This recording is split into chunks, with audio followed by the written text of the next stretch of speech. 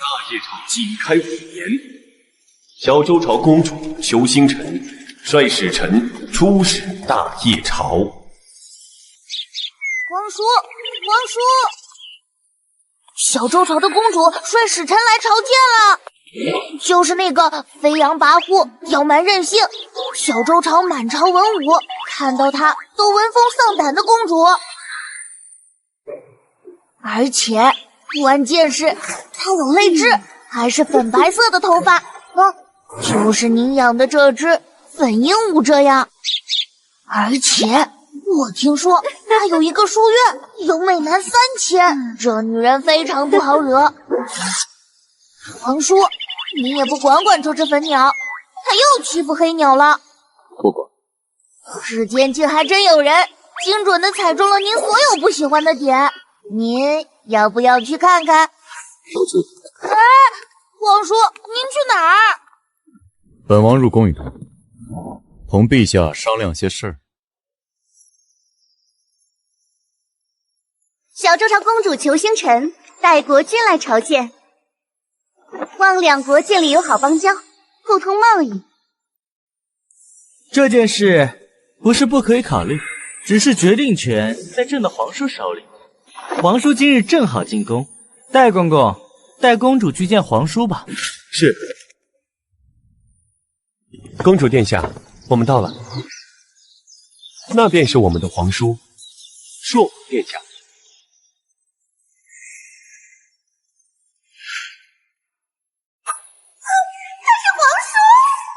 真是天人之姿啊！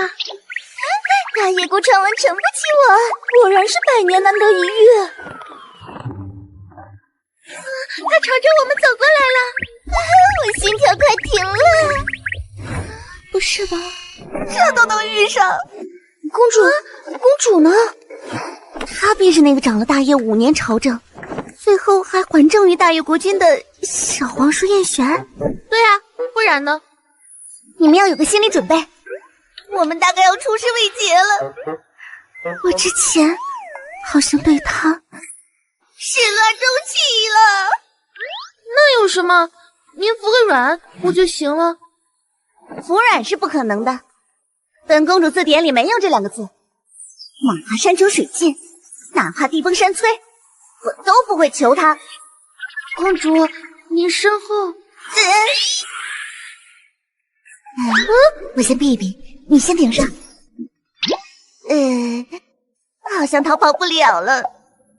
小周朝的公主裘星辰。皇叔叔。皇叔叔，本王还担不起公主的这声称呼。当的，你是大业朝的小皇叔，我叫你一声皇叔也是应当。公主这般不见外，本王自当尽地主之谊，好好款待公主。明日申时，寿王府中恭候公主。于时，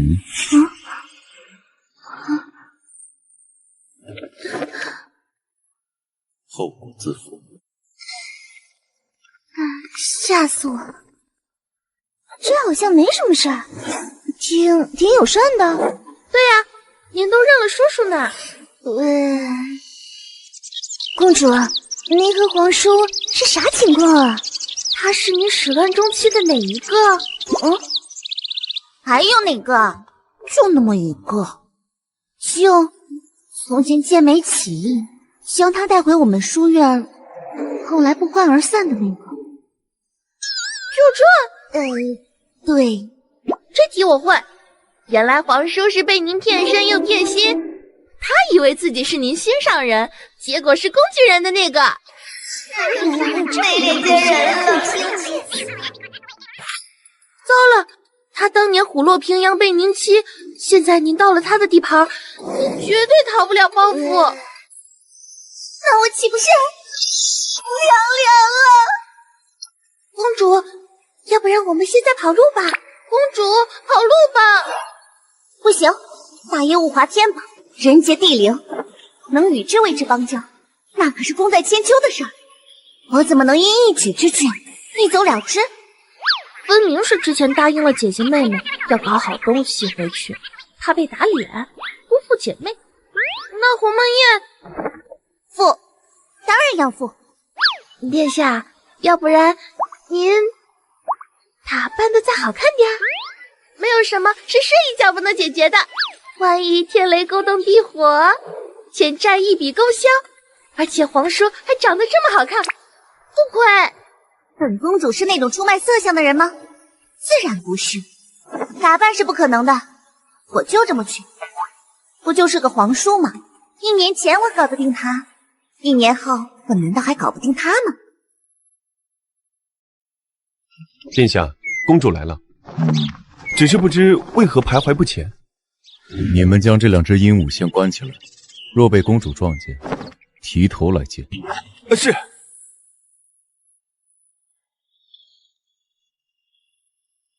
公主，您是不是怂啦？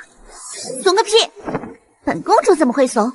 我不仅不会怂，还要让她跪下来喊我一声祖宗。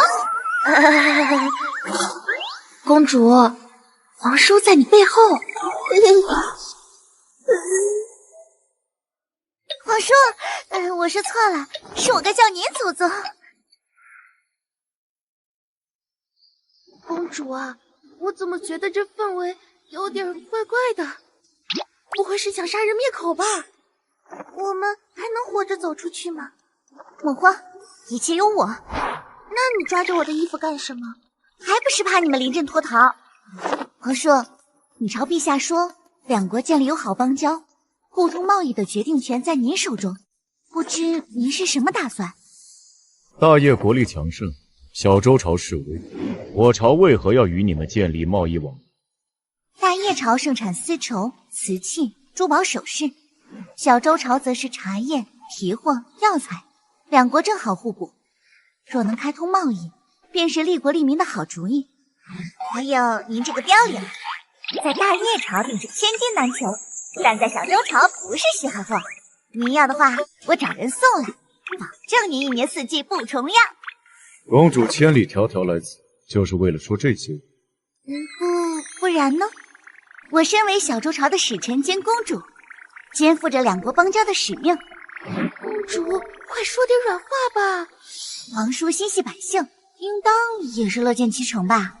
2国友好邦交也不是不可以，就看公主有多少诚意了。诚意呀，这个好办，只要您一声令下，我为您赴汤蹈火，做牛做马，叫您祖宗都行。这可是你说的。祖宗，话说太满了，有种不好的预感。本王不必你赴汤蹈火，更不需要你叫本王祖宗，只需要你留下来做牛做马即可。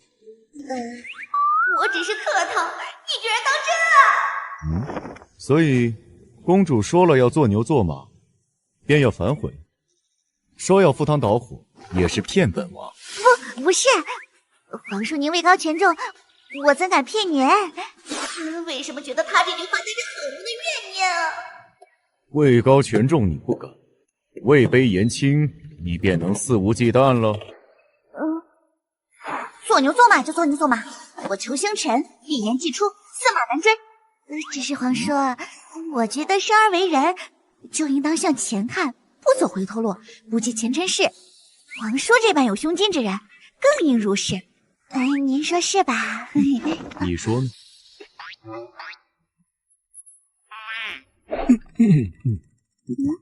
使馆距离王府路遥，公主这阵子便在寿王府听候差遣吧。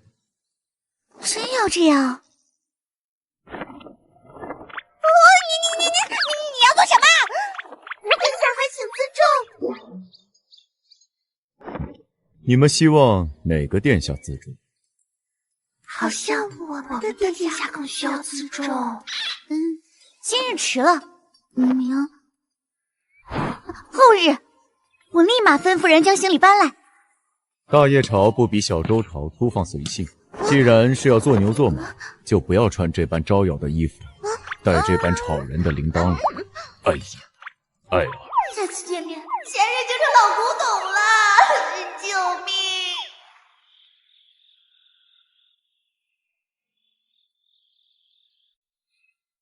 我们还没有父母之命，也无媒妁之言。要那做甚？还是说你会跑？我不会。那不就得了？我们小周朝可用这个作为定情信物，锁住喜欢的人。就算礼成，一环只有一把钥匙能开。秦哥哥，锁住我，从此我就是你的人了。秦哥哥，你是不喜欢我吗？怎么对我这般无动于衷？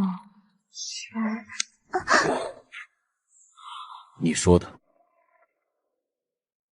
礼成了，我必3媒6聘迎娶你，这辈子永不分开。哼，小骗子！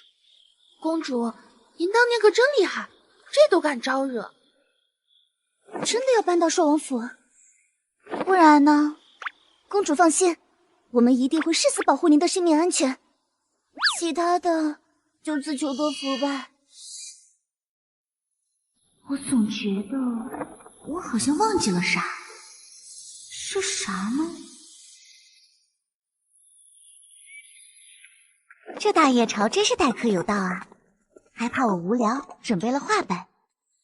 临泉县一妇女趁其夫外出，与隔壁老王暗通款曲，结果隔壁老王对其骗财骗色后，兴起杀害。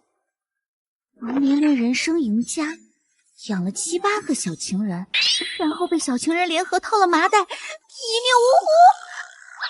这都是啥？大叶朝的话本怎么没有一个结局女主是善终的？等等，不会吧，不会吧！王叔这样位高权重的人，难道还会那般小肚鸡肠，试图用话本杀姬景洪？那个，我有个问题啊。如果有个姑娘有目的的接近一个人，事后却不想负责，会怎么样？那要看对方是谁，什么样的性格，还有身份如何了。如果是你们皇叔，那样性格和身份的人呢？不想负责，不就是始乱终弃？始乱终弃者，尽诛龙，千刀万剐都不为过。杀！要不我们还是收拾行李，直接跑？想跑哪儿去？本王这里是龙潭虎穴。不是。还是公主心生悔意，又要食言而肥。我既然答应了要给您做牛做马，您没有松口之前，我自然久住力争，不敢弄动半分。啊！昔日这不是看了大叶朝的画本，本本皆是腥风血雨。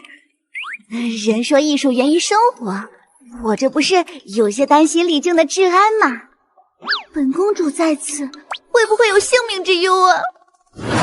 本王还以为公主是因为以前做过亏心事，方才如此畏惧本王，原来是担心这个。公主觉得呢？我觉得寿王府戒备森严，在您的庇护下，我不当有性命之忧的。公主是贵客，自然不会有性命之忧。不过，我大叶朝男儿大多睚眦必报，不比我雅量。公主可千万不要轻易再招惹是非。若是在外头惹了什么情债，就算你人在寿王府，本王也兜不住。这个自然不会。招惹了您这么一尊大神已经够了，怎么还敢招惹别人呢？公主既打算在离京久住，便要对大叶的规章典义、风土人情有更深入的了解。画本里那些人大多是犯了忌讳，才有那般下场。本王还是建议公主通读一遍书架里的那些书，不做出格式，便不会出这些差错。我懂的，我立刻去看，一定背个滚瓜烂熟，绝对不会犯错误。给您添麻烦。那本王等着。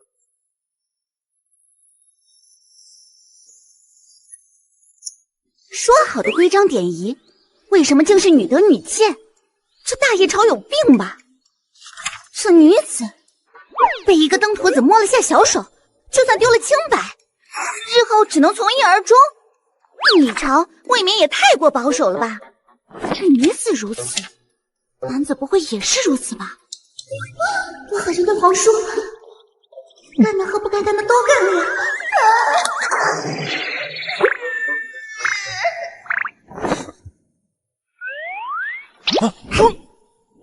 你们皇叔怎么这么闲？没事做的吗？他真的等在这儿盯着我背诵全文？怎么说呢？你来之前，我们皇叔是没有这么闲。那个，你们大叶朝的女子被人摸了抱了，便需要人负责，不许终身。是这样。这男子不会被人摸了手，也要人负责一辈子吧？我们男子倒是没有那么多规矩。不过，我们皇叔是重礼的人，非常重礼的人。所以他那样的人，如果被人亲了、抱了、摸了，我想他以身相许吧？那我岂不是……其实正经的说，我和皇叔从前也算是和平分手的吧？你真的觉得是吗？难搞啊！殿下加油！公主对这些规章点不敢，这书字字珠玑，当裱在床头，每天诵读数遍都不为过。确实，那表吧。现在我怎么总是给自己挖坑啊？裱在床头，岂不是如同刀悬在头顶？皇叔，原来您在这儿啊！你知道公主在哪儿？粉色头发，她是小周朝公主，怎么和想象中的不太一样？看起来好像娇娇软软乖乖的，一点也不飞扬跋扈，更不会让人闻风丧胆吗？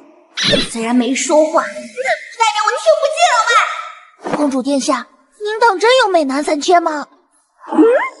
不过，公主，您怎么在朔王府？皇叔，您不会这就老树开花，金屋藏娇，要当那1/3000了吧？胡说什么？我只是有个书院，也没有媚男3000。那怎么个赏玩法？能说出来听听吗？救命啊！领悟不开，怎么一直就提哪壶啊？呸！什么赏玩？都是谣传。我们从事的是正当营生，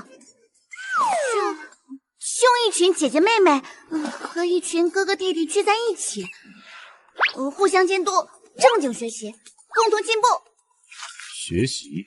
对，君子6艺，礼乐射御书什么的。只因入我书院的夫子与学子皆是容貌不俗之人，是以坊间有些不当言论，太是偏颇。皇叔您当初要是什么？没事。要是入我书院，估计做成头牌了。哦，原来如此，世人真是胡乱杜撰。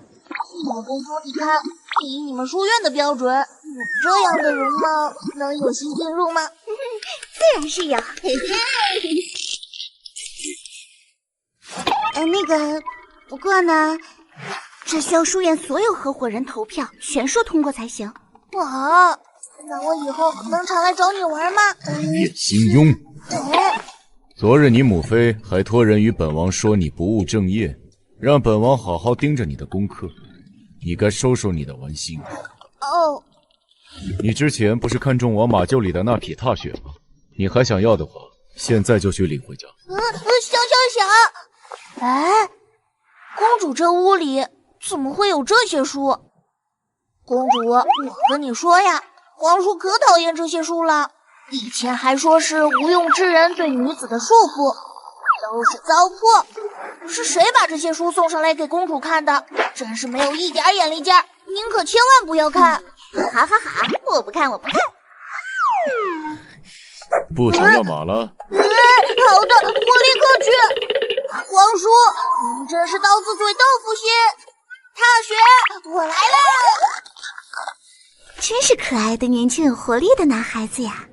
竟然让皇叔吃瘪！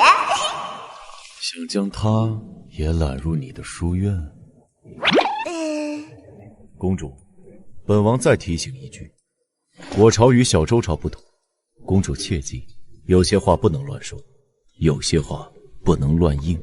有些人雁过留痕，有些人却总会把一些话当真。新阳今年方才15岁，在你心里我到底是什么形象啊？我倒也不至于如此禽兽吧？皇叔说的对。你，皇叔您等等，那我还要将这些书给裱起来吗？您还要考校吗？不必，公主自便吧。这些书只是觉得，既然被有些人奉为经典，那必然有它的教化之用，最适合公主用来了解事情。对，我知道，我明白。皇叔是为我好，不是故意找我麻烦。求星辰，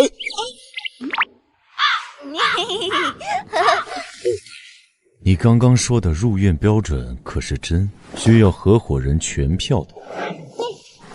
如何投票？拿着对方的画像，千里加急给你的合伙人们品个长短。宿命题又来了。也不是，也有破格录取的。基本上我拍板其实就行。我刚不是搪塞之词吗？像您的画像他们就没看过。不，压根就没有画像。皇叔，我们那儿当真是正经书院。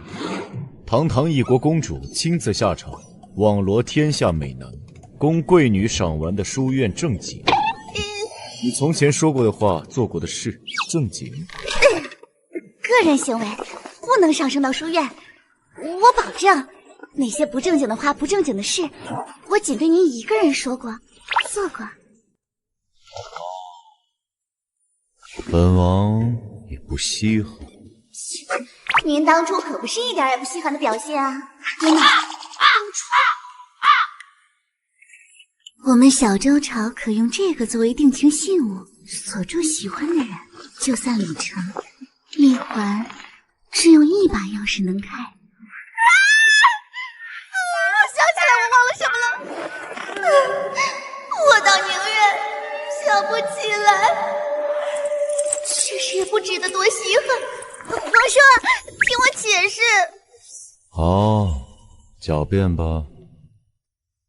既然说什么都狡辩了，还说什么说呀？反正公主你有大把时间，以后慢慢解释也不迟。公主，您还好吧？不太好。本公主觉得报应二字是存在的。从前说多了骚话，是真的会闪断腰的呀！那眼下应该怎么办？我觉得我应该主动出击，不能被温水煮青蛙。我以为他想对我负责，后面发现，是他想让我对他负责。公主，要不您就找补一下，重点体现在他走后，您伤痛欲绝。对他思念成疾。是他只道听途说，便舍你而去，都是他的错。公主上吧，就用这招，皇叔一定会心软的。你们说的对，既然来了大叶朝，就不能空手而归。我们还没有父母之命，也无媒妁之言。要那做甚？还是说你会跑？我不会。那不就得了？我们小周朝可用这个作为定情信物，锁住喜欢的人，就算旅程一环只有一把钥匙能开。秦哥哥，锁住我，从此我就是你的人了。你们先抓紧将蒋环给复刻出来，以备万一。过2日，若他不来找我，我便去找他。没错，对，就是这样。所以您还记得款式吗？应该就是这样。确定是长这样？不管了，伸头一刀，缩头也是一刀，不如先匡为上。只马的得罪狠了再打退堂鼓。等本公主的捷报吧！公主加油！为了两国友好邦交，这几日我废寝忘食，整理了这份计划书，您看看。这就是你废寝忘食的成果。果然只能用这招了。您说从前的事等我解释，我这几日思来想去，终于鼓起勇气要和您说个清楚。当年在鹿城，我见到您的第一面，的确心存了为书院网络夫子的主意，但是日久生情，相处下我逐渐发现，我不想让你只当夫子，还想让你当我夫君。当年和您做的事儿，讲的话，我只对您做过、说过，却句句还都是出于真心。从前事，如今亦然。那时候的我，觉得此生有您就足矣。只是没想到，彩云易散，流离易碎。您不辨真相，舍我而去，本公主伤心欲绝。你还会伤痛欲绝？怎么不会呢？那时候我茶不思饭不想，不过短短几日便瘦成了皮包骨。父王怀疑我病了，甚至还为我延请名医。我这才发现，我没病，只是对你思念成疾。许次花丛懒回宫，半缘修道半缘去。为了您，我当务之急，此生非君不嫁。哦，非君不嫁，也就是若本王如今向周王提亲，公主会二话不说立刻答应。那是自然，就是可能会有点仓促。你当真因我思念成疾，因我伤痛欲绝，爱本王爱得深沉，是本王不识你的真心，一走了之。是可以这么理解。所以公主的意思是本王始乱终弃。不敢。是当年我年少不懂事，我这两国国情差异，让您误以为是我不愿意负责。往事已矣，皇叔若是心存愧疚，也不必搭上婚事来补偿。本公主想要的是全心全意爱我的你。皇叔若是想补偿我，只要好好考虑一下两国贸易之事就够了。公主这是……不会这就能糊弄过去了吧？恶人先告状。皇叔您先弃我而去也就罢了，就怀疑我对您的感情。公主刚刚不是说件件句句皆出于真心吗？这就是你的真心。啥？公主果然忘了。看，我好像是说过，要练一手和他字形一模一样的字。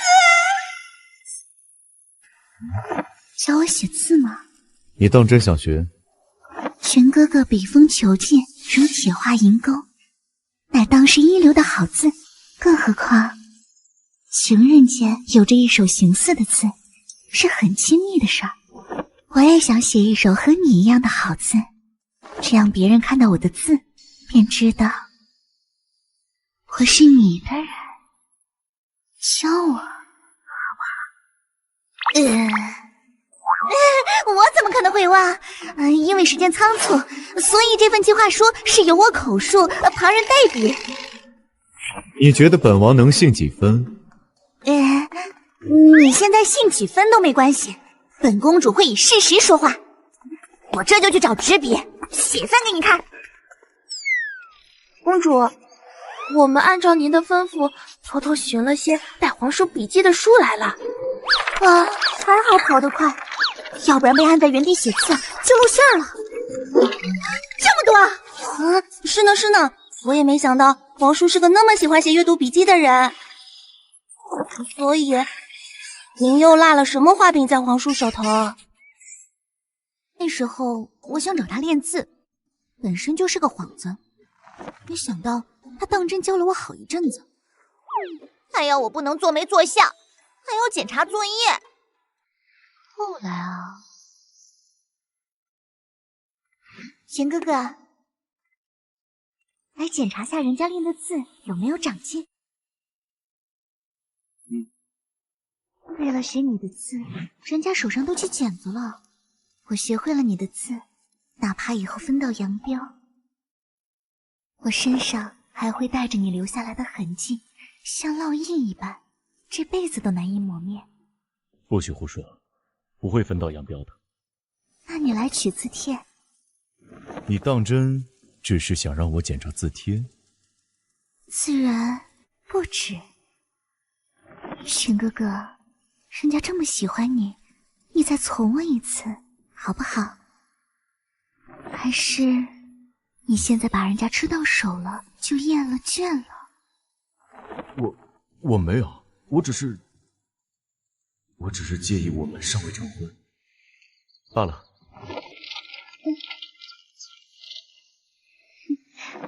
好。后来我把他哄上手了之后，就把这件事抛在脑后了。他那时候忘了，怎么多年后又记起了这一茬呀？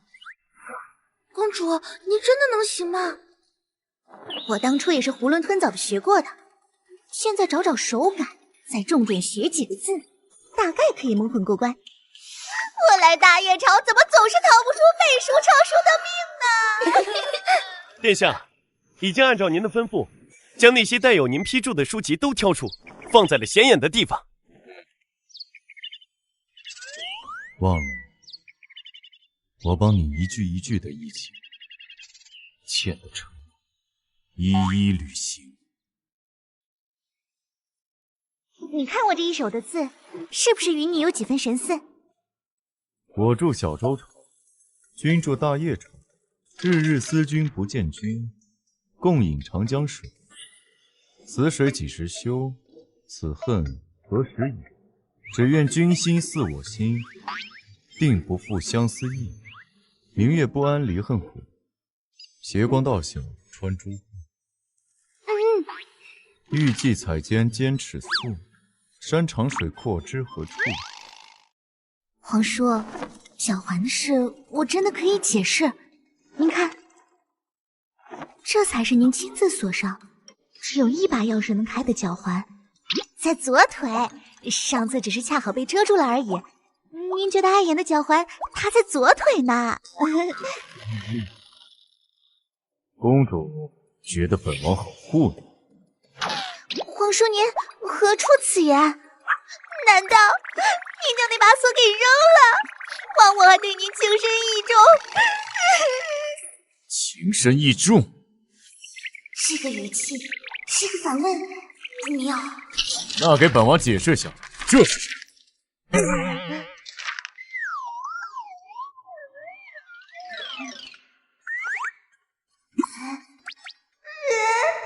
我啥时候把之前写的这张纸混进去了？公主果然是诚意两面。旁人说谎不打草稿，你这说谎还打了满满一页草稿，真看重本。当年的公主怕是也打了不少草稿吧？那倒没，全靠临场发挥。也是，当年在公主眼里的本王，并没有重要到需要打草稿。皇叔，你有话好好说，不要妄自菲薄。本王再问一遍，左脚？是。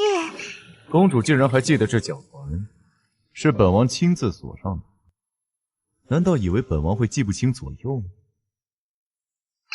有没有一种可能？我说是可能。您当真是左右不分呢？颜色也错了。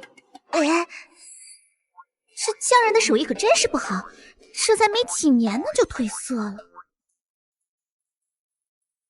这个呢？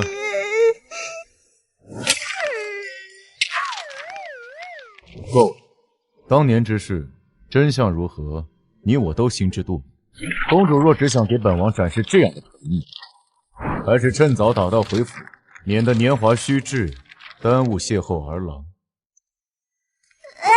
别，我这不是怕您对当年之事耿耿于怀，所以想对你疏解一二吗？这般小事，本王怎会耿耿于怀？公主未免太看得起自己。若非公主来朝，本王几乎要忘记有你这么个人。也是，皇叔您叱咤风云，纵横两国，我这样的人您定然见多了。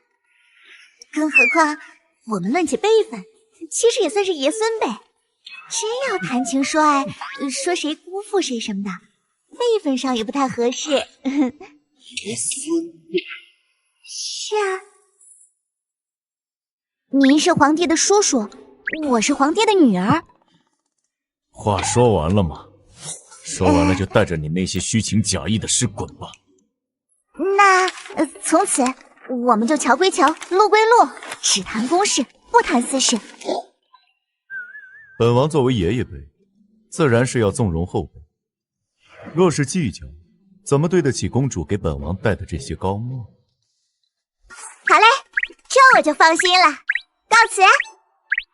皇叔真是个有容人之量的人，看着凶，其实怎么撩须都没事。这几日，公主在做什么？公主这几日跟着她的几个属官出了府，在离京玩得不亦乐乎。公主做事很是妥善，每日出去玩都会买一些小玩意儿分给府中诸人呢。诸人？上到王府管事，下到门口守卫，人手皆有。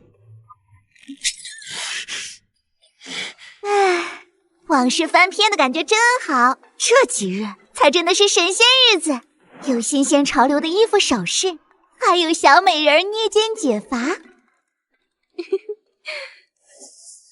公主，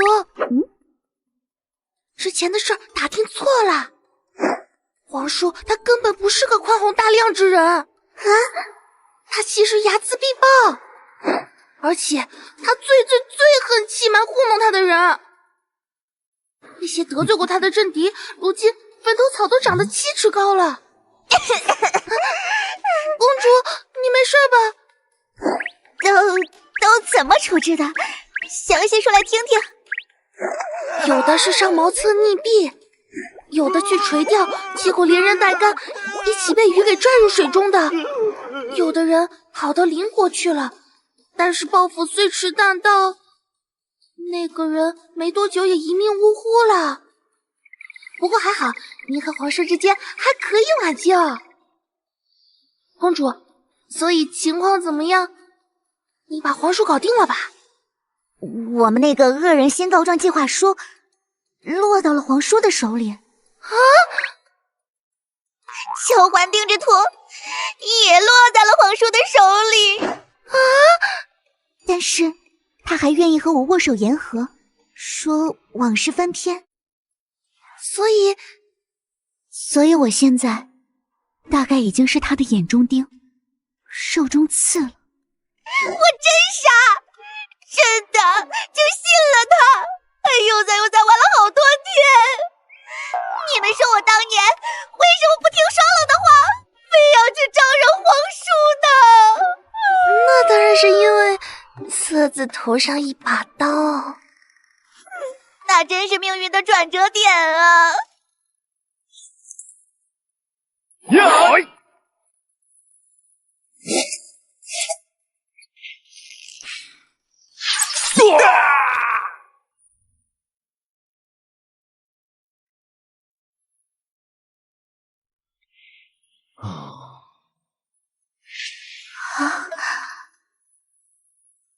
你觉得他怎么样？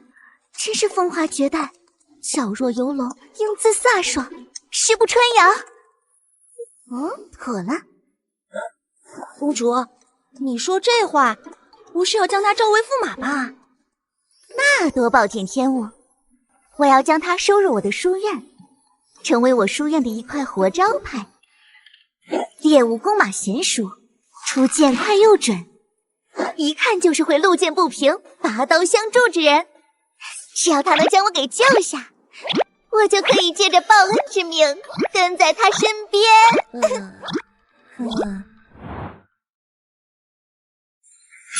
门外有异，殿下小心！公主，里头有动静了，赶紧，演起来！我收到。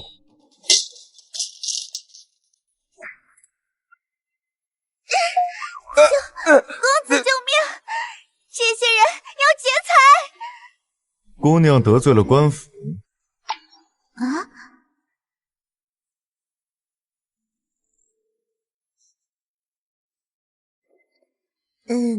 那个……我还打吗？不打了，散了。公主，我反对这个人加入书院，心思不正，竟然见死不救。我觉得他只是看穿了我们的计策，点破了我们的诡计。哪里出错了呢？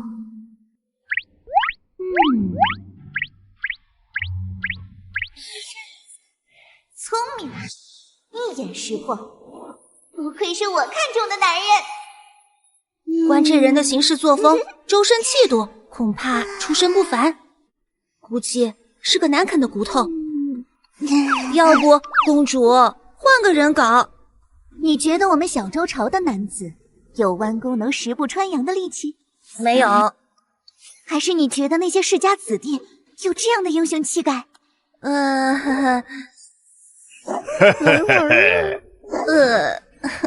那你觉得他是那种明明答应了去书院，结果到了晚上能来远的吹一宿笛子，吵得人睡不好觉，每次看人的时候都含羞带怨，看起来一脸怨妇样的男子？公主，这不是你只负责拐人回去，不负责售后的锅吗？总之，不会是那种摸一下小手便会哭唧唧的男子吧？那肯定不是。其实公主，如果他是被碰一下小手便哭唧唧的男子，好像也不错。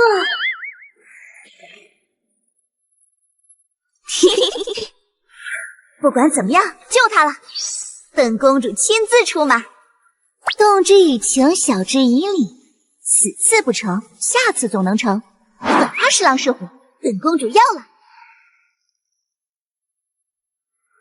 这还真的是如狼似虎啊！还好当年以柔克制，没有选择强攻啊。算了，没有条件那就创造条件吧。往事肯定不能再提了，全是把柄。让我想想如何来亡羊补牢。有了。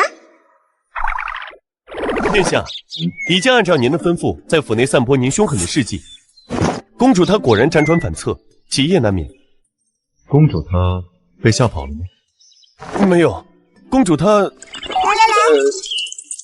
都给我仔细点，小磕到碰到了。她给您贺寿来了。那是鸟吗？粉色的鹦鹉。皇叔，今日是您的2202个月零22日生辰，值此良辰美景，为贺您生辰，我特地为您补上了22件礼物。您看这龟多大多安逸，我一看到这龟就想到了您呐。希望您也像这只老祖宗一样，福如东海，寿比南山，祥瑞长寿，日日安逸。这真的不是开嘲讽模式吗？这是松树盆栽摆件，寓意松鹤延年。这是一柄玉如意，祝您吉祥如意。这个金质波浪果是给您1岁的生辰礼物。公主不是说你我之间只谈公事，不谈私事？这不一样，这是晚辈对长辈的孝敬。吃人嘴软，拿人手短，说不定皇叔就此能对我网开一面。所以，公主不仅给本王送了一只百年龟，还给本王送了有吃嫩草。这是金牛送福，镇妖灭邪，富贵吉祥。您看这牛多壮啊，一看就是年轻牛。殿下，还有这个。那这呢？癞蛤蟆想吃天鹅肉。这是3足金蝉，招财哈！怎么会上这2个东西啊？那家店说买20送2件。这金牛和蛤蟆都是天头。殿下，我听到了，他们说那个礼物买20送2。干掉他，收到。皇叔，您若在两朝贸易之事上点头，本公主保证年年有今日，岁岁有今朝，送礼送到100岁。若本王不点头，公主往后便不送了？话当然不是这么讲，若您点头，本公主往后每年亲自送；若不点头，那或许只能遥送了。难为公主在玩乐之际还惦记着本22，又2个月零22日生辰，这些礼物本王勉为其难收下了。听说公主最近在离都混得如鱼得水，还成了明香楼莫蕊姑娘的座上宾。皇叔不会看我过得太纸醉金迷，觉得碍眼了吧？有了。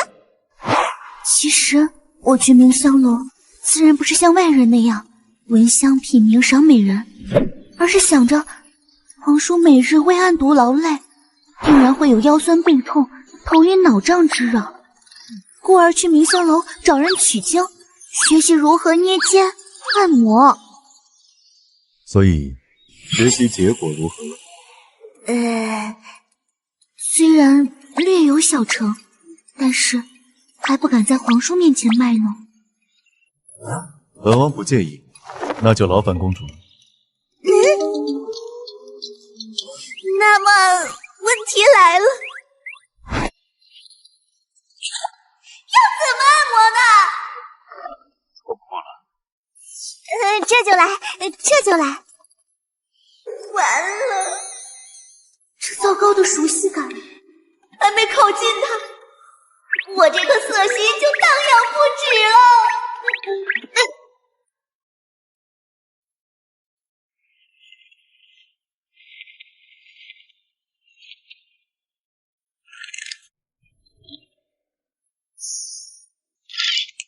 秦星辰，那个不好意思啊，手滑。是习惯成自然了吧？亦或是那个莫蕊姑娘就是这么教你？真花如此？当然不是，这是师傅领进门，修行靠个人，当真只是手滑。这腰线，隔着衣料摸都这般健硕精壮，不知道脱了衣服后和几年前相比有什么变化？皇叔，我有个建议。1躺平，再辅以精油疏导，效果更佳。要不要试试？公主殿下，我大叶朝……我知道了，我闭嘴。不过，其实我们如果再续前缘，发展正当男女关系，还是可以酿酿酱酱的吧。这时候就不敬老，考虑爷孙关系了？我姓裘，你姓燕，我们都没有血缘关系，当然不是爷孙。所以，做梦！若站在你面前，需要你讨好的人是旁人，你也愿意和人这样那样？自然不会，我乃一国公主，没有人能强迫我。那如果换一个长得风流倜傥的玉树临风之人呢？这个就……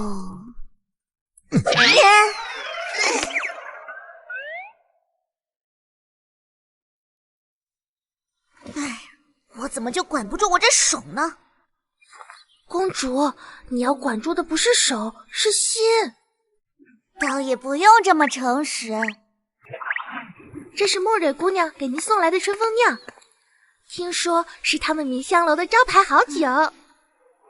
苦酒入喉，心作痛。自从那日我对皇叔伸出了邪恶的手后，我们殿下说了，您3日内暂时还是不要出府了。这些书你还要通读一遍。我们皇叔果然是铜铁一般的意志，连公主在他那里都得吃瘪。嘿嘿，皇叔甚至开始对我视而不见。皇叔，我知道错了，食色性也。你要是不喜欢，我保证不会再对你生起半片色心。皇叔，皇叔，要不我也让你掐一把？麻烦让让。你要去哪儿？去一个没有人动手动脚的地方。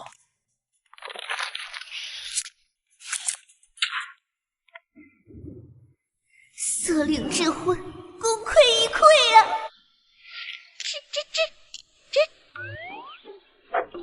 哎，公主，你看，竟然有粉色还穿着衣服的鹦鹉哎！它和你简直一模一样哎，好可爱哦！完了完了完了！这鸟儿跑到公主面前去了，我不会脑袋不保吧？好像是和我有点像。那个公主，还请容许我们将鸟儿带回去。这是皇叔的鸟。是皇叔养的鸟。这是皇叔的鸟啊！你说，皇叔养着一只和我一模一样的鸟，又派专人看管，不会是对我余情未了，然后寄情于鹦鹉吧？如果是这样，你们殿下的爱鸟，本公主亲自送回去。大可不必。从前我总是觉得皇叔阴晴不定，总会莫名其妙生气。现在我悟了，我这段时间和他论爷孙辈分，不仅不记得曾经的那些承诺，还急着将往事翻篇，甚至甩锅给他，可不是一直在火上浇油吗？我真傻，真的，怎么会认为皇叔是真的想拼就与我的关系呢？他分明是口嫌体直，很想与我有什么嘛！我又被欺负了。皇叔，我来给您还鸟来了。属下告退。哎呦，这也是您的鸟啊！真是鸟随主人，一样威风凛凛，精神抖擞。皇叔果然是对我余情未了啊，连鹦鹉都是我们的 CP。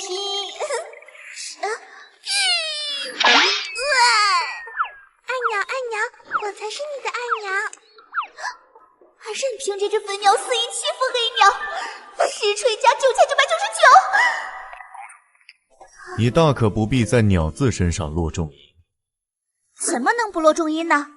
如果不是他们，我又怎能知道皇叔您对我余情未了啊？余情未了，真是笑话。公主您但凡多吃一粒花生米，也不至于醉成这样，说这种胡话。不是吗？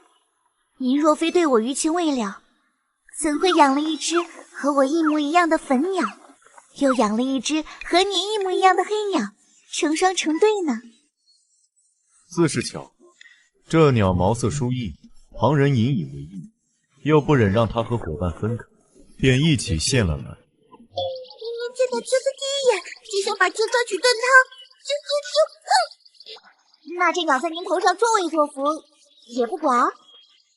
既然养，即便它性情恶劣，本王倒也不至于和一只鸟计。所以，皇叔养了这只鸟，当真只是因为别人正好送了一黑一粉，也是旁人自作主张精心照管，还对粉鸟特殊优待，只给它穿了漂亮的小裙子。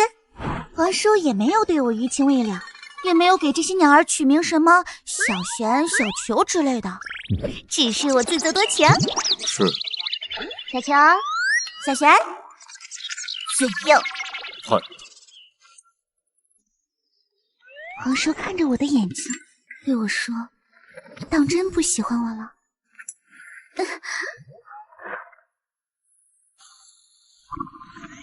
不喜欢。我不信。公主是觉得本王这样的人会对只想愚弄、欺瞒、将本王骗的人念念不忘。正常人是不会，所以之前我也没往这方面想嘛。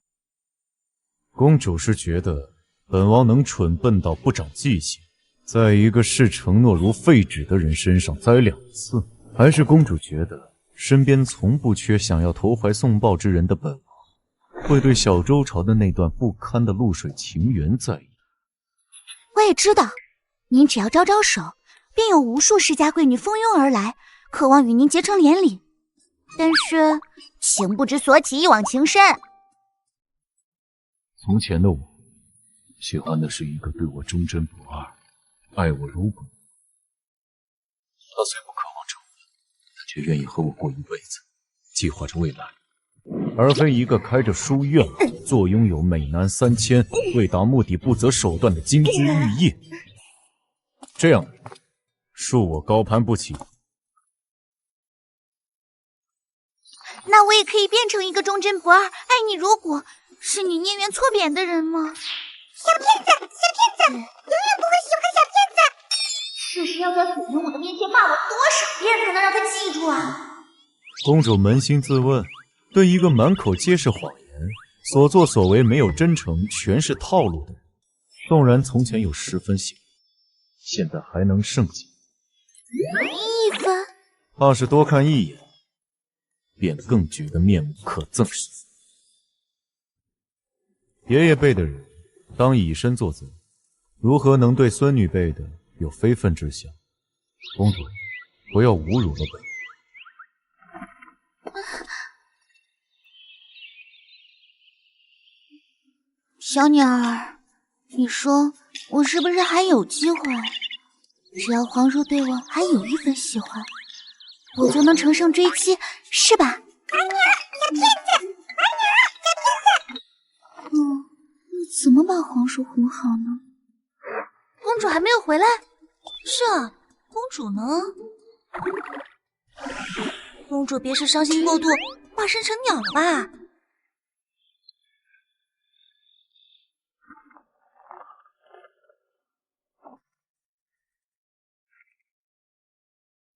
堂堂公主，竟学会了翻窗。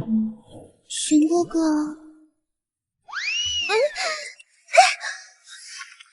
玄哥哥，你当真不喜欢我？当真。可是你若是不喜欢我，为什么偷偷来我房间？胡说八道，这分明是本王的房间。本王刚刚沐浴完，你便翻窗进来。没想到你堂堂皇叔也学会颠倒黑白，分明是想诱惑我，将我留下来。不过我成全了。被人一亲就脸红推不开的毛病还是改不了。放肆！这些年有没有被别人亲过？与你无关。看来是没有，好巧啊，我也没有。公主，你再这样，本王要喊人了。你叫啊，叫了，别人就知道你闯了我的房间，就知道你是我的玄哥哥了。我就知道，玄哥哥，你舍不得叫。知道我来大叶朝，便将商讨2朝贸易之事揽了下来，还抓着我的把柄，胁迫我搬入朔王府。如今还半夜闯入了我的房间。玄哥哥，你是喜欢我的吧？公主，你醉了。醉了就能改变你喜欢我的现实吗？玄哥哥，玄哥哥，你看看人家，抱抱人家，亲亲人家，不要对人家这么冷淡嘛。不许这么叫本王。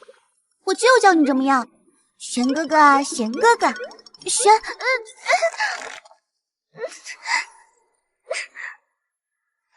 你捏的人家好疼。邱星辰，公主，我们已经分开了，我与你的情分也早已耗尽，你更不能随便对一个男人这样。不要随便，我只对你这样。真的不能旧情复燃了吗？不能，已成死灰的感情，添什么柴火都不能复燃了。那是遇到的干柴不对。我今天就让你见识一下，什么才是真正的干柴遇到烈火。邱星辰，你给本王下去啊！腹中的鸟儿成双对，我们今晚人儿也成双对，好不好？不好，反正你都不是清白身了，再让我一次又如何？被狗咬了几次，就要主动送上去再被咬。可算消停了。你不仅说我面不可憎，还骂我是狗。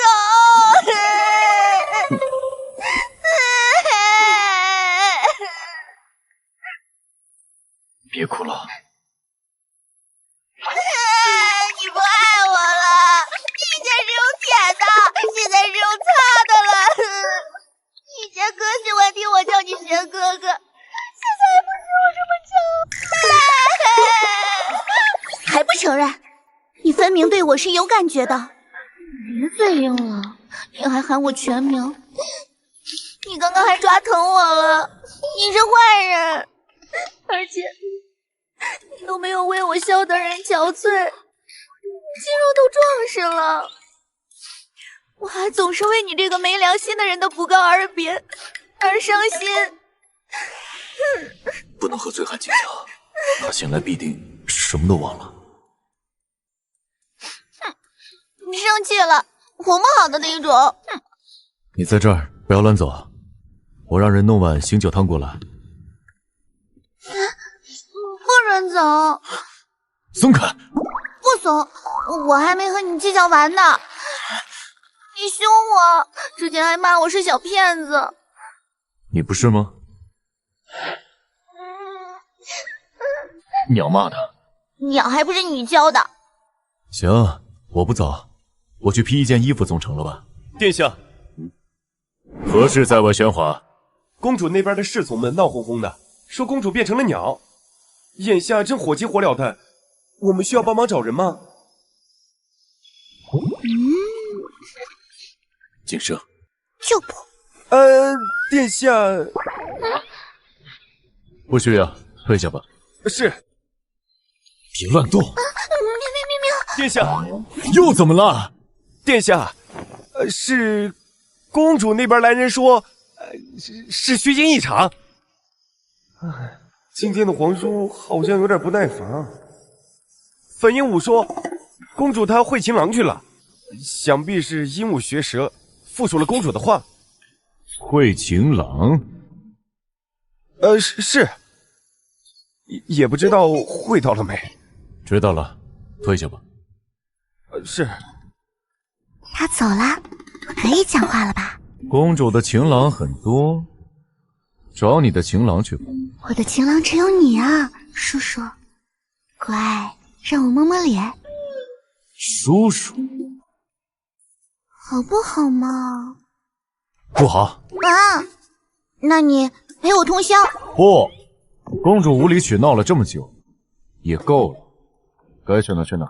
说了不许对我凶，我刚就是在想，你要是再凶我，我就……你就什么？我就在你身上留下印记。邱星辰，我只是想，你身上有个印记，往后不管去了哪儿，换了什么样的身份，我都能追随印记找到你，我就不会再弄丢你了。下不为例。我陪你。你要是敢不陪我，我就告诉所有人你是渣男。傅金汉，你对我始乱终弃，然后找很多情郎把你忘掉。找很多情郎呢，休想！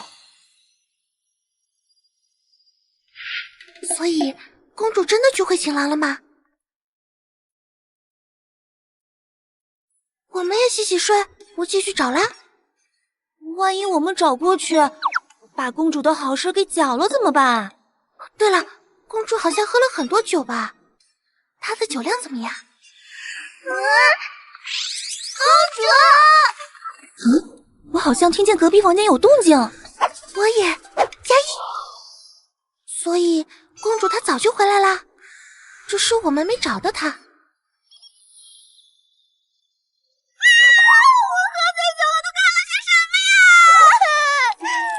公主，你醒了？公主，你不是留言说会情郎去了吗？怎么昨晚在床底窝了一宿啊？我在床底，一整晚都在床底。我们找到您的时候，是的。你们也确定皇叔没有进过我房间吧？这个是100%确定的。啊，那就好，那就好。我就说，应该不至于喝醉了酒，就狗胆包天，跑到皇叔那儿，对皇叔做奇怪的事情。原来只是梦啊！您梦到您对皇叔采花啦？是啊，都不愿从梦里醒来了。玄哥哥分明是想诱惑我，将我留下来。不过我成全了。你叫啊，叫了别人就知道你闯了我的房间，就知道你是我的玄哥哥了。玄哥哥，你看看人家，抱抱人家。哎呦，那情形仿佛是真的发生过。你那是什么表情啊？我仔细想想，好像也不是很确定你在房间内一直没出去过。啥？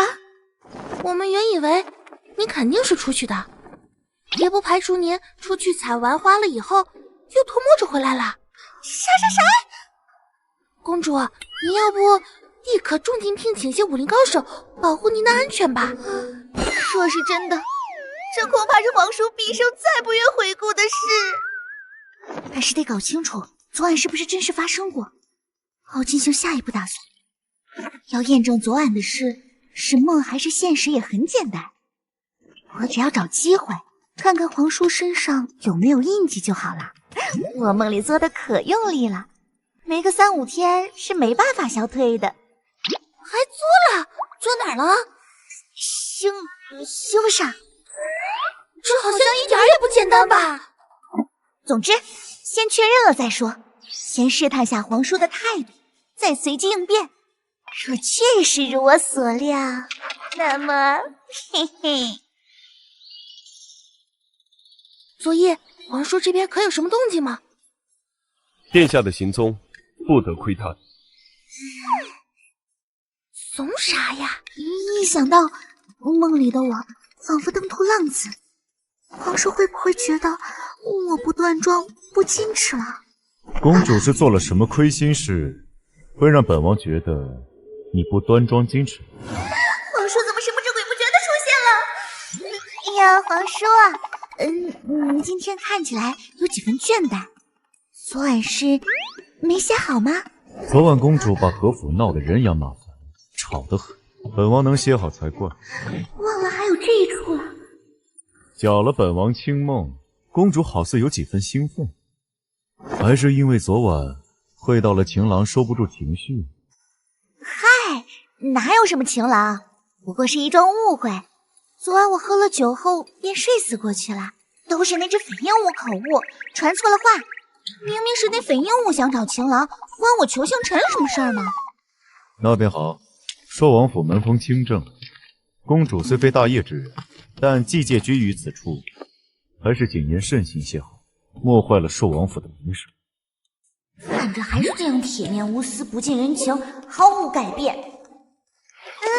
那个啥，我酒后容易有梦游的病症，我昨晚好像梦见了。梦见什么？就大概是日有所思，夜有所梦。昨晚我梦见与您花前月下，饮酒作诗，仅此而已。自然，本公主可是个矜持之人。梦里我们二人发挥于情，十分规矩。本王还以为以公主之性情，会再次诱哄梦中之人，又将她始乱终弃。那哪能呢？如今的我，见到您，心里就升起了敬重之心，岂敢唐突？不过那梦境，着实有几分真实，仿佛我当真与您再续前缘，真是让人心向往之。所以，公主鬼鬼祟祟来此处，是荒谬的怀疑昨晚所梦乃是真实发生。不是，我来此是因打扰了您休息，给您赔礼道歉来着。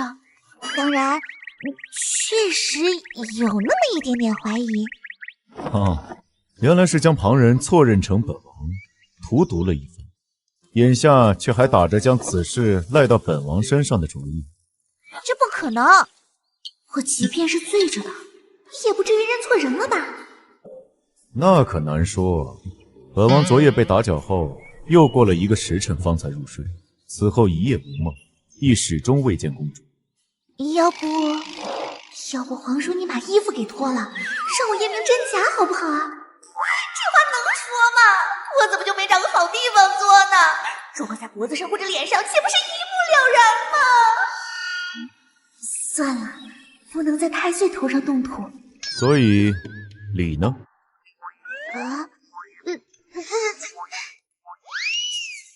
这就去呗。怎么样？有消息了吗？没有，我问过府内伺候的人，皇叔身边并没有婢女服侍穿衣梳洗，连家丁侍卫也未曾允许近身。你说，皇叔身边没有人近身伺候，不会是为我守身如玉吧？你说有没有一种可能，本来是王府有婢女，但是因为你有了心理阴影，所以才开始不近女色的。我从前从来没有发现进皇叔的身这么不容易。皇叔，您喝茶。哎呀，手没拿稳。糊涂。皇叔，我给您做了一套夏衣当做赔礼。太暴露了，不准。这2日我发现城外有一处温泉，想邀请您同去。醉梦。啊！公主有本事再说一句废话看看。3日了，已经3日了，再等下去，那印记就消退了。我觉得需要铤而走险一把。拿酒来，我再醉一次，看看我会不会再主动摸到皇叔的房间去。公主，不做不会死啊！生命诚可贵，自由价更高。作为爱情故，2者皆可抛。你们到时候一定要紧紧跟着我，我们一定要精准还原那日路线，挖掘掩埋的真相。我觉得咱们公主路子迈得颇有几分熟练，路线直达皇叔寝室。看样子果然不是第一次作案。推不动。3日了，怎么还未消退？封窗了。已经1刻钟了，公主还没有被赶出来。今日必将获得大成功。皇叔不是应该和公主重温旧梦吗？怎么就出来了？将你们的公主带回去。BBQ 了。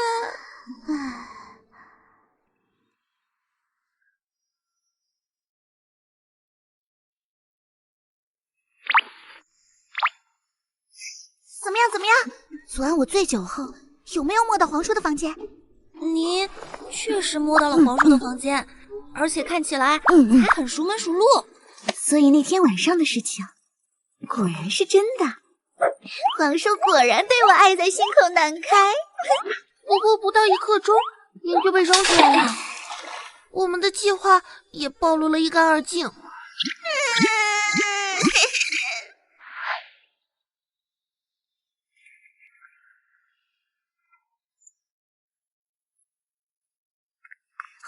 皇叔，公主来此处做什么？昨夜非礼不成，今日又想故技重施吗？哪里能说是非礼呀？9岁之人做的事儿能叫非礼吗？都是……那叫霸王硬上弓。是我昨日酒后无状，做了冒犯您的事儿。您大人有大量，原谅我这次。然后虚心接受，坚决不改。我大业虽然有好客之道，但这般行径……我懂，这样的行径简直与登徒浪子无异。酒色真可怕，能让一个知书达理、腼腆内敛之人变得面目全非、放浪不开、过于奔放。酒色，知书达理，腼腆内敛。酒色加您的美色，可不就是酒色吗？人家本来就是个极有涵养的人。总之，我已经深刻地意识到了自己的错误，更会从源头上改正。我那儿的美酒也让人通通送到您的住处，一是喝酒误事，二是想孝敬您。只有像您这样有自制力的人，才配享有那些美酒，最好也酒后无状，自投罗网。公主干这种事很熟练，醉闯他人房间，欲行不轨之事，然后被人逮个正着后，熟练的先发制人，道个歉就完事儿。当然不熟练，我也只醉过那么1次，不对，2次，还只闯过您的房间，而且也没有道个歉完事。若是对方想让我负责，我自然能负责。你要怎么负责？施舍一个驸马之位？好像把大业的皇叔拐回去当驸马，不太现实。皇叔不稀罕的吧？自然是不止这些的。皇叔您若是要我负责，提什么要求我都会满足的。巧言令色。所以皇叔，您要我负责吗？不要，本王并未吃亏，毕竟刚发现了采花大盗，便眼疾手快地将他绳之以法。皇叔，你自然知道我是指哪晚。玄哥哥，你看着我的眼睛，告诉我，那天晚上我当真只是在做梦，您当真没有被我亲，被我抱，被我作，还和我一起躺板板了吗？话都说到这里了，今天一定要逼问出个结果。玄哥哥，我知道你心有芥蒂，你不就是想要我负责吗？我能负责，要怎样负责都可以。公主还没醒酒啊？怎么醉话又一套一套的？梦便是梦，公主要硬说是现实，本王也没法子。那皇叔您为什么对我这般防备呢？昨晚我才闯入您的房间，就被您二话不说扔了出来。本王夜里免遣，历来小心谨慎。我才不信呢！谁闲着没事会在房间里放能绑住一个人？那您若当真厌我，为什么又要我搬来您府上？抬头不见低头见。一个从前算是与本王结过大梁子的人，要自投罗网，本王又怎么舍得让他在大夜朝逍遥自在？自然是想看着他做牛做马，百般讨好的不痛快模样。说的好有道理，但是你敢不敢把生意给脱了，让我验明真假？公主觉得本王会陪你一起胡闹？松手！近来京城治安颇乱，时不时有采花大盗，公主的安危与清白关系两国邦交。即日起，便由寿王府的人接管公主的护卫。这阵子可能要委屈一下你们了。公主，您不会出去一趟赔礼道歉不成，结果喜提软禁了吧？外面凶险，还请止步。看样子好像是的。也许皇叔当真只是想看我不舒坦的样子，又不想放过我自投罗网的机会罢了。那不至于吧？皇叔应该还是爱你的吧？他喜欢的或许一直都只是那个不存在的忠贞不二、爱他入骨、愿意和他过一辈子、同他计划着未来的人。那您就和他计划一下未来。没用的，我的套路都被他一识破了。万一呢？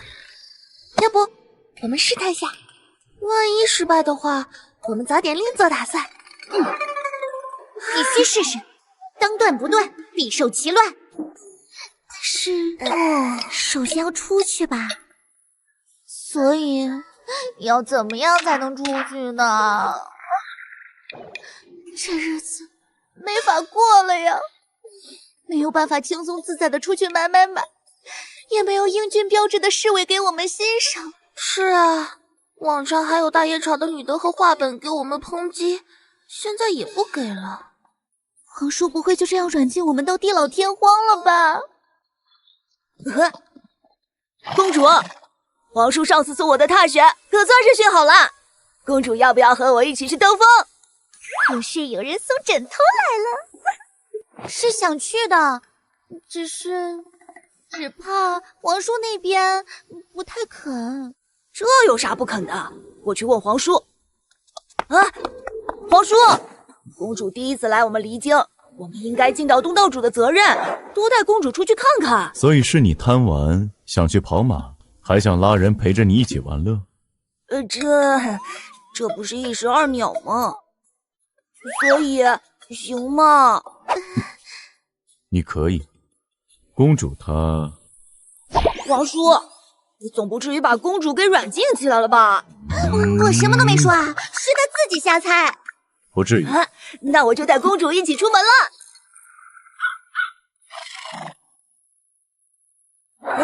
皇叔，您怎么也来了？烈马难驯，你胡闹也就罢了。公主金尊玉贵，若有什么疏失，恐影响两国情谊。踏雪是从寿王府中出去，本王不甚放心，便跟过来看看。能有什么事？公主说他们周朝猎场广阔，别的没有，就是草原多。如此得天独厚的条件，说不定骑射比我好呢。是吗？没这么夸张啦，就尚可。皇叔，要和我们一起赛马吗？不必，本王在此处看着便好。那我们先走啦。快活！糟了，缰绳脱手了！别怕，有我。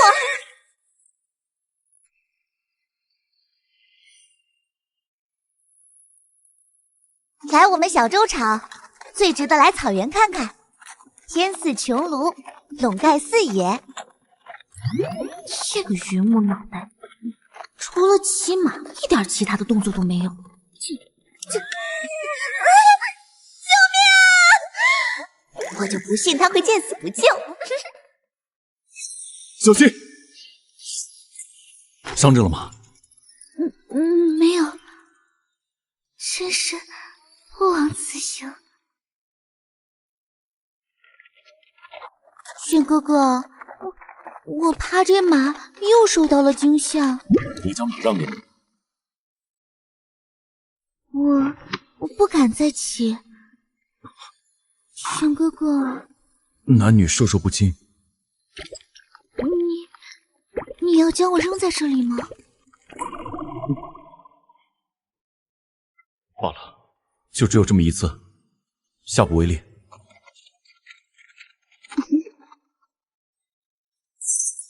套马受惊，哼，原来全是套路。吓死我了，吓死我了！幸好公主出手相助。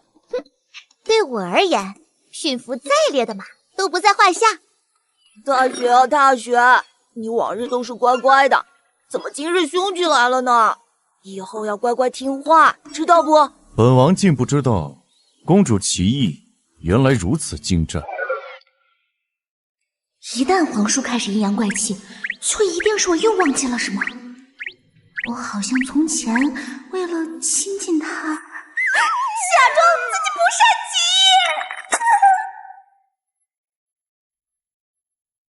艺。公主，你可有被皇叔刁难？为什么这么说？皇叔他高风亮节，宽容雅量，自不会刁难我。那就好。我看皇叔看你的那个眼神，活像是您欠了他800万两似的。皇叔他难道私底下有什么不为人知的怪癖？不为人知的怪癖？那倒没有。皇叔他在不触碰原则的事情上还是比较好说话的。这不是皇叔从前说过他的雷点吗？从前他还列举了他最厌恶的女性外貌特征：粉瞳、泪痣、粉白头发。公主，您除了性格之外，竟无一例外全部符合。我担心公主您受到波及。皇叔还说了啥？性格上也有雷点吗？性格，我隐约记得有什么满口谎言、适量行凶。适量行凶？就那种很不真诚，仗着自己有那么一点美色就肆无忌惮。在皇叔眼里，我还是有美色哎。我竟都成了他的雷点。皇叔列的特征十分精准，难不成被什么姑娘伤过吗？不至于吧，皇叔向来不近女色，我看应当没有姑娘能近皇叔的身。不过皇叔前2年好像有出游过几个月，也说不准在这期间遇到了什么事啊。殿下可是觉得日头太晒，属下拿一顶华盖来。不必，让人找个借口将雍君王支开。诺，雍君王殿下，府中常时有事来找。好哎，别令我独自面对皇叔啊！是熟悉的感觉。皇叔啊，我觉得这边我和雍君王2个搞得定，你要是忙的话就先回去。公主以为本王出现在这里是为了什么？他烈马难驯，我和雍君王控制不住场面。不过皇叔您放心，你也看到了我刚刚露的那一手。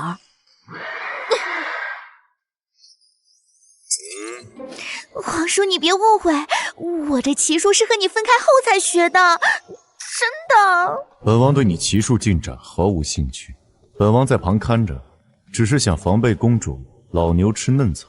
我总不至于禽兽不如。公主话说得好听，这不是也对爷爷辈的人下手？那个皇叔啊，要不我们打个商量，把你那几个看着我的侍卫给撤了，好不好嘛？不行。那就算是被软禁的犯人，也能有放风的机会吧？不行。半天？不可。2个时辰？公主这般急迫，是有什么不可告人之事要做吗？当然不是，我只是想去宝墨斋挑一些笔墨，回头在府中的时候，也正好能静心凝神写点东西。行吗？一刻钟也不许。说好的适量行凶呢，怎么不为所动？皇叔，您前2年出游的时候，可曾遇到过什么不堪？我是说，您云游四方的时候，定然也遇到过很多形形色色的人，可有遇到像公主这般有趣的人吗？今日细聊，才发现公主她是一个极有趣的人，我与她简直算是一见如故，相见恨晚呢。她武能马上定乾坤，文定然也能提笔安天下，我跟在她的旁边，肯定能收益颇多。而且公主可是第一个敢和我说皇叔八卦的人，所以皇叔，我想和公主单独去城外兜风，行吗？行吗？单独？城外？答应吧，答应吧！而且公主刚刚说她在朔王府中待了很久了，有点不好意思，所以想给您准备惊喜。您要是跟着去，就没有惊喜了。您还是在此停留吧。邢庸，你是皇帝的堂弟，她是皇帝的女儿。所以呢？你们不可平辈而交。论尺序，你当称她一声侄女。哎呀，我有大侄女了！终于不是最小辈了，可把我得意坏了。但是小周朝的亲戚关系不关我们大叶朝的事吧？公主内心十分认可这个尺序，我们也要主随客便。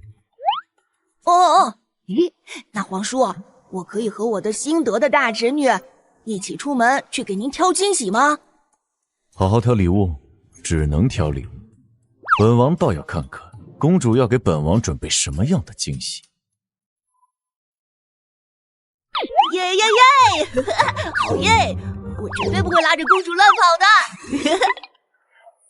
皇叔答应了，答应了。我软磨硬泡了好久，皇叔终于应下了。大侄女，你可要好好感谢我。大侄女？哎呀，我怎么就得意忘形喊出口了呢？皇叔说公主应当唤我一声叔叔。啊，皇叔啊，皇叔还说了什么？皇叔说公主非常在意尺序，而且她很期待你给的惊喜，你一定要仔细准备。爷爷辈的只要我想，我都敢上手，何况叔叔辈？这到底在防什么呀？不会是错了吧？这也能？文清，你帮我在这边稳住大侄子，去就来。好嘞，得令。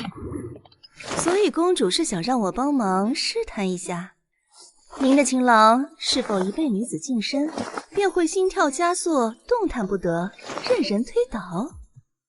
是，我想试试他对我的感情几分是源于内心，几分是源于身体。真是个有趣的挑战呢。不过，某愿意一试。这离京中，我见过最有风情的女子便是你了。我相信你可以试出来的。最有风情吗？某道士第一次被人这么形容。不过，我那个情郎的脾气可能不太好，而且身份地位稍微有那么一点高。不怕，这离京还没有我怕的人。总之，你点到为止的试试就好了。放心吧。虽然它摸起来手感很好，会让人有些控制不住。不是我在说啥？总之，就是试出来立刻就撤退。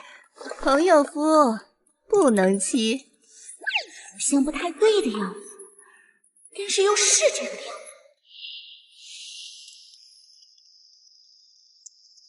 皇叔就在这里了。公主说这惊喜只能您独赏，我先退一步。这就是公主在外逗留一天给本王的惊喜。这只是前菜。首先，我以茶代酒，聊表歉意。这就是第一道惊喜。皇叔，您不是养了一只像我的鹦鹉吗？为了投桃报李，我给你找了一只猫，一只跟你很像的猫，高冷、尊贵，还透露着一种漫不经心的慵懒。您看，这瞳色，这性情，这毛色，完全是依着您打造的呢。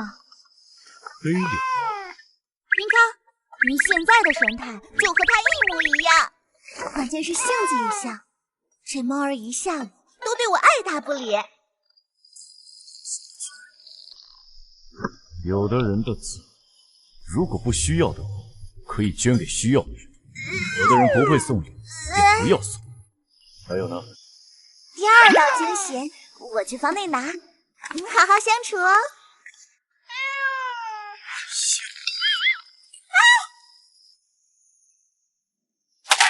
邱星辰，哥哥，体温上升，心跳有些急促。这公主的情郎薇娅，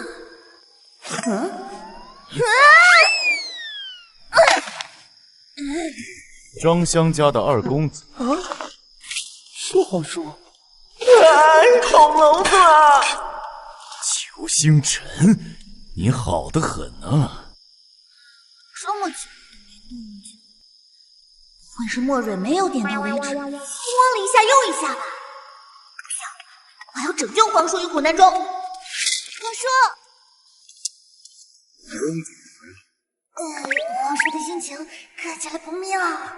来，解释解释，这就是公主要给本王的惊喜。肉包，皇叔这是从哪里出来？快逃！你们聊，我先走一步。等等我！敢走？只是想把门给关上，方便您训人。从前想聘本王为隐鸾书院的夫子，供贵女观赏，现在过了2年，长了德行，竟开始给本王送起了男人。男人？我什么时候送你男人了？等等，那2个肉包是莫蕊姑娘的。裘星辰，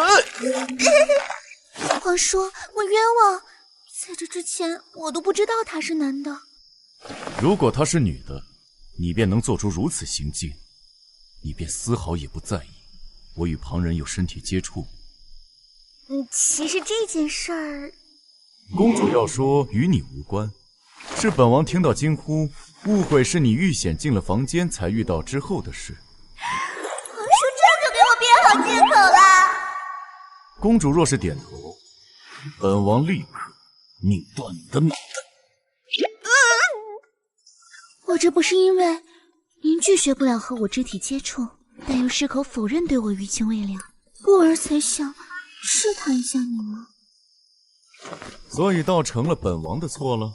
当然不，我就是怕您当年不情不愿，完全是因为雏鸟情节才从了我。若是如此，那我应该有帮您摆脱心理阴影的责任。心理阴影？公主怀疑本王是个荤素不忌，只要投怀送抱便身心相许之人。现在公主对自己看到的这出闹剧满意吗？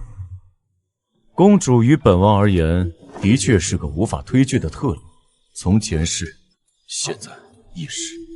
可是公主觉得能凭借这个特例拿捏本王，为达目的能够再次利用本王。我当然不是这么想的，我只是真诚的想和您再续前缘。再续前缘？然后呢？然后为他背井离乡，长留大业。和他外出踏春，享用于漫山桃花。夏时和他泛舟，秋时登高赏菊，冬时围炉煮雪，踏雪赏梅。叔叔冷，叔叔棒，从此一生一世一双人。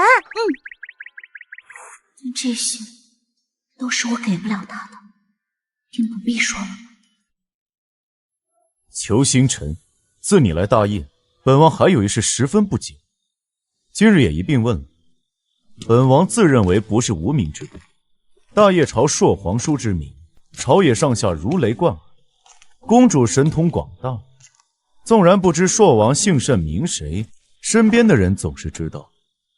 本王也很好奇，公主口口声声想和本王再续前缘，对本王真情可见。即便这些情是公主杜撰，公主实则避我唯恐不及，又怎么会明知我有可能是当年之人，还义无反顾地撞上？还是当年你就没记住我的名字？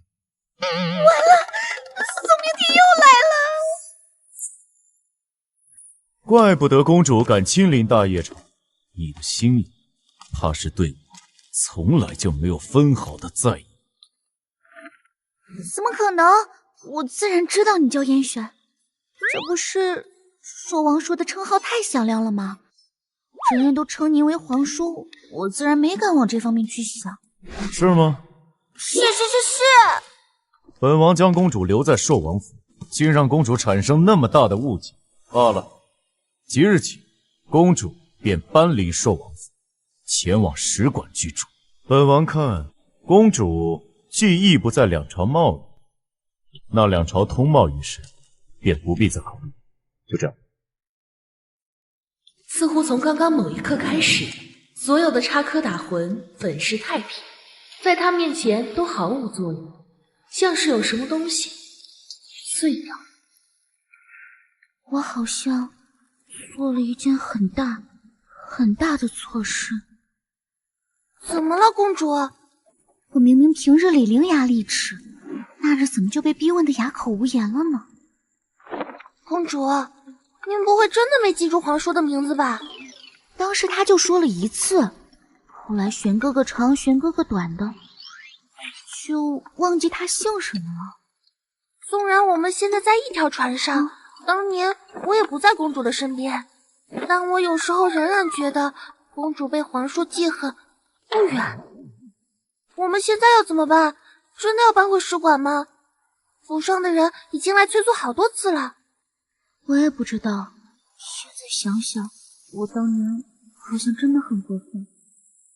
当年他那出英雄救美的戏码失败后，便肆意张扬地出现在他的面前。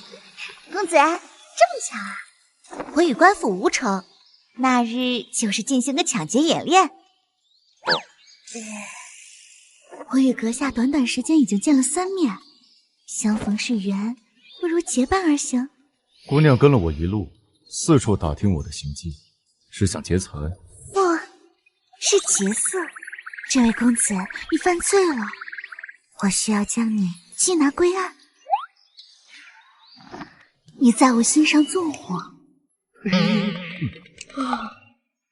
公子。随后几日，燕雪有意将他的人都甩开，他一筹莫展，又有点遗憾。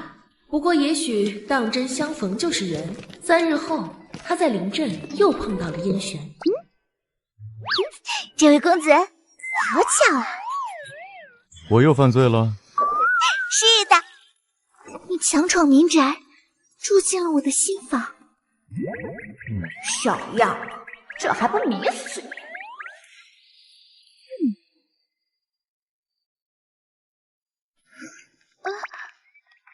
公子，相逢是缘，我们会再见的哟。你见过这样巧言令色的女子？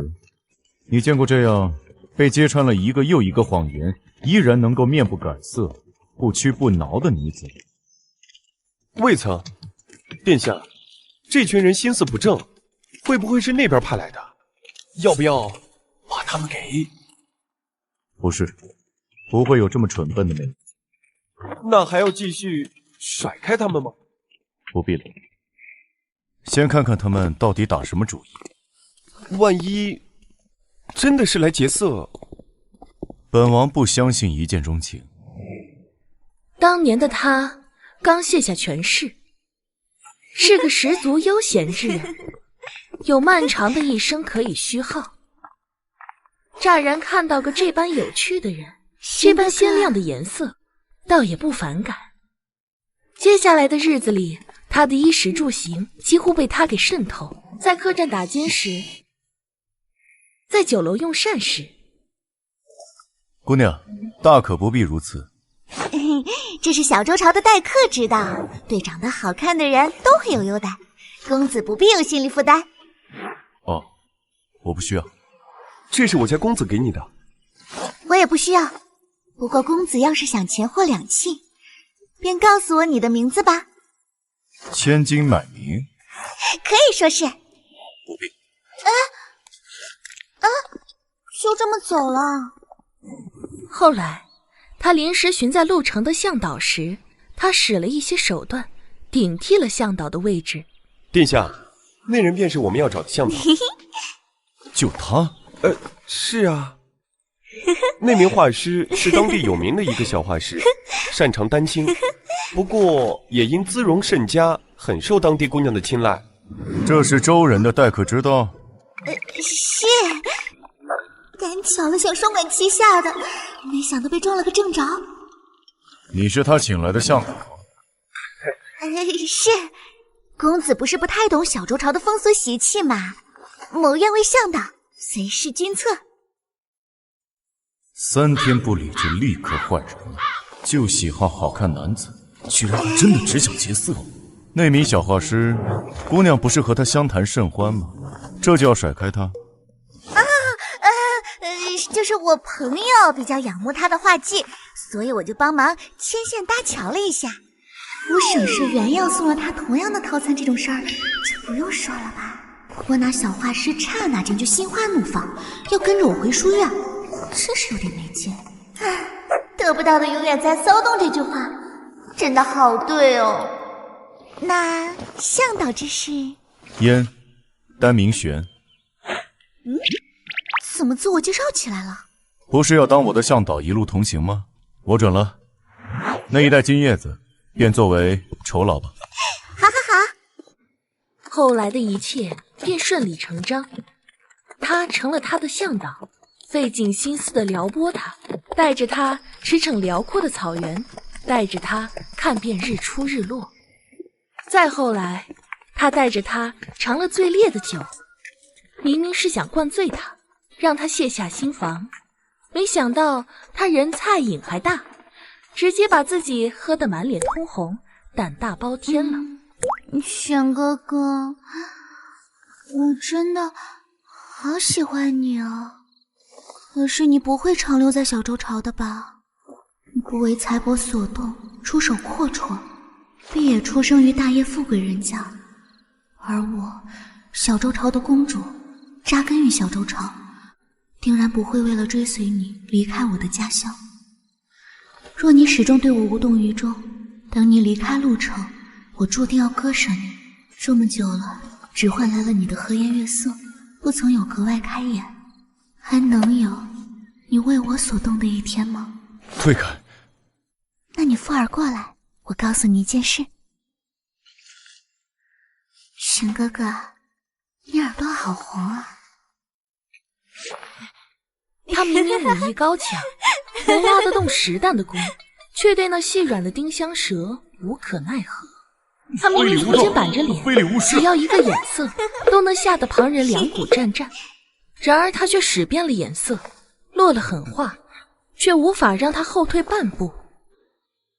或许是从和他同城一骑，温香软玉在怀，他的身体僵直了一个下午开始；或许是他娇娇软软的叫着他玄哥哥开始；或许是那一桩桩一件件如同穿石的水滴一般小的事，让他在这样的时刻无所适从。老房子终于着了火，你是我的了，总要留点东西当做纪念吧。我家殿下居然有满脸发红的脸。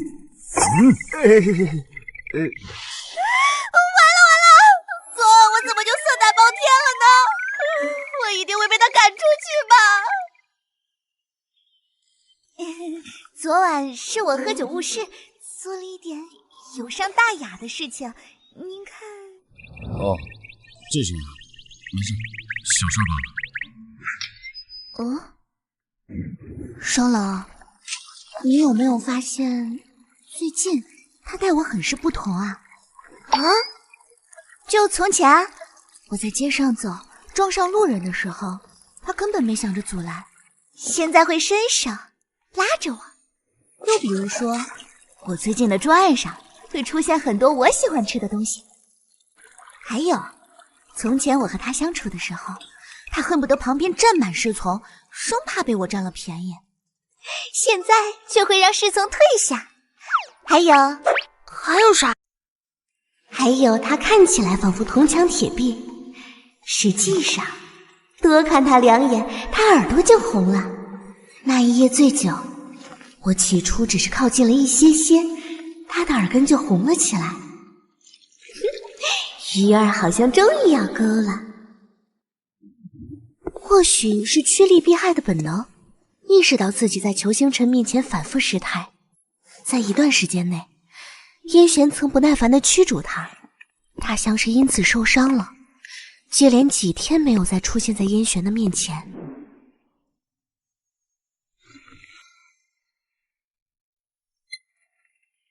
喜欢吗？这是什么？想送你礼物呀！你是大业朝的人，注定要回大业过去。我没有什么能给你留下的，想着木雕轻盈便携，或许能给你留作一个纪念。你若是觉得还有几分意义，便留着它们吧。你嫌我烦了吧？不过以后我不会打扰你了。王允他们说，你们改日要回大业朝了。我不会离开小周朝的。今天就当作是告别吧。那个丑点的是你，好看点的是我。你当真喜欢我？一见钟情，二见倾心，肤浅，说白了便是看中了一张脸，但也行吧。啊？我不回大叶朝了。啊？至少现在不会。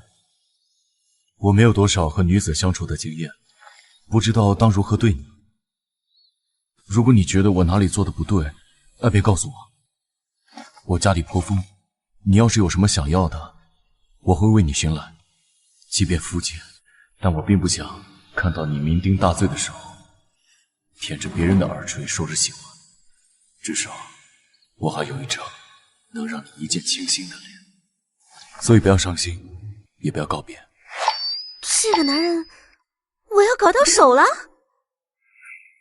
不告别的话，你要和我在一起吗？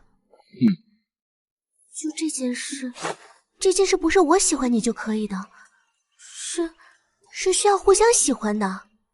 你喜欢我吗？你当真喜欢我？那天晚上是我冲动了，但是你不用有心理负担的，我朝没有那么多的规矩和束缚。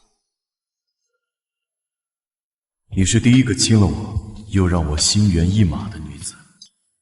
我亦从没面对过这样直白、掩饰的行为。从前我家中兄长还在之时，我也幻想过自己应当娶个什么样的人，但从没想到会是你这样的。遇到方觉，你这样的也很好。你大可不必因为我亲了你就觉得有什么，我不需要迁就的。自然不是，绝不是个会像毛头小子一样被一个吻便搅得方寸大乱、心惊大变之人。我只是也心悦你。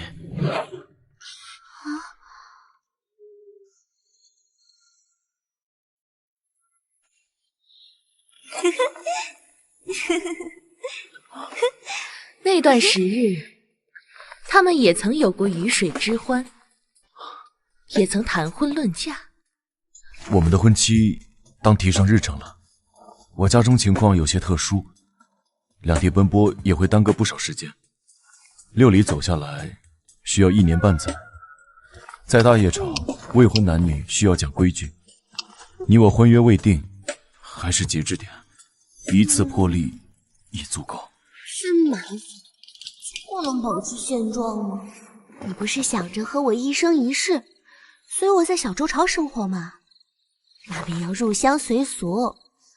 我们小周朝讲究的是及时行乐，遇到喜欢的人需要从心所欲。我们小周朝其实没有那么讲男女大防，那一纸婚书没有太重要，而且我们小周朝为保证男女权益，往往双方求婚之前会有3个月到1年的试婚期，觉得秉性相投再议定婚期。我们这个算是试婚期，而且这事儿只要你知我知，没有旁人知，一次和几次也无甚区别。轩哥哥，你舍得1年半载不碰我吗？还是玄哥哥对我吃干抹净后就不喜欢我了？我没有。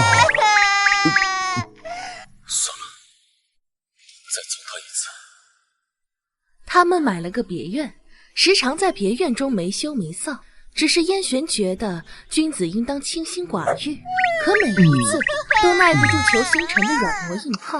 不过每妥协，婚嫁之事总会被放到明天来说。在大叶朝，一纸婚书很重要，我想给你所有我认为重要的。但皇室的婚礼流程繁琐，需要提前安排，他不能轻慢裘星辰，该给他的一样也不能少给。你不是总想着先拜见我的父母吗？不过我父母云游四海，归期未定，等他们来信了，我们再议此事。好。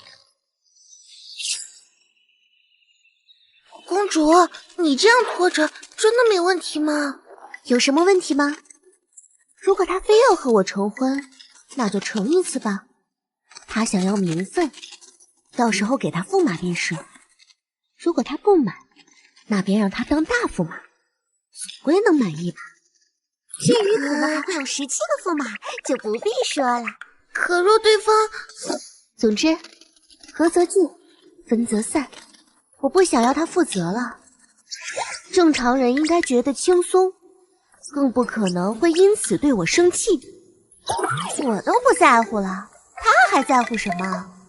公主这个算是引火烧身，当局者迷吗？公主这样你不拦着？拦什么？他喜欢做啥开心就好。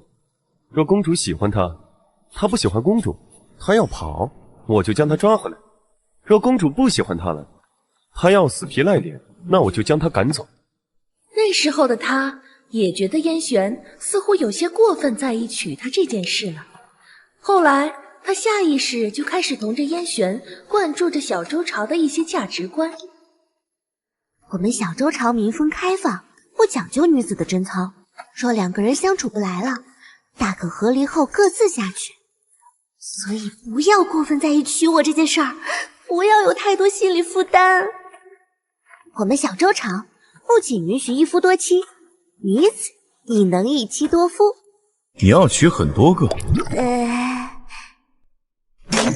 只要玄哥哥不变心，我当然只要玄哥哥一个人足矣。好。这个准驸马好像醋意有几分大。不过没关系，到时候我若真的又像喜欢他这般喜欢别人，又得给旁人名分，我便哄哄他，他很好哄的。他若不干，我便让他归去，到时候我定然就没那么稀罕他了，不会那么舍不得了吧。总之先哄着。玄哥哥以后可有什么事要做的吗？不管玄哥哥喜欢念书，我家在京城有一书院，玄哥哥不如到时候在书院中做个夫子吧，以我夫唱妇和，也能帮我几个燃眉之急。到时候你是夫子，我是院长，好不好？我有事出去的时候，书院的事业还能交给你定夺。我们书院事务并不繁忙，每日只需要花上1-2个时辰授课就好。你学识渊博，教一些女子不在话下，也可以教她们如何弯弓射箭。嘿嘿，搞定。当时的他虽心里隐隐有些忐忑，但随着去书院的日子将近，只一心想着让他的那些姐姐妹妹看看他带回来的角色如何，很快就卸下了心中的包袱。分道扬镳的那一日猝不及防的到来了。哇，这就是你说的那个搞了半天终于搞定的那块活招牌吗？果然惊艳四座。也不看看是谁找的。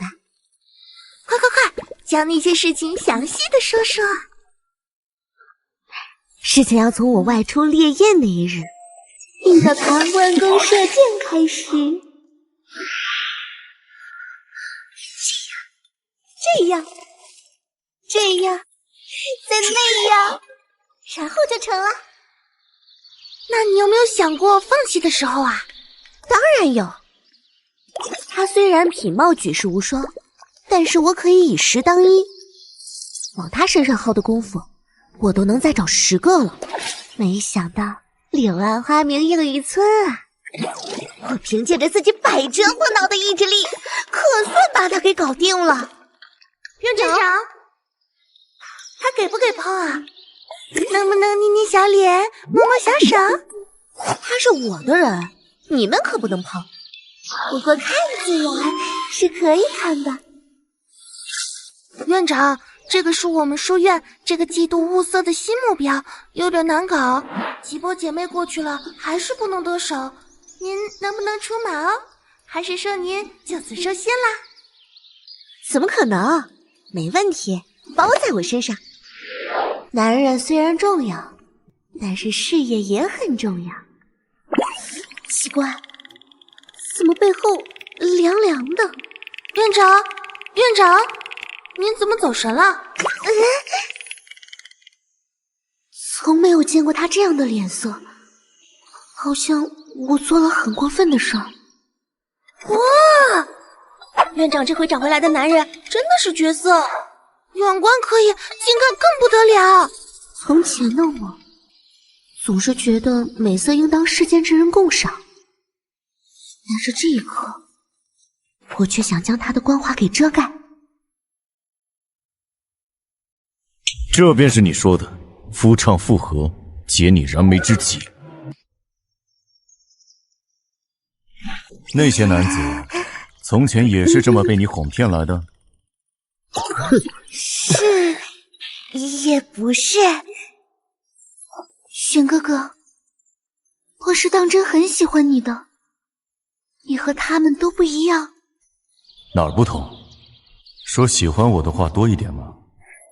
更缠着我一点，在我身上耗费的时间更多吗？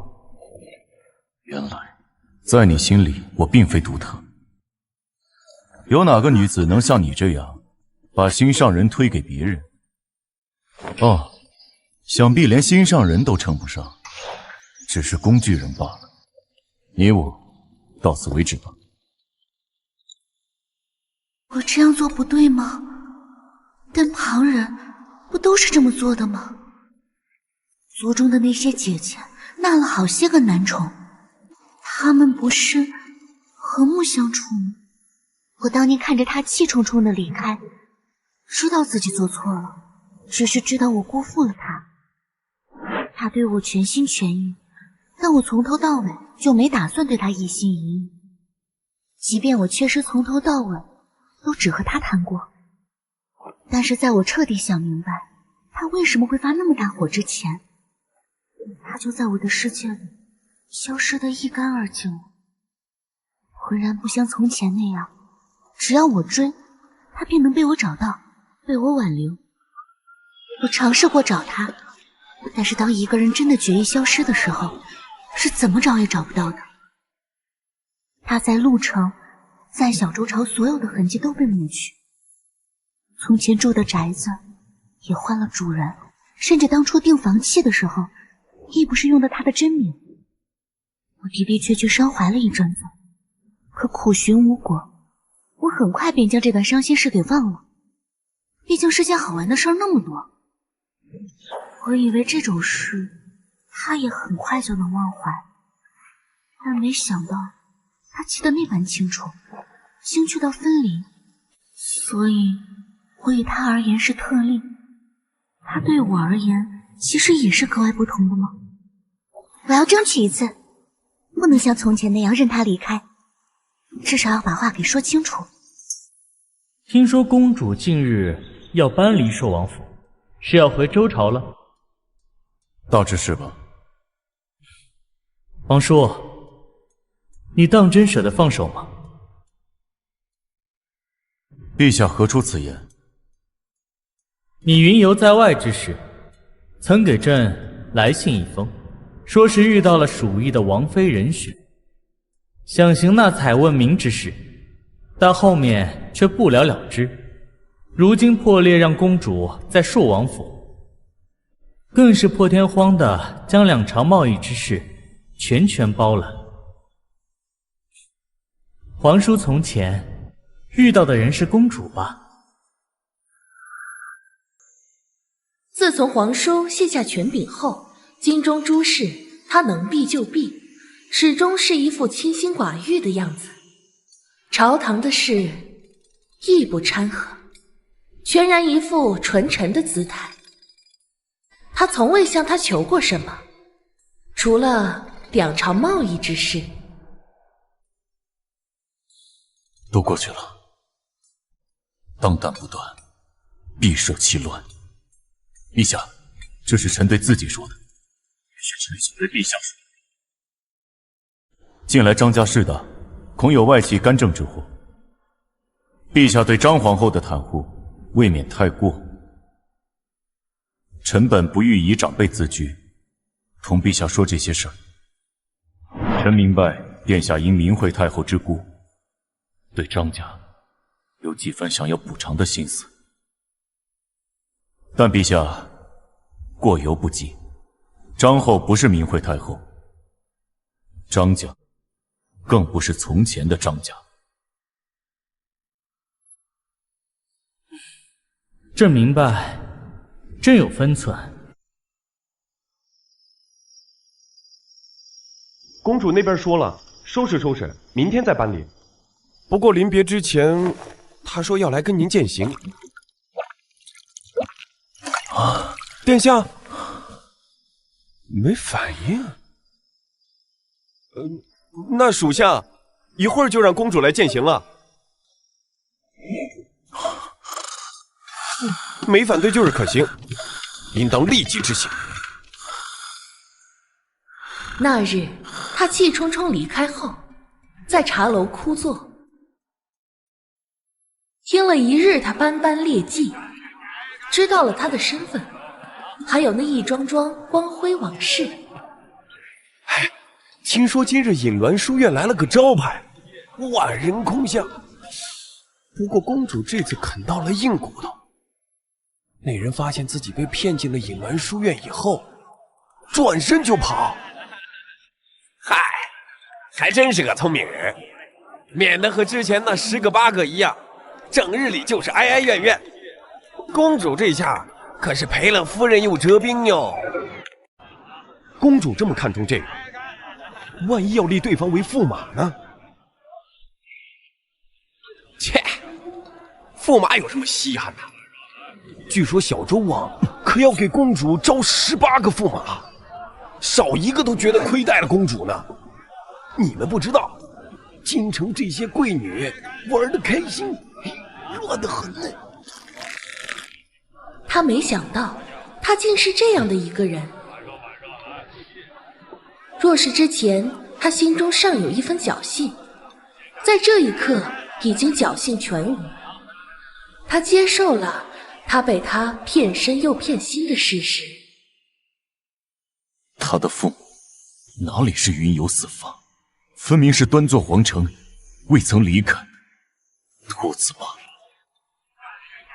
怪不得说起婚约之事，他推三阻四，压根只想对我骗身骗心，将我诓回书院，替他卖命。我却幻想着同他携手一生，但每一次相遇，每次相守，原来都是算计好的骗局。他根本没有心，他根本没记住我的名字。当年与我的定情信也不过是随口杜撰。从前我以为弥足珍贵的记忆，那些值得珍而重之的许诺，都是信口开河。枉那时的我能识破正义的阴谋诡计，却无法看穿你话语的真假。每多一次接触，越接近真实，越发现自己当年的可笑。恐怕当年唯一真的，便是想哄骗我身子。可我偏偏依然记挂了你这么多年，甚至心存侥幸，以为你幡然醒悟，要与我再续前缘。原以为淡忘的记忆，却随着你的到来，变得鲜活且刺。你凭什么让我这般惦记？王叔，王叔你在吗？不管您愿不愿意听，我先把话都给说了吧。从前和现在，您在意的事无非就是我在不在意您。当年我最初接近您，的确是动机不纯，是见色起意，想唬您进书院，说了很多违背良心的话，而且老是未达目的，不论过程。但后来随着深入接触，我也渐渐沉溺其中，超过了我最初的掌控。我虽时常外出为书院寻找夫子，有那么一些花招，也不只用在您的身上。但从始至终，我只对您表白过，只喜欢过您，只亲过您，抱过您，与您有肌肤之亲。对我而言，您也是特例。我确确实实畅想过夫唱妇和的生活。您若执意要驸马之位，我定然会让您当我的驸马。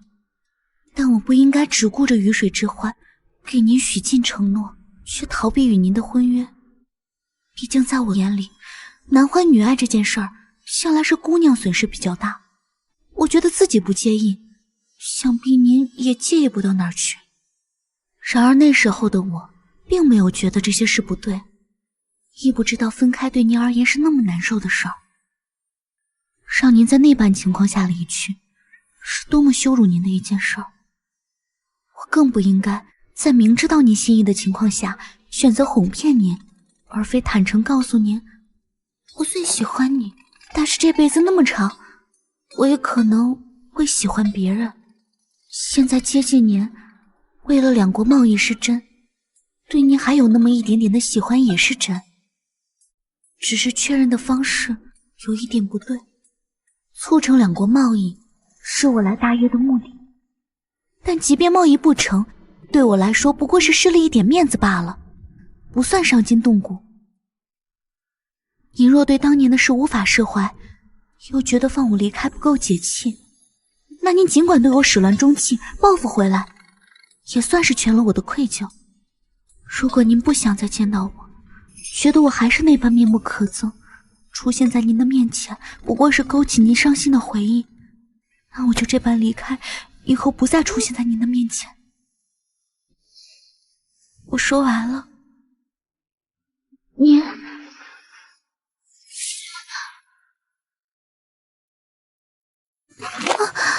皇叔，这味道，他不会把我之前送给他的酒都喝光了吧？你想走？你想走？想得美！这脚环怎么落到了他的手里？皇叔，你冷静点。我叫什么？叶璇，你姓叶名璇，还是大叶的硕王？我是你的什么人？你是我的玄哥哥，我最喜欢的玄哥哥。硕王，我好想逃啊！这么多的脚环，还是吸血侏儒的脚环，不会是我当初放错了脚环定制书之后，皇叔就暗地里偷摸着这一天了吧？不，没脱，就是碰了一下。不过你也脱不了。这回是真的一环只有一把钥匙能开了。可是这也太多环了吧！喜欢，也是。你更喜欢银色的，但是我也有。救命啊！这么多脚环，套住了就不怕你逃跑了，所以可以继续了。啊？继续什么？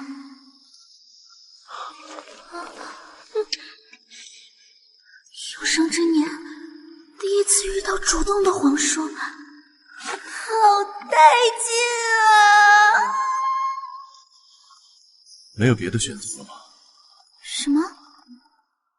除了离开和对你始乱终弃报复，没有别的选择了吗？你真心待我，再也不离开。还不够吗？皇叔不会觉得这样的惩罚力度不够吧？今晚你留下来陪我。皇叔啊，有意见？总感觉这样的他让人撩拨不起了，怎么破？你不想，但我想。本想放你走，是你又三番四次挑衅，真是高估我。这种时候出现在我面前，又想全身而退，那你还要赶我出寿王府吗？那你还……甜。这样的皇叔，怎么舍得拒绝？说喜欢我。喜欢，我最喜欢你了。小骗子。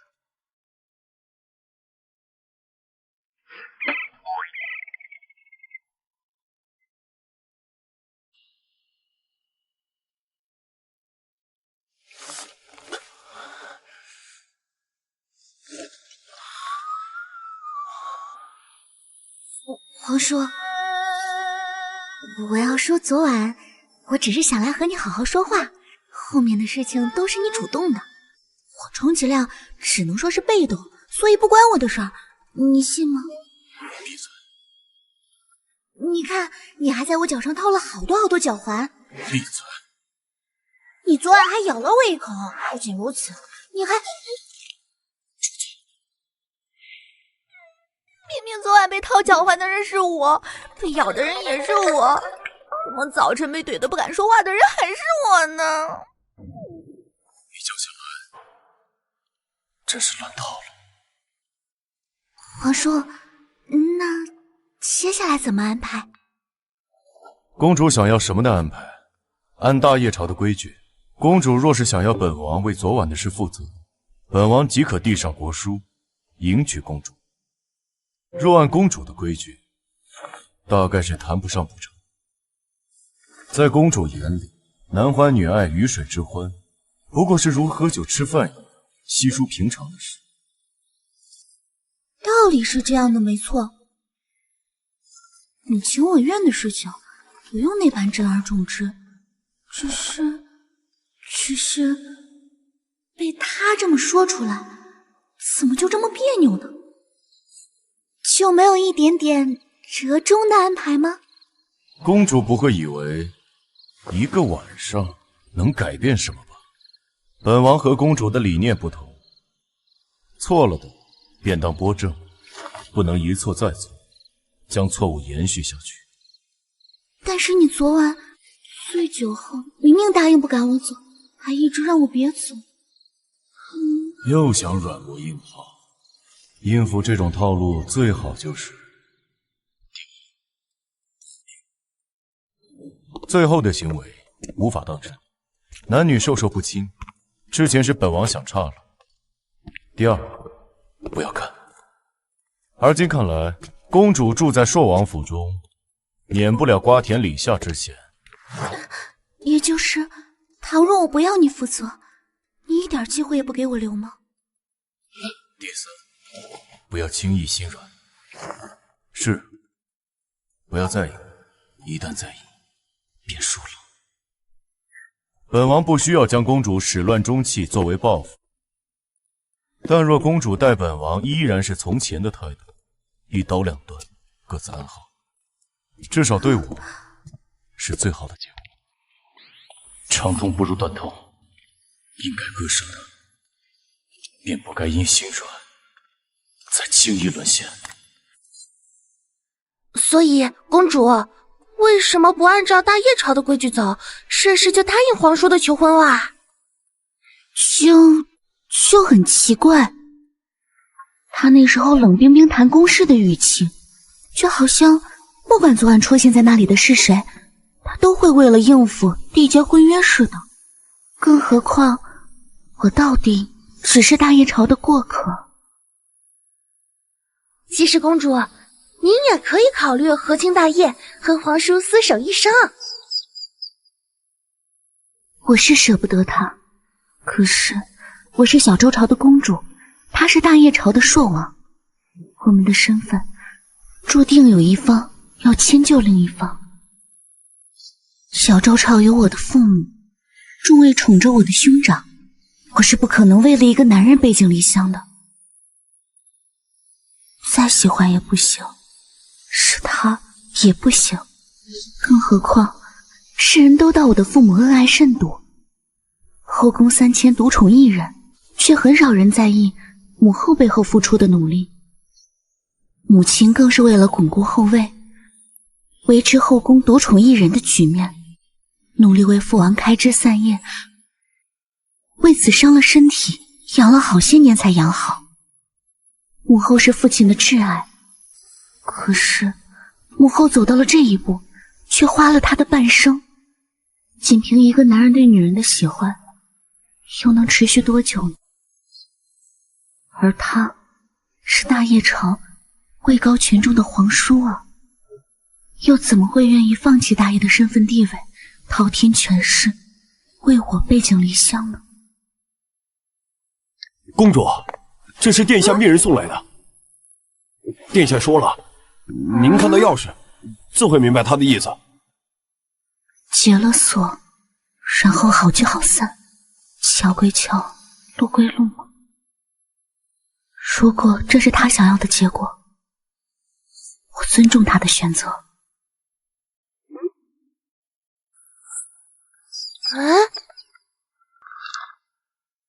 您自从那日与皇叔告别回来后，一直闷闷不乐，盯着这些脚环看。接下来要如何？总要你个章程出来。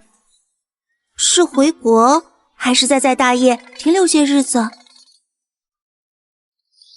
前2日你们不是说莫蕊姑娘其实是锦绣坊的少东家，也是大业朝张相家的2公子吗？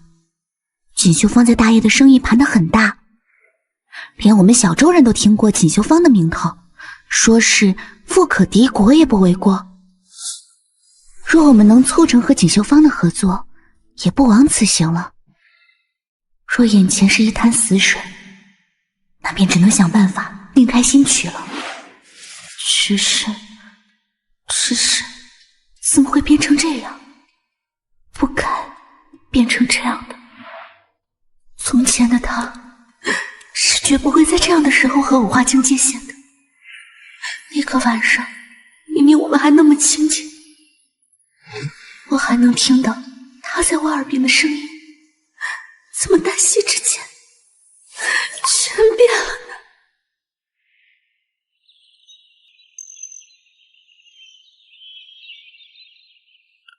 殿下，公主那边已经选定了日子，将在半月后离开大业回小周朝。本该这样，那一晚于他而言不过是无关紧要的一晚罢了，又怎么能指望他这个过客停留？再执迷不悟，不过是越陷越深，难以脱身。就这样，及时止损，挺好。虽然两国贸易之事不成，但公主促成了和锦绣坊的合作。眼下正和张2公子把酒言欢，公主还邀请他一同回国。只是锦绣坊毕竟是张家的产业，而今张家势大，若再拉了小周朝这个外援，把酒言欢，一同回国。张家如何，皆在陛下的一念之间，影响不了大局。还有何事？就是公主那边，殿下没有别的交代？真是酒逢知己千杯少，也就是公主有眼光，才能欣赏我那些绝妙的设计。锐眼识珠，也只有公主敢针砭时弊，指出锦绣坊的弊端。客气客气，我们小周朝的人就喜欢这样新潮的设计。到时候等我引进国内，定能风靡小周。若有机会，还望张公子亲临小周指点一二。好说好说。真是没想到，堂堂丞相家的2公子穿女装，只是为了展示他妻子设计的女装啊！还好审美较为一致，通过了考验。为了庆祝我们未来的合作，公主和我痛饮3000场吧。锦绣坊不说遍布大业，但至少所有的大城镇都有我们的分毫。至少在胭脂饰品、珠宝方面，我们能为你们周朝提供源源不断的货源。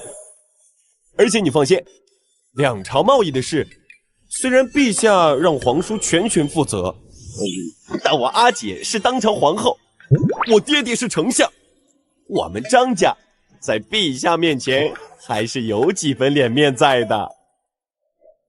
纵然直接对上，他也不能对我们怎么样。为我们的合作干杯！嘿，干！我要向我爹证明，哪怕文不成武不就的，也能闯出自己的一片天。我要让锦绣坊出品的服饰风靡两朝。公主，你也喝得太多了吧？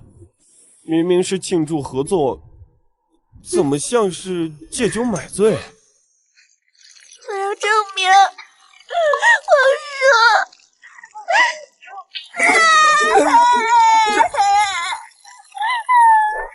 我都没伤心，您伤心什么呀？我堂堂张二公子，这辈子从来就没有过那么狼狈的时刻。你说，皇叔是不是对我真的没有感情了？这次他是真的想和我一刀两断。这么多天过去了，他对我不仅毫无挽留，而且他原来那么在意的脚环，现在轻而易举的就让我解开了。我们之间好像说散就散了。会不会是在那一晚之前，他就不喜欢我？从前的他对我很温柔的，我哭的嗓子都哑了，他也只顾着自己。明明从前肌肤之亲对他而言是极其重要的事，现在却似乎不值一提了。你们男人，你们大叶朝的男人，是不是有情无情的时候两个模样啊？男人啊，其实在有感情的时候会怜香惜玉，没有感情的时候呢，就会只顾着自己快活。别哭别哭，旧的不去，新的不来。在你离开大业之前，我带着你去领略一下大业的风情。你们离间卧虎藏龙，男人都能风情万种。我如果离开丽京，皇叔一定会喜欢上比我更好看、更有风情的人。那咱们也找个比他更年轻、更好看的男人。不要！你找不到，你找不到比他更好看的男人。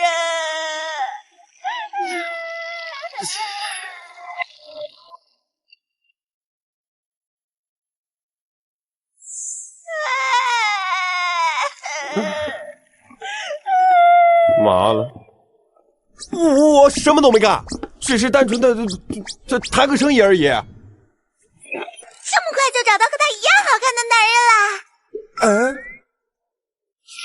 我跟你回家好不好？好。我高估了自己，原来我还是无法接受你再次闯入我的生活，又猝然离开。无法想象，或许你的余生会有另一个人陪你。旧星辰，我认栽了。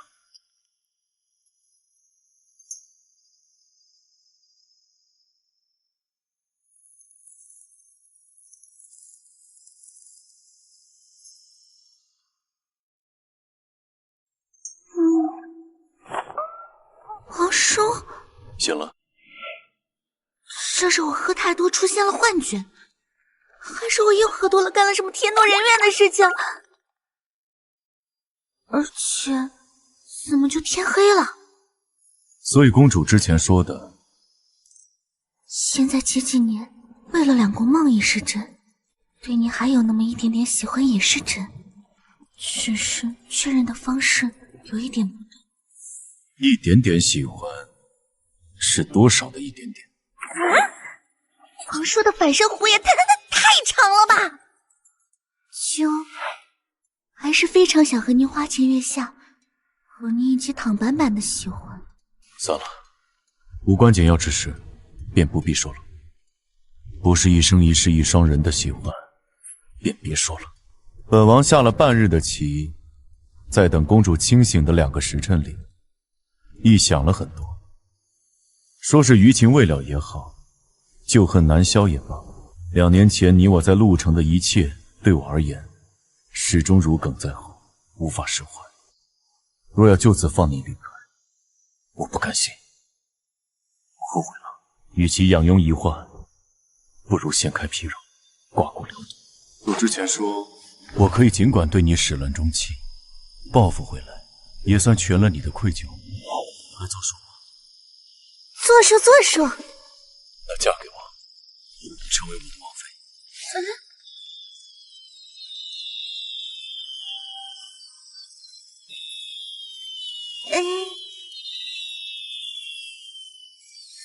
有点突然，也不需要做到这一步吧。2年为期，公主可以将此当作是一桩各取所需的交易。两朝贸易之事，需要有一个名正言顺的由头。你我缔结婚约，是最省事的一个礼物。若公主同意，公主可以派人与护国就小周朝和大叶朝如何进行贸易的种类、价格之事对接。除此之外，我也会亲自陪同公主前往小周朝，递交国书的同时，实地考量两朝如何贸易，才能让彼此的利益最大化。原来只是交易，可是会不会有点太仓促了？从分手到直接成婚，会不会太快了？若婚姻不过是契约形式，无论如何都不算快。也是，总觉得呢。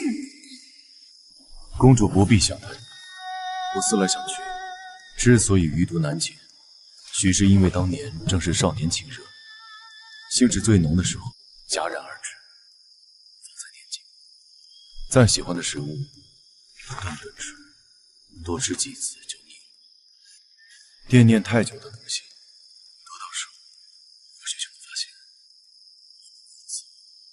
可是对你而言，婚姻难道不是一桩不能儿戏的事吗？观念是会变的，或许便是因为当年和公主互许终身，却始终未能实现，不成执念，让我无法放下。待来人，我对公主始乱终弃后，想必对往事也能释然。当然，既然是一桩交易，本王也有条件。首先，公主也需要满足我的一切需求，并在人前与我维持恩爱夫妻的假象。另外，公主也必须和一切异性保持距离，且无故不能离开大业，并且需要竭力配合本王拔除余毒。若我提前厌倦了这样的关系，也可以提前结束，但公主没有喊停的资格。在期满之前，公主需履行你我约定。若非要说有什么私心，或许便是希望公主在结束之时深陷其中，难以自拔。因分开而痛不欲生，也算是我始乱终弃。拒绝吗？还是同意？公主若是同意，在你我的婚约存续期内，公主想做什么都可以。若是拒绝，她真的舍得你的两度，从此山长水远，再无相逢之日。公主不在乎婚嫁之事，亦无所谓亲吻。小周朝民风开放，你又是金尊玉贵的公主，你我和离，于你名声来说，亦不会有半点影响。2年后，你我和离后婚嫁自由，公主依然可以当一个为所欲为的公主，不管养多少驸马，续多少面首，本王绝不干涉。听起来我好像没啥损失，但当真除了成婚之外，只需要和旁人保持距离。是。那2年我如果想回国小住呢？我可以陪你回去。总觉得像天上掉下来的馅饼，只不过是几日功夫，便有这么合我心意的事情发生了。2年后，再努力的感情也会归于平淡了吧？若期满你不愿意放手了怎么办？不会，我分得清虚情和假意，公主不必怕到时候无法脱身。当然，若公主不放心的话，我们签字画押为据。那行，我们立字为据。好像想不出来不答应的理由。邱星辰，我不是太良善的人，前些年手上也沾染过不少鲜血。从前喜欢你，故而在你面前展现出来的都是温良无害的。若约定开始，我不确定最后会走向怎样的结局。若公主只想着虚与委蛇，先糊弄过去，在我这里不能够。所以还望公主考虑清楚，当真愿意为了弥补我，为了两朝贸易做到这一步，给你最后一个反悔的机会。若你应下，我便不会再放手。希望以后不幸也罢。我要你眼里只有我，生生世世与我捆绑在一起。若你只是没心没肺，我要你生出心扉，让你感我当年所行，当年所念，彻彻底底喜欢上。我愿意，我愿意。别说是上面这些了，只要你想，我们和离的时候，我就算装也能装出对您情深意重，然后悲痛欲绝，为您痛哭流涕，让您彻底释然。那我等着公主。总之2年而已，转瞬之间便过去了。更何况，若是做这些事，便能将你心中的梗拔除，我责无旁贷。当年种下的因，结下来的果，需要我自己来承担。好，我去拟定契约。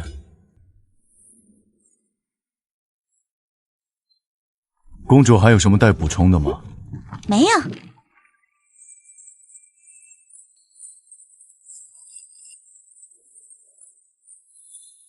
总觉得不像是真的。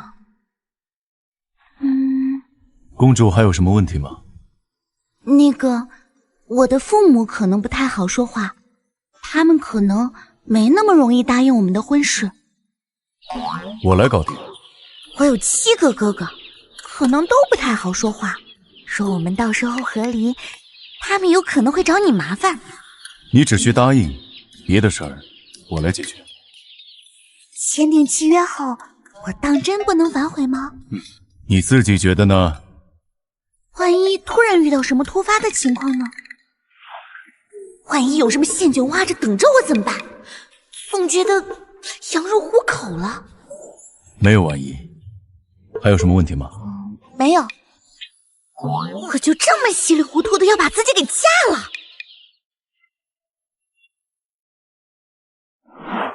为了保证我们的交易顺利进行，还望公主将从前做过的桩桩件件有愧于我、欺瞒我的事，一一列出来，列在纸上的，我既往不咎。好，就这些。应该没有别的了吧？当年说过的骚话，不是每一句都被皇叔给揪出来了吗？一定要说的话，这2年其实我没有怎么想你，算吗？毕竟想起你，并不是一件开心的事儿，所以渐渐的就强迫自己不想了，很多事儿下意识就淡忘了。原来，当年的往事对他而言，并不是雁过无痕。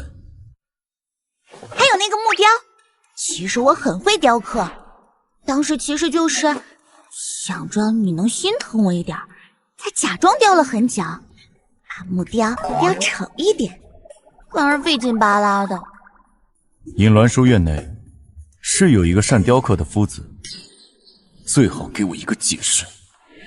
我和他真的没什么。遇见你之前，我想给书院找一个擅长雕刻的夫子。听说了如玉公子的名声后，便去三顾茅庐了。后来他说，他的手艺只想传授给想学这门手艺的人，便想试试我到底有多少分诚意。我就跟着他学了3个月，也确确实实是认真学艺了3个月。只是不知道为什么，对方非要说我看上了他，所以才愿意为他洗手做木雕。跟我回隐鸾书院后，每日饮泪，仿佛我做了很过分的事儿。公主她这样的妙龄贵女，吃苦耐劳，千里迢迢跟着我学雕刻，定然是喜欢我，找个理由接近我呀。至于别的人，过程不同，但是不知道为什么，结果都很类似。那想和你唐板板，当真可以？自然。那黄叔，给我牵牵小手。好。你真的是黄叔？一觉醒来，黄叔怎么会和我说这样的话？肯定是梦。公主信了吗？信，真是不可思议！皇叔竟然肯被我捏脸，且不阻拦，这桩交易好值啊！就是不知道能发展到什么程度。那你能让我亲一亲吗？未尝不可。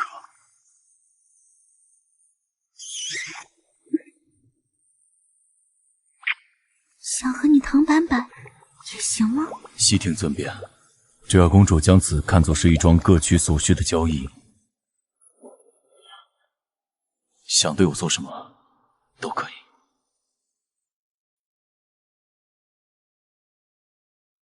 等等，你一觉睡醒会反悔吗？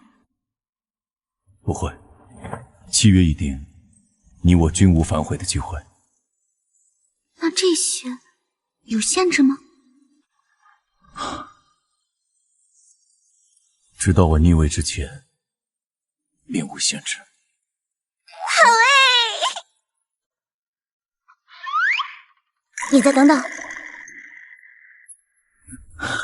邱星辰，没有酒味，确实有几分可信度。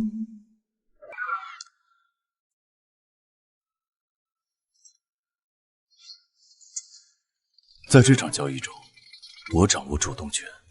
叶璇，你是狗吗？我不是，但若公主要我是，我也可以是。公主，落子无悔。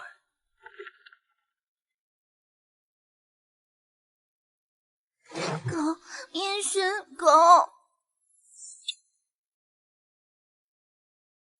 明明昨晚主动提起邀约的人是我，为什么到头来先起床的人是他？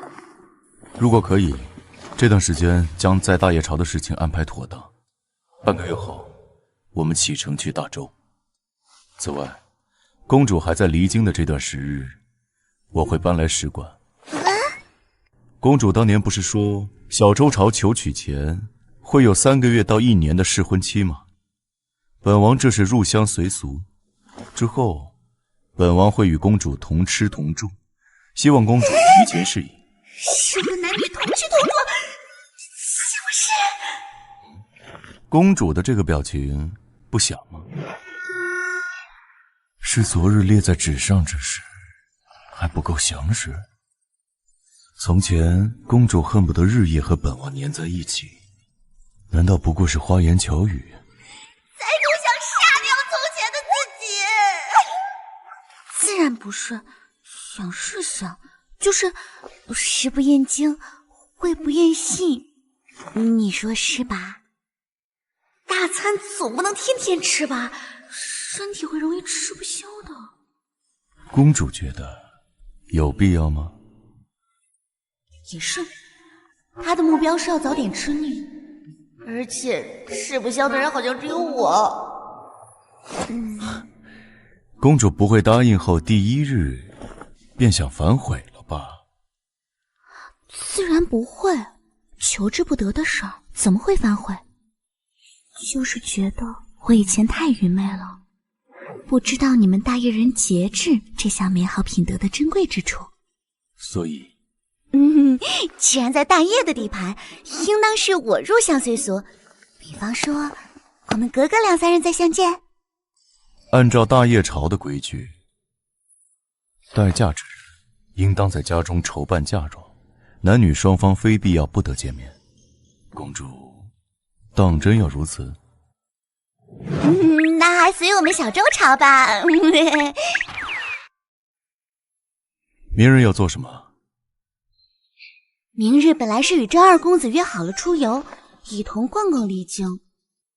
看来公主还有足够的精力。挖坑埋自己。推掉。不想推掉。我没有，这不是要回小周朝了吗？若我的姐妹们问起历经的风光，我却没办法描述，岂不是落了大叶朝的威风？要不然你来陪我啊？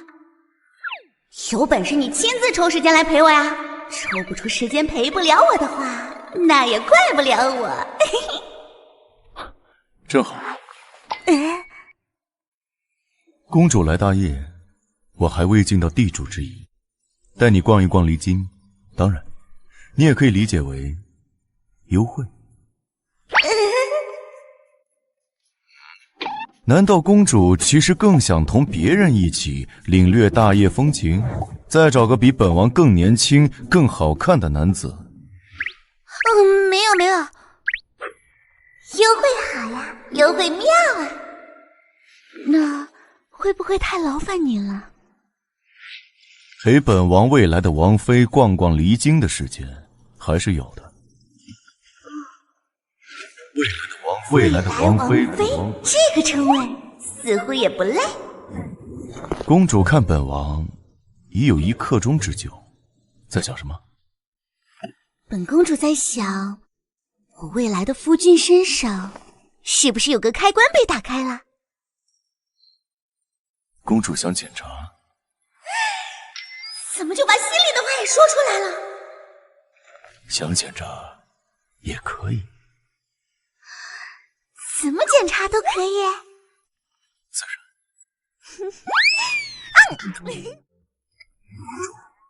过了。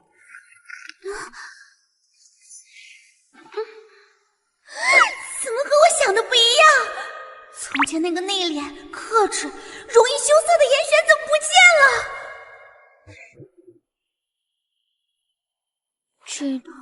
这套呢？还是这套？该换哪套呢？我怎么觉得咱们公主好像突然开屏起来了？公主，皇叔来了！皇叔，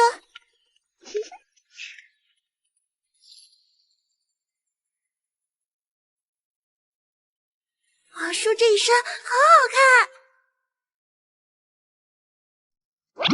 总觉得皇叔好像温柔了几分。完了，纵然他是公主的旧情人，我也想爬墙了。不学。等等，今天好像用心打扮的不止一个人。所以你和皇叔……就前日，皇叔向我求婚了，然后我答应了。什么？我怎么有点没听明白公主的意思？不过2天的功夫，公主就从借酒消愁切换成了即将嫁为人妇的状态。公主，你要是受到胁迫，你就眨眨眼。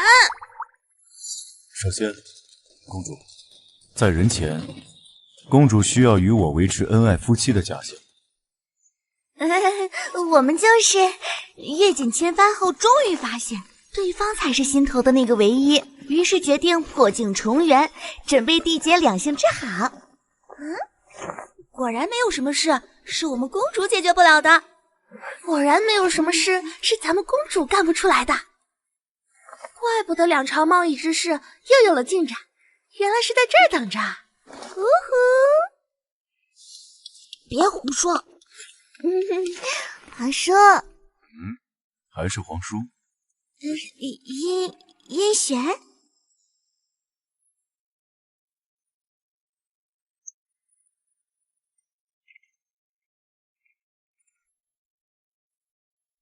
春天到了，好看的人都开屏啦。是什么味儿那么重？恋爱的酸臭味儿。所以接下来我们大概有的忙了。背背狗粮，这趟婚礼大采购，回国以互不对接啊！也不知道到时候婚礼是在哪边举行，还是都来一遍？回头我们是该叫皇叔呢，还是该叫驸马？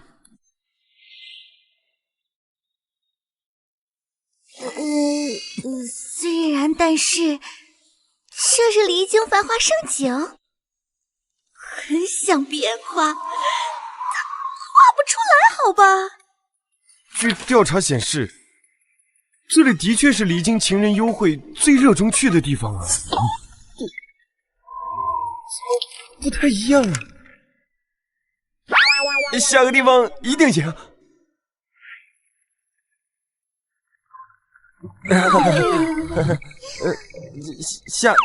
下次一定行。就是那里，离京的年轻男女都喜欢将写有两方名字的许愿条悬挂在那棵三生树上，据说十分灵验。谁能知道传闻和实景差距如此之大？叶子呢？怎么只有光秃秃的树干？两情若是长久，岂可寄情于怪力乱神？两情若是长久不了，求遍漫天神佛也无用。来都来了，仪式感还是要有的。你不是应该日理万机吗？怎么有空日日陪我这个平平无奇的人幽会？本王日理万机，与本王来往交际的人不胜枚举。你不过是其中一个平平无奇的人罢了。公主是想让我承认，你在我心中并非平平无奇之人。你要是想这么理解，也是可以的。确实，公主在我心目中独一无二。虽然知道这些情话真假参半，但心里听着还是好受用啊。不过当时同你说的日理万机是假，想证明对你不在意是真。处我这样的位置，需要做的事其实越少越好，越是庸碌越让人放心。他这个样子好生落寞。离京纵是遍地繁华生，却应当也有寂静处。我想去那些与你有关的地方看看，也想听听你的过去。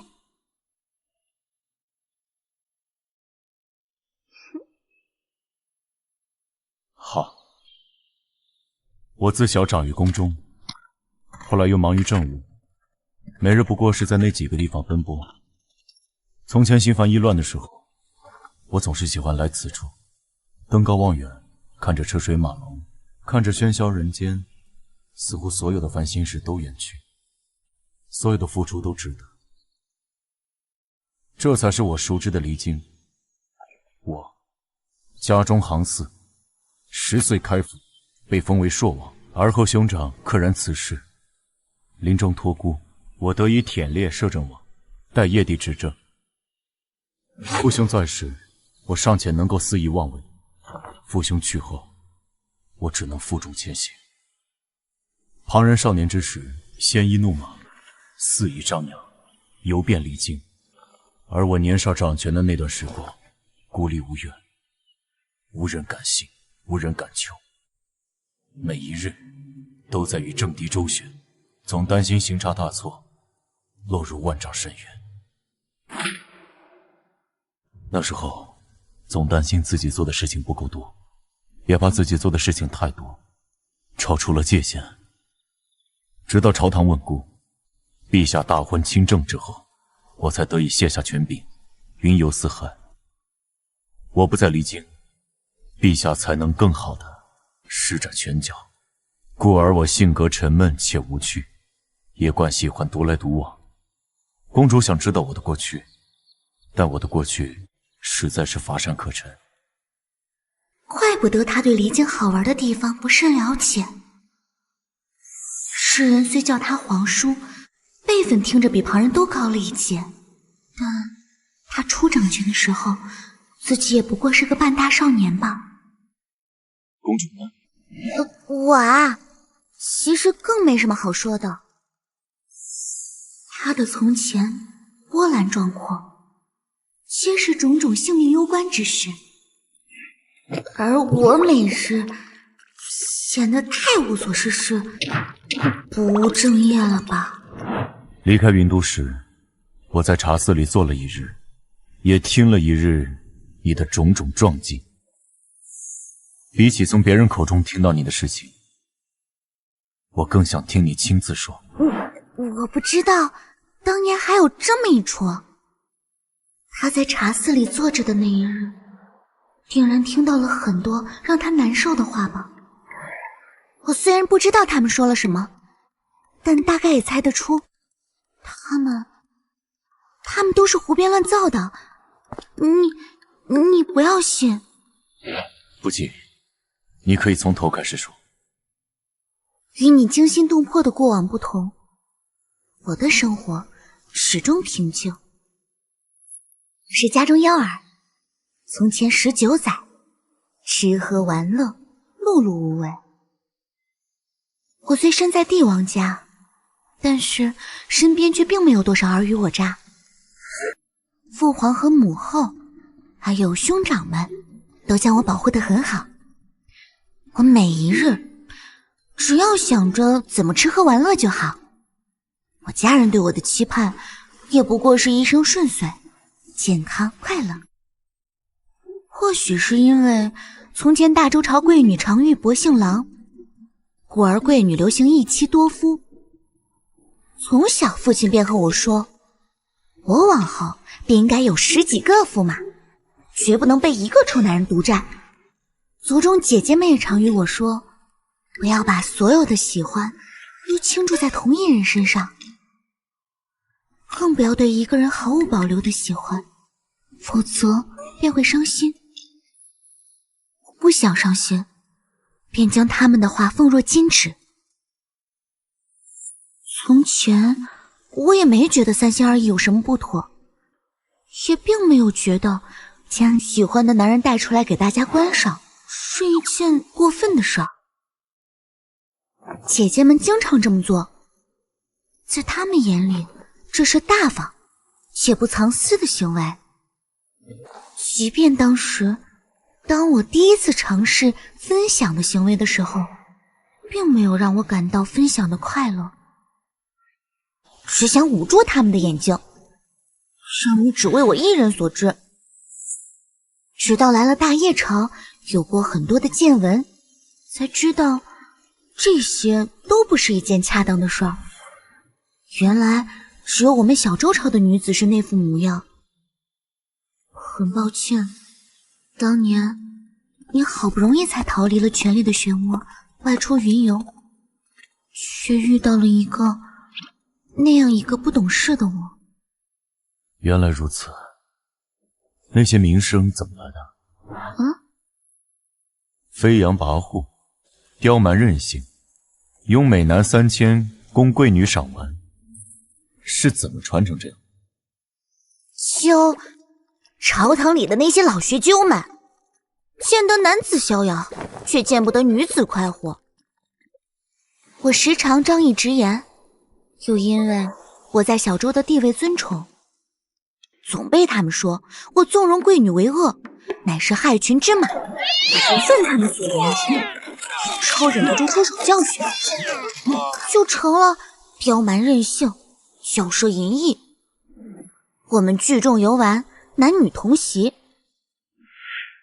又被说败坏民风。他们越是夸大其词、胡乱造谣，我们便越想和他们对着干，看他们气得吹胡子瞪眼的样子。再后来开了书院后，流言蜚语便更多了。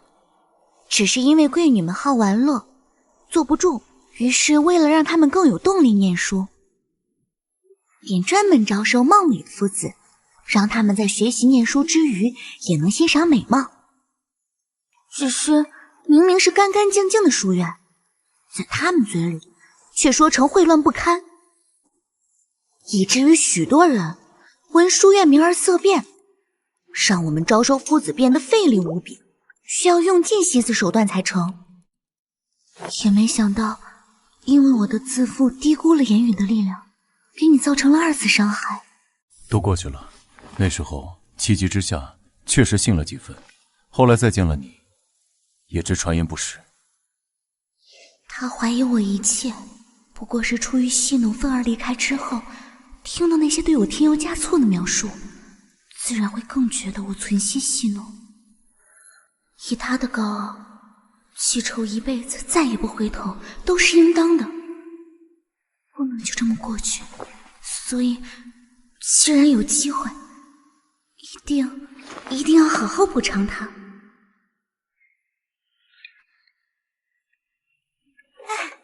终于找齐了。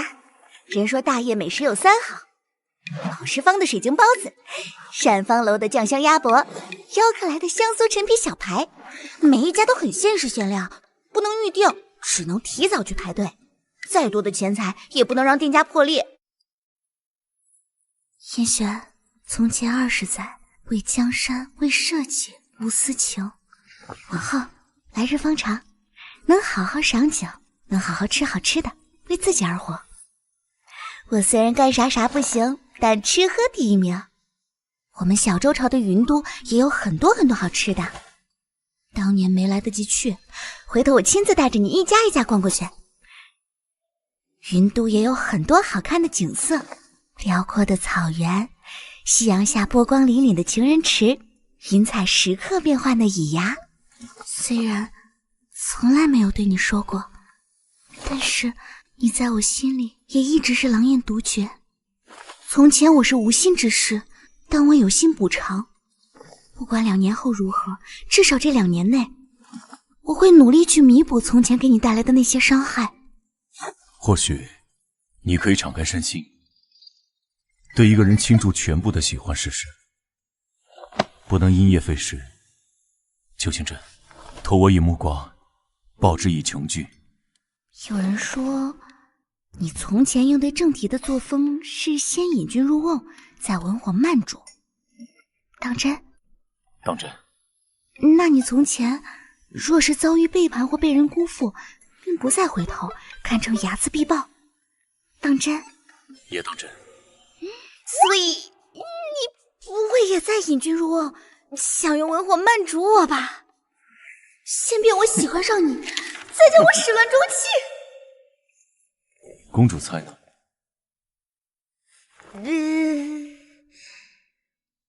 身为执政者，背负万千人的身家性命，需冷心冷情。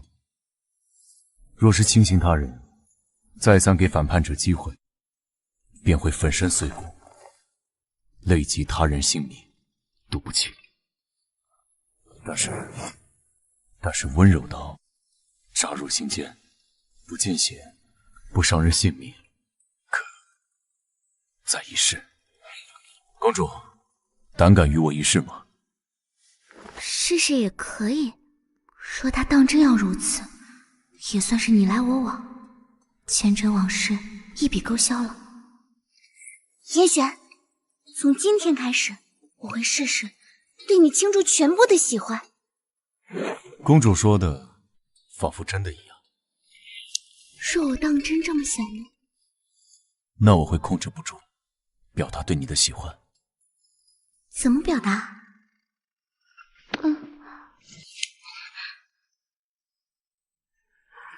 原来是这么表达喜欢的。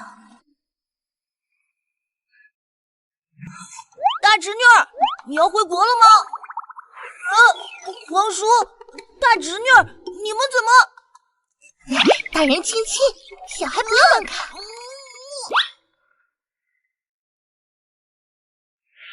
有人在看，又有何干系？很快所有人都会知道。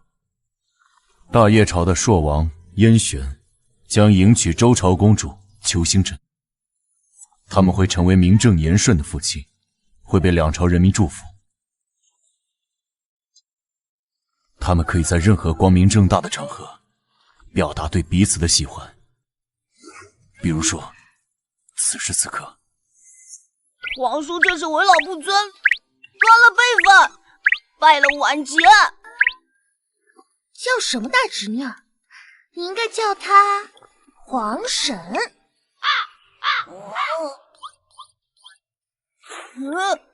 皇叔居然被同一颗石子绊倒2次，所以那些辈分相关的话都是在扯犊子。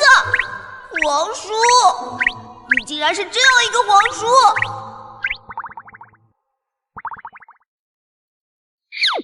皇叔，你们可算是亲王了，我在这儿等了你老半天了。有胆子做，怎么没胆子让人说呢？未婚夫妻做点表达喜欢的事儿，怎么了？没有，就是觉得公主你这样也挺好。所以皇叔，你真的要娶公主吗？是。好是挺好的，就是没什么就是。明日我会进宫与陛下陈情。等下，皇叔，你不回寿王府了吗？自然不回。本王得入乡随俗，与公主同吃同住。这是嫁出去的男人泼出去的水吗？今夜我留下来，好吗？多此一问，明明之前还强势的通知我要与我同吃同住。这是仪式感。所以公主的答案呢？扫他一呆。互诉衷情，你侬我侬，同吃同住，同床共枕。等等，那个，我好像回水来了。无妨，公主，我们至少会有800多个日夜，不急于一时。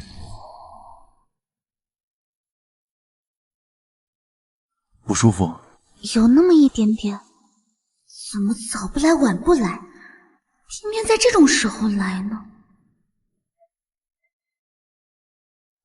好点了吗？好点了。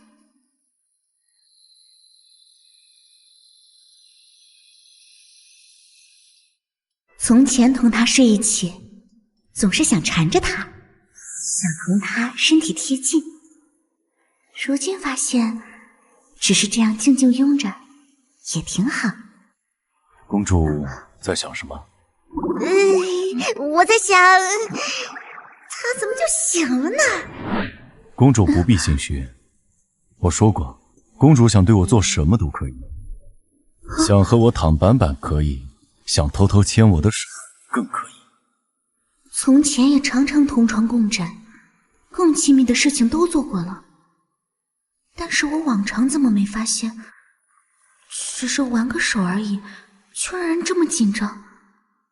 明明现在的他情话信手拈来，但该红的耳朵也没少红。不过这样的他也好让人喜欢。燕璇，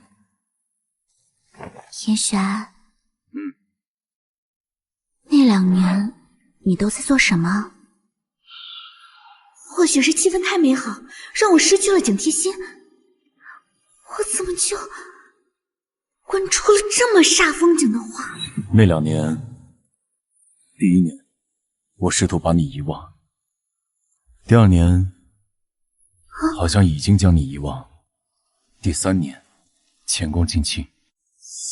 第1年，他在小周朝落荒而逃。他将王府中为他提前准备的住处上了锁，将婚事相关的信件烧毁，并一人将他们荒谬的定情信物木雕给扔了。他试图将他存在过的痕迹抹去，然而却总是在一个个不经意的瞬间。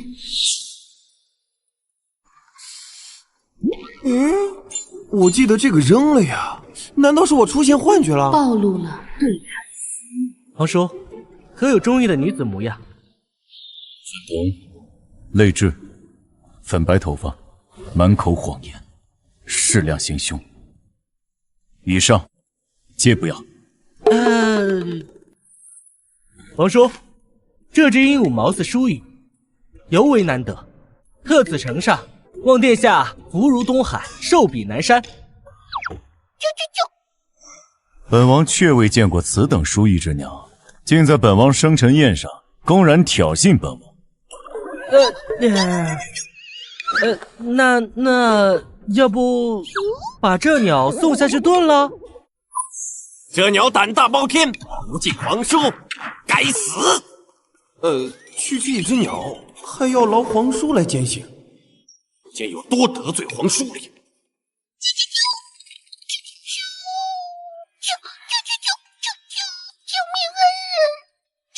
谄媚无耻，一只飞禽罢了，既是一片心意，本王就收下了。即便是飞禽，本王也不想在生辰之日见血光。皇叔，这只粉鹦鹉叫什么名？小璇。啊，这鸟不是粉的吗？对，叫小璇。另一只也叫小璇。他说服自己不去想他，更是严禁旁人去打听与他有关的消息。只是她是声名远扬的一国公主，即便他没有刻意去打听她的消息，有关她的风言风语总会在不经意间就传入了他的耳中。当他发现即便是这样让他恼怒的风言风语，他依然渴望听到他消息的时候，每一次他都更加厌憎自己。幸好他擅长克制，自厌的次数多了，渐渐的好像真的能将他遗忘。他可以平静地看着粉鸟欺负黑鸟，无意间听到有人谈论到他的时候，也能神色自若地转身离开。他以为他做到了，没想到只是藏得更深了。公主呢？你当初离开的时候，我不舍万分，也觉得百思不得其解，不知道为什么就变成这样了。大概当时的我，只是因为像你说的那样，正是少年情热，兴致最浓的时候戛然而止，方才惦记。我很想找到你，但却渺无音讯。那一阵子，他总是在睡梦中惊醒，发现无人在身畔的时候，亦觉得有几分惆怅。他会突如其来的开始发呆，也会在想，如果突然有一天找到他的话，他又能说什么？但想到他同他说的那些话，他似乎也百口莫辩。再之后，想到对方再遇见他，必定是内心嫌恶，他更不应该想他。后来他病了一场，病重的他难受至极，他厌恶自己这样的状态。他不是自怨自艾，会沉湎于过往的性子。让他觉得不开心的事，他便会出于保护机制，开始强迫自己不去想。或许是当年还不够喜欢吧。后来我病了一场，病好了之后，想着或许是有缘无分，便看开了，找你的心也淡了下来。总归你还是会因我而伤心。那现在呢？现在有几分喜欢？比当年的一点点，会再多一点点，每天都会比昨天多一点点。那你呢？你对我还剩几分喜欢？比当年会少一点点，但胜于昨日，略窥明朝。也就是他每天也会比昨天都更喜欢我一点点吗？我也控制不住，想对你表达喜欢怎么办？我可以吗？你白日里分明也是这么表达的。可以，就是今晚我更想做个人。是哦，所以今天的他是不能作案的纸老虎，可以随便亲随便抱，不怕反扑。可是我稍微有点想亲你，想做一只肆意撒欢的猛兽，想同着你亲近，想表达对你每日都增加一点点的喜欢。今夜本王好心帮公主缓解腹痛，公主便是这么对本王的。仙哥哥，你不喜欢吗？你不回应我，是不是因为我亲的不够好呀？公主说呢？本公主觉得可以再尝试尝试。邱星辰，躲得了初一，躲不了15。无论是当年你与我的怒火，还是如今你与我的火，来日我会狠狠地告诉你，我有多喜欢你。皇叔到底是怎么做的？每一次都一本正经地说着骚话的。累了，睡吧。王叔，考虑清楚了吗？当真要和亲去小周，娶周朝公主？是，臣与陛下说，当断不断，反受其乱。但臣还是高估了自己，既无法放手，便全力以赴。有人同我说，从前20载，臣为江山，为社稷，无私情。往后来日方长，能好好赏景，好好吃好吃的，为自己而活。臣无心权势，只想做个闲云野鹤之人。从前不过是迫于情势，临危受命，宦海沉浮，实非臣之所愿。往后余生，臣只想和那个人一起，好好赏景，走遍山海，吃遍美食。过去20余载，臣从未任性过，而今，臣想任性一次，信他一次，还请陛下成全。你应当知道，满朝文武将会对你有怎样的评价。满朝文武如何想，臣不在意，臣唯一在意的是陛下的想法。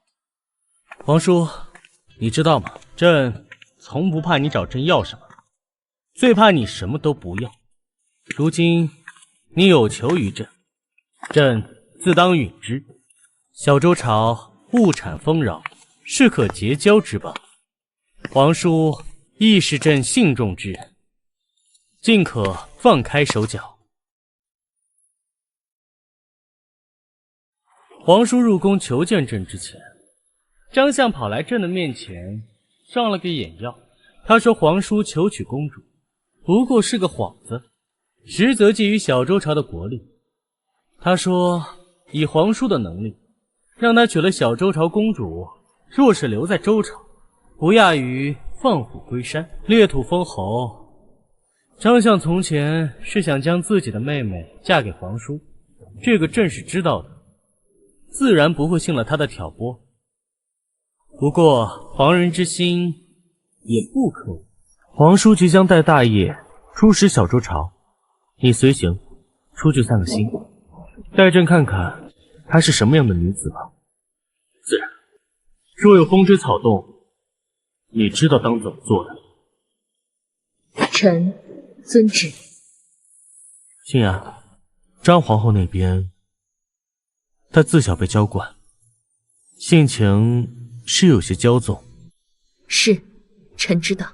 陛下和皇后夫妻一体，不管对皇后有无处置，是怎么样的处置，都不应该是臣能智慧的。你大可不必和朕如此生疏。张家那边若老实安分也就罢了，若想百尺竿头更进一步，朕自然也不会心慈手软。陛下不需要同臣说这些的。陛下，君臣有别，卑职只是您的侍卫。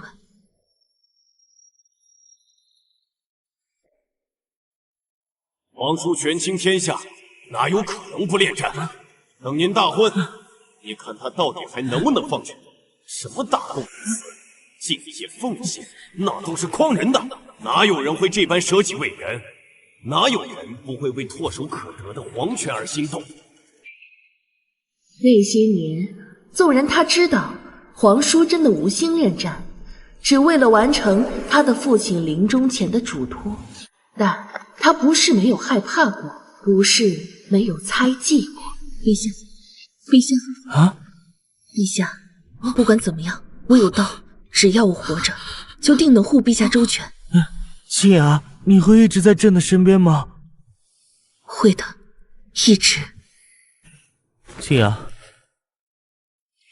陛下，静雅，你会一直效忠于朕吗？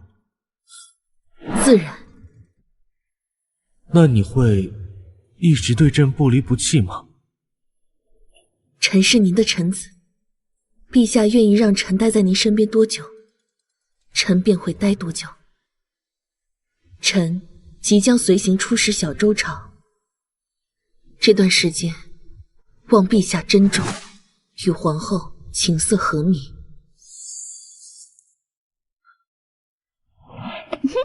轩哥哥，夜深了，当安歇了。嘘，还在忙，你乖些。不吃这一套，我再来。当了这么多日纸老虎，不想吗？公主，我正在写通婚书，来日需成交二地，供两朝臣民检阅，马虎不得。好像是打搅了他做正事，那我自行安歇。说晚了，公主得陪我一起写。怎么陪？公主稍后便知。怎么觉得不是一般的陪？公主来时，我正写道：吾年已成立，未有婚勾，令书四德兼备，祥中华昼，日月光华，照临下土，缺序祭酒，倾注量身。恰逢此时，令书自投罗网，吾愿结高原，累世通好，敢以离请。托若不宜，助听加命。公主觉得可有什么需要增补的吗？你写的极好，无需增补。今日点到即止便好。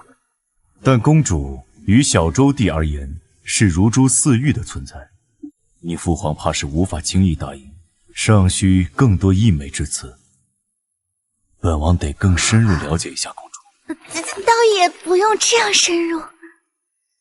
夜深了，当歇了。今日应当差不多了吧？公主，墨晕开了。公主，为写通婚书，在下苦思良久，惜墨入镜，生怕慢怠。公主却将我半晚上的努力毁去。公主，应当如何赔偿我？你恶人先告状！还不是你做的过分，若不是你教我，还让不让人说话了？我生气了。公主，恶人先告状这一招，本王还是同您学的。公主前几日对本王做的事，也比今日过分许多。就许公主放火，不许我点灯。那也不能太放肆。公主，酒逢甘露，还望体谅下我的情难自抑。那最后一次，只能再一次。好。骗子，大骗子！说话不算话，食言而肥。公主，这是在一报还一报。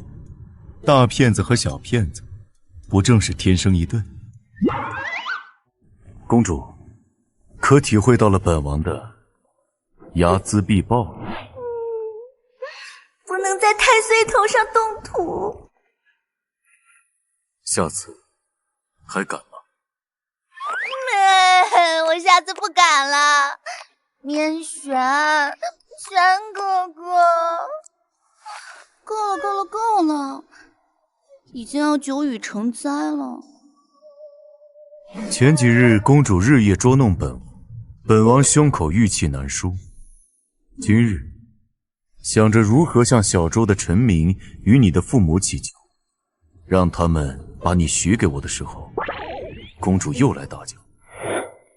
陪一晚上给本王，不过分吧？当然过。又来。邱星辰，你总是不懂。不懂什么？每次这事，叫我玄哥哥，有几次能求饶成功？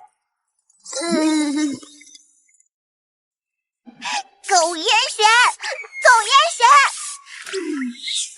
公主反悔了，白纸黑字，契约已成，后悔也来不及了。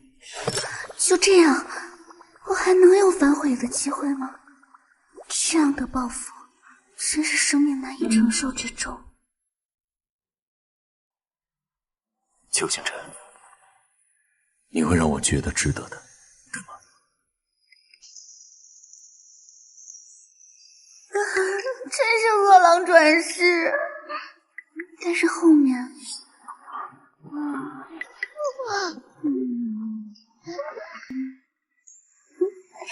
还算有点良心。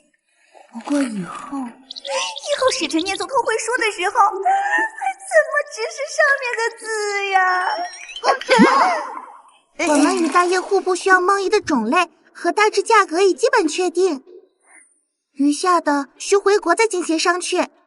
另外，这一次同行回小州，除了皇叔之外，大业派了永宁侯同行，同时也指派了陛下身边的女侍卫来护卫您回国。怎么感觉书房的情况像是有人打了一架似的？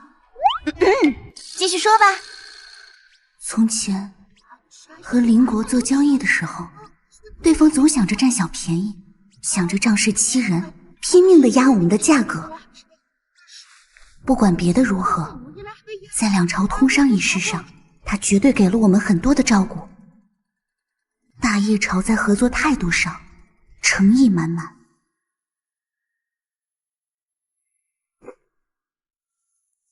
喜欢大业吗？喜欢呀。这2日我去方氏给父母亲友采买手信，大业朝精巧好玩的物事真是琳琅满目，让人爱不释手。母后幽居深宫，喜欢奇闻异事，我买了许多地方风物志，还买了鲁班锁、九连环给她，还有许多画师所绘的丽境盛景，给她解闷。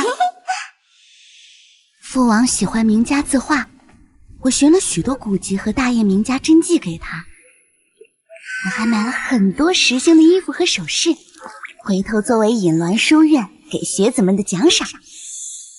地方特产我也买了许多，二哥喜欢美食，估计要开心许久。不过能促成两朝贸易，对父皇他们来说，本身就是一桩值得庆贺的事儿。就是什么？大业虽好，却并非无相。若2年后我们仍在一起，我能说服他长留小州吗？就是仍然想做大业的过客吗？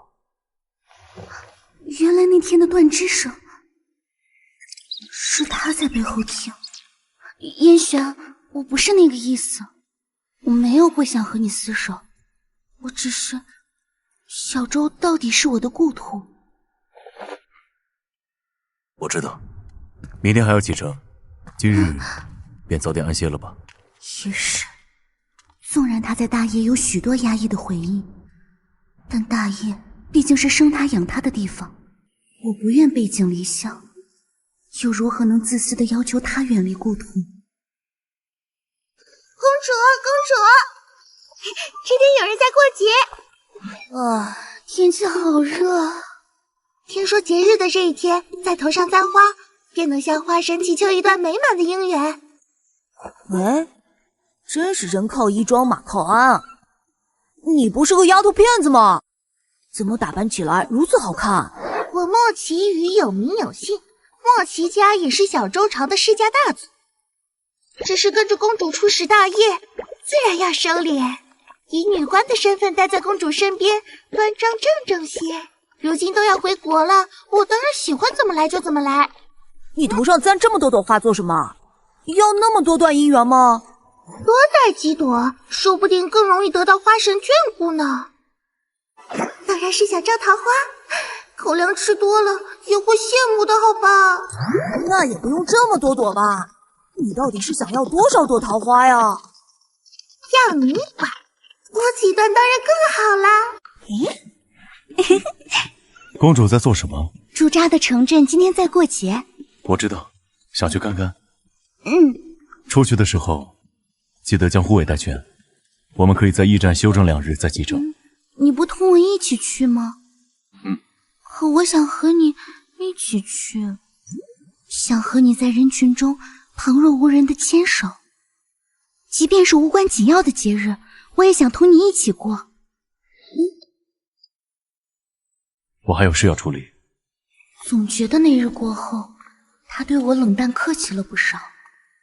从前的他恨不得日夜与我腻歪在一处，如今却好像透着几分生疏。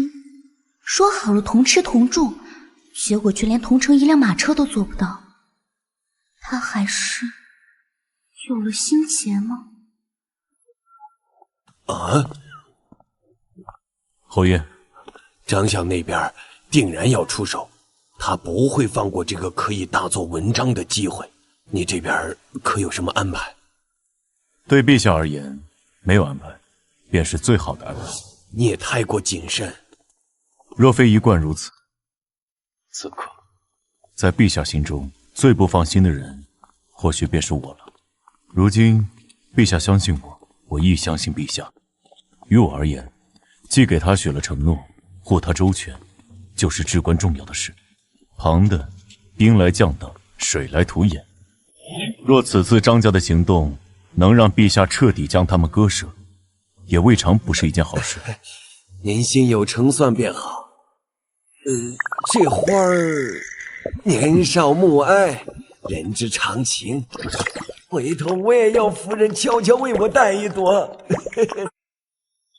青雅大人，就差你没有带上花花啦。我也买，我也要一朵。你不算，你自己摘去。卑职是护卫，不能玩忽职守，更何况尊卑有别。哎呀，不要这么严肃的嘛。就是，这样多可爱呀！无乐乐不如众乐乐，我们小周朝没有那么多破规矩，我们不拘尊卑，想怎么来就怎么来。我们更喜欢一起上桌吃饭，自然也要一起玩闹。清雅，这里只有你我2人，朕不想总是一个人吃，也不想你总是看着我吃。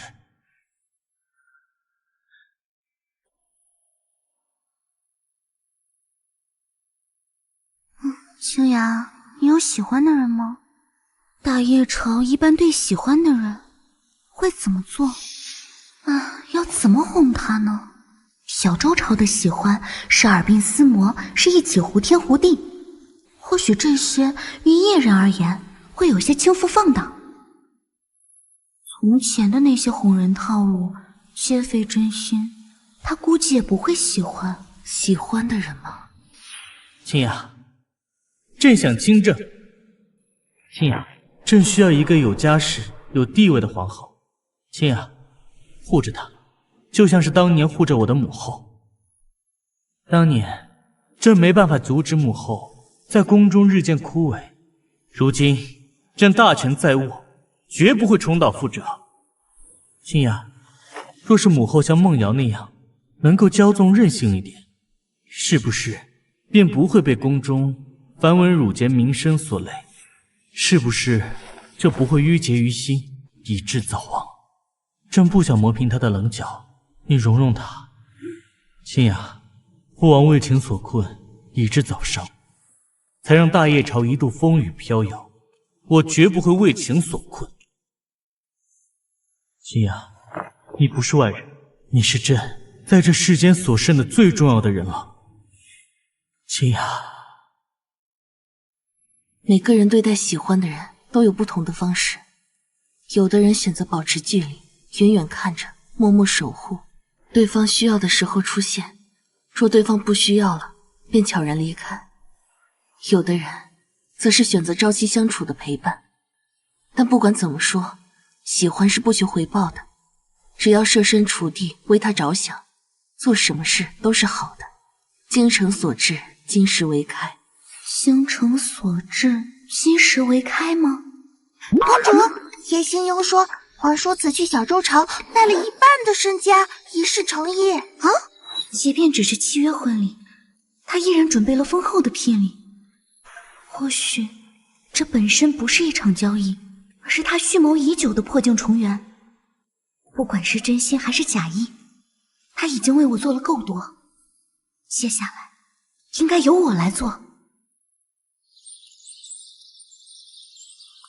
叶璇，我想送你个东西。我寻思着从来没有认真雕刻，现在认真一次。不喜欢吗？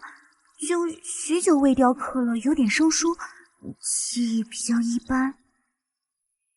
雕了多久啊？也没多久，就这几日闲着的时候，就抓起刻刀刻几笔。他看起来好像不太相信的样子，难道被看穿了？是熬了几夜，想瞒着你，给你一个小惊喜，就只能在人后偷偷雕。我想把从前欠你的，以我的方式一点点还给你，将过往的欺骗、不堪的回忆一点点抹掉。燕璇，我不愿意对你说敷衍的话。我不知道以后会变成什么样，但至少现在，我想给我们创造很多很多美好的回忆，不想留有遗憾。我没有当过别人的妻子，更不知道怎么做好你的王妃。但是我会竭尽全力，如果有哪里做的不对，你及时告诉我，好不好？你没有做的不对的地方，是我想走了。纵然他对我的喜欢尚且无法越过对故土的眷恋，但一步一步慢慢来，总有瓜熟蒂落的一日。但你最近都不想和我亲近了。我想娶你，总要家中的长辈出面，以示诚意。两国之间商量婚嫁之事，总要礼官随行。永宁侯是皇室最德高望重的老前辈，纵然他老人家不拘一格，但总不好在他面前行事放浪，以免吓到了他。随行的礼官，即便有心筛选，但仍有内心迂腐不化之人。我不想旁人对你有一丝一毫恶意的揣测和诋毁。你我将来是要回到大业的，我想让你被人敬重，不想让你被传出闲话。纵然你可能不在意这些，但能少一件麻烦是一件。也是，叶人与周人思想迥异，对女子尤其苛刻，他有此顾虑也是正常的。那我把辛辛苦苦做了那么久的木雕赠予你，你看起来一点也不高兴，你都不喜欢。我喜欢它，但我不想看到你因此受伤。疼吗？处理了吗？处理了，处理了。还不够，我帮你处理，细细的处理。公主是想要这样的亲近吗？你明知故问，叶璇，你当真没有生气吗？是难免有一点情绪不佳，需要一点时间沉淀，但算不上生气。公主，你有没有想过，山不救我，或许我可救山。你的意思是，你以后也是能陪我留在小周朝的吗？那自然还得是看公主表现。叶璇，我当年真的是错失了稀世珍宝，如今失而复得，不管在哪方面，我的表现一定都会很好。不管哪方面，公主，在我怀里对我说这样的话，我很容易失控。偶尔失控一次也没什么问题。叶璇，对你我也一样，你想做什么都可以，想亲我可以，想亲近我可以，失控当然也可以。叶璇，我想看你和我在人前牵手的时候偷偷红着的耳朵，也想看你在耳鬓厮磨的时候为我失控。公主，本来就只是想亲近你，现在的我想认真询问一下公主，需要到哪一步的情景？都可以。有宁侯在外看着，我们速战速决。嘘，附近又有人在走动。公主撩拨在先，为了你我的名誉，可要多担待些。那你也不能这样，明知道有人走动，还越来越过火。皇叔什么时候学坏了？这样是怎样？明知故问。公主方才还说都可以。我不管，我就要食言而肥。谁知道你还能这样？完了。燕璇，你真是有100个心眼儿。明明他是始作俑者，恶人先告状这一出就没玩得炉火纯青。承让。你别骗我啊！你当时当真只想和我做交易？公主若觉得那是交易，那便是交易；若公主觉得那不是交易，那便不是。从我向公主求婚那一日开始，选择权便交于公主的手里。你又说情话？不是情话，是我心中所想。那行吧，就这样。不然如何？不是速战速决吗？难道不是？原来公主觉得这还不够。不过公主，纵然你我将有名分，但在此处胡天胡地，到底是过分了些。若公主实在是想和我再亲近些，许是要人约黄昏后，月上柳梢。今夜我给你留门。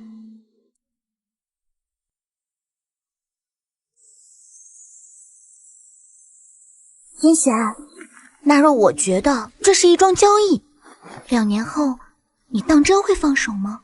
公主不想敷衍我，我也不想欺瞒公主。若你仍觉得是一桩交易，不管是2年还是10年，我都不会放手。从公主答应开始，我就没有给公主留有余地。若公主知道了我幽暗的心思，当时还会答应吗？若是当时，必然不敢答应；若是现在，甘之如饴。什么？大叶朝的皇叔要拐走朕的公主？皇叔2字一听就很老，朕不允许，而且辈分上不合适。硕皇叔其实年少有为，至今也不过20出头。听说公主那边也是愿意的。那不管，再怎么说也是叔叔辈，是老牛吃嫩草。回头朕那如花似玉的闺女，走到哪儿岂不是被人叫婶婶？回头朕还得被人叫爷爷。定要他过5关斩6将，让他知难而退。凭什么？凭什么我们得不到的公主要留万人舔呢？不行，必须得让他知道我们的厉害。就是，我们几个人难道抢不过1个人吗？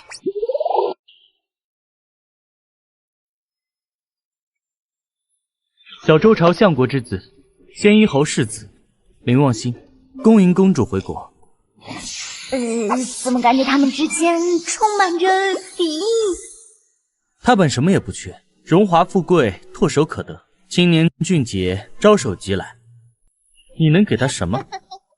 动荡不安、如履薄冰的未来，还是背井离乡、循规蹈矩的孤独？你想说什么？你若喜欢他，便不应该想着束缚他；你若不喜欢他，那更应该离他远远的，不应该来沾惹他。从前我与他在一起的时候，从未见你有过任何阻力。自然，他是小周朝的金枝玉叶，谁都不该成为他心里最特殊的那个人。他不属于任何人，自然也不必属于我。但如今他改了主意，我亦改了主意，想与人一争。他是丞相之子，自然不愿意放弃锦绣宏图，与人拈酸吃醋。可若有人妄想成为他的唯一，他也不介意与他一争。争？公主她喜欢我，我又何必与旁人争？喜欢又有何用？他心思不定，此刻喜欢你，下一刻便会喜欢上别人了。我们陛下对外开放驸马之位，数量不限，有志者皆可竞争。而我与他青梅竹马，两小无猜。在公主出使大叶朝之前，我与她几乎是形影不离，我几乎能窥测到她的任何心意，只要她一个眼神，我便知道她想做什么。她从小到大喜欢什么，我都会为她寻来，无论是物件还是男人。若你想和我说的是这些，那便没什么好说的。不管你愿不愿意接受，我和她的关系都是特殊的。在他心里，我也是特殊。我这辈子最后悔的一件事，便是任公主出使大叶朝，否则定不会让你们破镜重圆。竟然被无视了！公主呢？公主尚在梳妆。那我候着。竟然就直接进去了。公主今日画的眉有点淡。真的吗？让我重新替你画画。啊？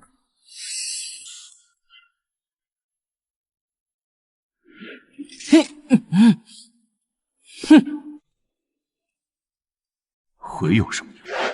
悔之晚矣。好了吗？天玄，今日有人到我面前来，与我说公主与他青梅竹马，有一段两小无猜，谁也无法打搅的时光。他说，在公主心目中，她的地位谁都无法取代。我不知道他为什么会说这样的话，但我对天发誓，我对他绝对没有起过半点心思。从今往后，你就是我裘星辰的兄弟啦！我举双手保证，我与他清清白白。小时候能懂什么呀？兄弟，别害我！只是想到回了小周朝，必定要面对很多你的倾慕者，或许还要招架你的父皇强塞来的180个驸马，便不由自主分心。他现在怎么会示弱这样的套路了？公主，可仍会因为我描不好眉怪罪于我？我怀疑他在转移话题，但我没有证据。那你帮我擦了，我自己来就行。严玄，我不知回小周朝后会面临什么样的考验。我父皇不知你的好，可能他真的会想着强塞180个驸马给我，也可能不止一个人到你面前和你杜撰我与他的往事。但无论如何，我能保证，既然答应了你，我心匪时不可转也。我心匪时不可转也。燕玄，你不会心生退意了吧？怎会？只是好像低估了迎娶你的难度。我欲摘星揽月，本以为只需要登100尺危楼，步琼楼玉宇，现在看来还要斩魑魅魍魉，十分乱万象，才可手摘星辰。只是星辰可知，我是俗人，亦难以免俗。我会嫉妒他见过你儿时的模样，嫉妒你与他交付过信任，嫉妒你和他或许将来偶尔会流露出来的默契。那我不和他们再来往。不必，星辰在天穹悬挂，自当一如既往耀目，无需因此有任何改变和负担，只需要原谅摘星之人一些不合时宜的嫉妒。今日我的口纸也没磨好，你也帮我擦一擦吧，这样擦好不好？公主有令，本王理当竭尽全力，擦个一干二净。严玄，你不用分心，也不用担心，更不需要嫉妒。星辰已在你眼前，袖手可摘矣。星辰却已入我怀，吾当真挚、重质、上质、细致，还有一点口纸未擦干净，还请容许本王返宫。如今公主和寿王婚约未定，仅是求娶罢了，我朝也未答应。二位殿下还是守礼一点为好。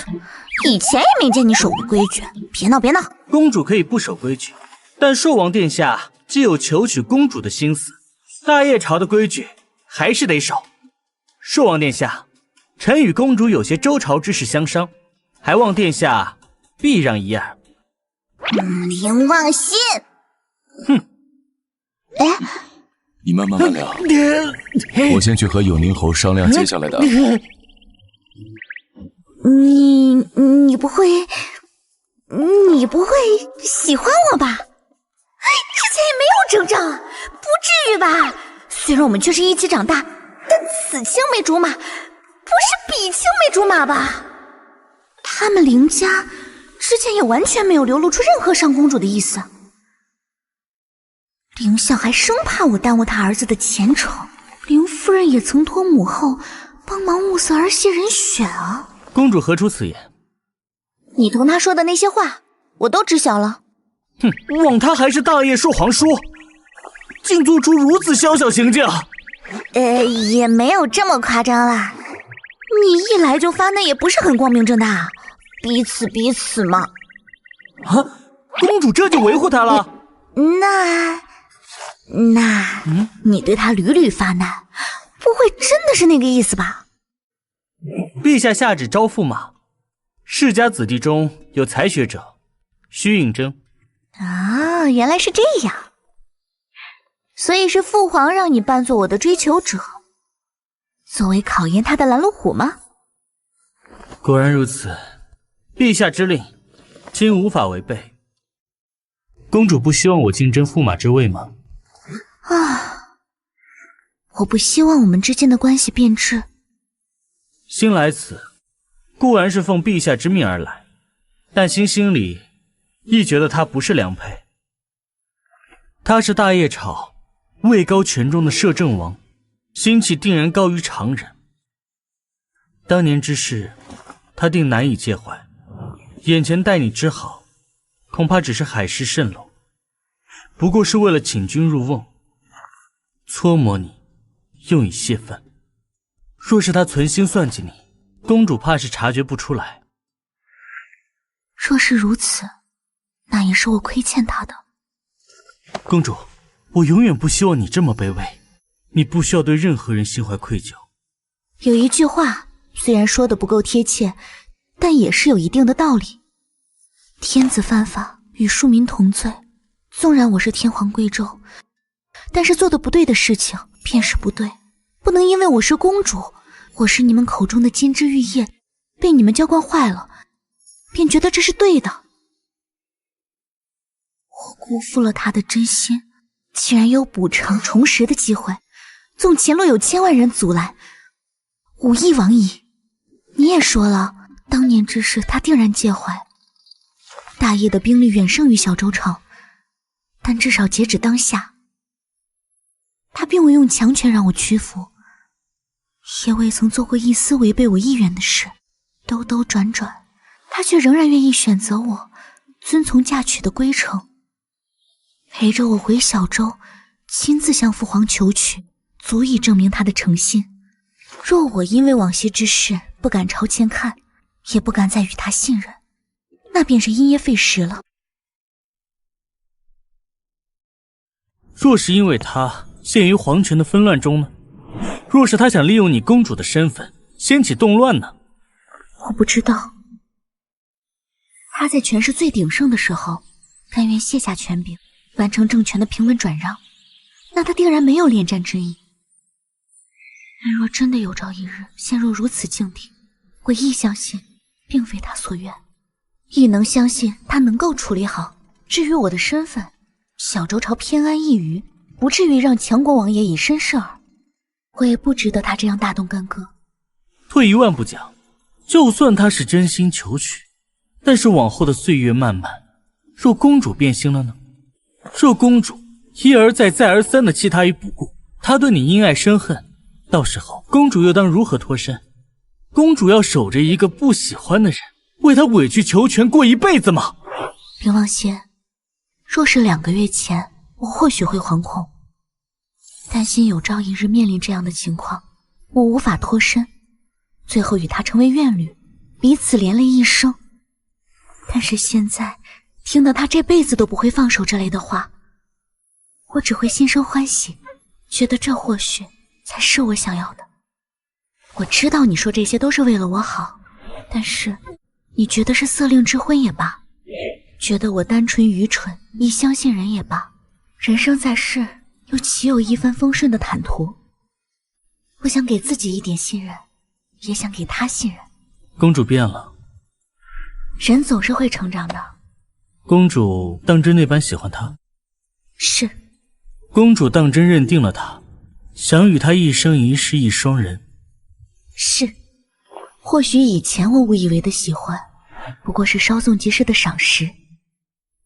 无论如何，这些年我也确确实实只这么喜欢过他。好，我会助你一臂之力。你这就妥协了？听从前说过，公主想要什么，心都会为你寻来。公主有任何需要，心供你驱使。不过，如今当着两朝来使之面，公主还是需要发乎于情，止乎于礼。莫让大叶朝的人生起轻慢之心，以为你非他不可。来之前，陛下交代过，牵手不行，描眉不行，亲密的事不行。不要让大叶的猪把我们小周朝的翡翠白菜给拱了。不能偷饶。不能。描眉不行是他自己加的吧？那如果是他表现的非我不可呢？克制，方显尊重，还希望公主不要让臣被陛下定一个玩忽职守之罪。给我来这招！偷偷的，不要太过明目张胆，我还是可以睁一只眼闭一只眼的。好耶！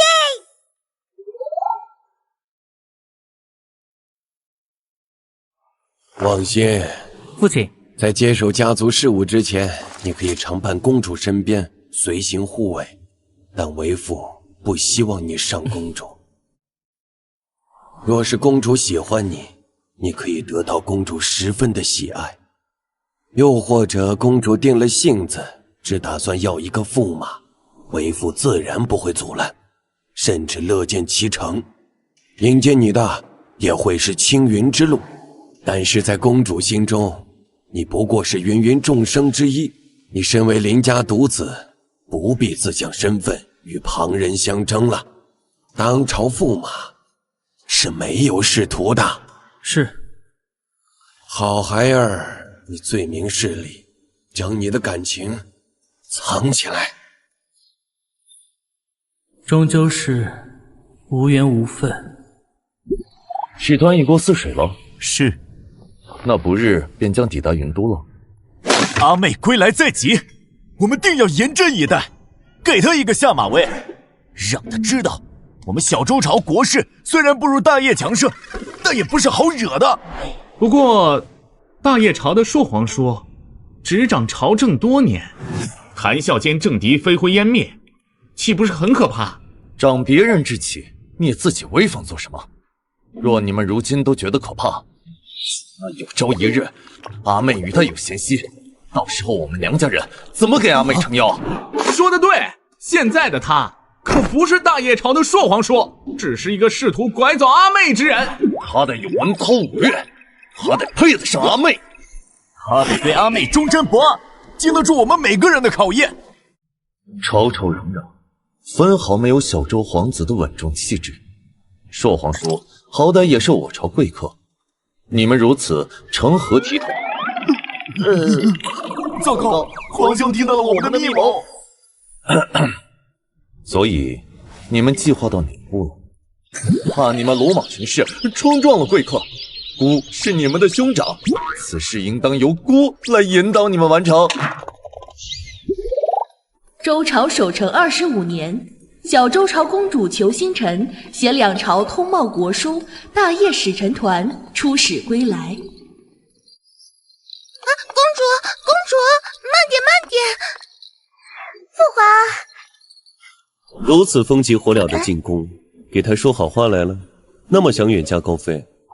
本来按照时辰，明日使臣团才能抵达云京，竟提前到镇这儿，给朕做工作来了。当然不是，就是很想您，想提前见到您。哼，父皇，撒娇也没用。他怎么没和你一起来见我？躲在女人背后，成何体统？这不是因为，一方面我想让您提前有个心理准备，另一方面，他也想收拾齐整，然后在一个更庄重的场合与您初次会面嘛。要不然，您肯定觉得他太猴急，必然不安好心。胡说！要真的想让朕有心理准备，也不会你一来信便通知朕你想成婚之事。这不是事从权急，您闺女势力在先，先哄骗了她嘛，然后她让我负责。果然是巫女会干出来的事。当真不是她哄骗在先？不是她先占你便宜？当真不是。就那么喜欢她？就像父皇喜欢母后那般喜欢，或许还要更多一点点，再多一点点。一点点？父皇看起来好不服气啊！就你们这小孩子家的喜欢，还想和你父皇母后的比？是，你们天下第一，我们天下第二。不要18个驸马了？不要，一个就够了。舍得父皇母后愿意背井离乡，远嫁他乡？他说他可以陪我留在小周朝。男人的嘴骗人的鬼，花言巧语没用，能做到的才是真的。好不好嘛？求求您了，拜托。少来这一套，为父得先看看他究竟给你灌了什么迷魂汤，又有什么本事让你如此死心塌地。若不能让朕十分满意，休想从朕这边得到任何许可。父皇一定会十分满意的。不要以为成了两朝剑茂的大功臣，朕就不能奈何你。这阵子你给朕住在宫里，休要往外跑。好的，父皇。在路上，林王信日日对我严防死守也就罢了，没想到回云都才是真正的考验开始。确认，阿妹已进皇宫，短时间内不会折返。确认，朔王正在馆内。OK， 趁着阿妹不在，兄弟们都给我抄家伙上！上！怎么又被皇兄逮了个正着？皇兄看起来要直接进去。先礼后兵，在下周朝太子裘昭泽，敢请殿下赐教。请。且慢！大业朝有贵客远道而来，某要尽到地主之谊。姑娘还请这边请。殿下，公主那边给您带了句口信，她说吾在宫中，静待君来。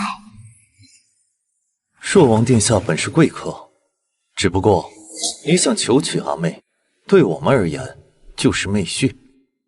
他怎么笑了？对赢我这件事如此称呼在胸吗？若是妹婿的话，需要接受他的兄长们的考验。朔王殿下可会因此不满，觉得吾等招待不周？自不会，诸位待星辰之心真诚可贵，吾不仅不会介意，甚至非常感激。话说得好听也没用。黑子领先白子实木。殿下，胜负已分，今日还请容许本王稍作休整，明日也好先行拜见尊长，改日再奉陪诸位到底。周朝守成25年，大业朝朔王燕玄亲至云都，向周帝递交通婚国书。我朝有朔王晏玄，年已成立，未有婚媾。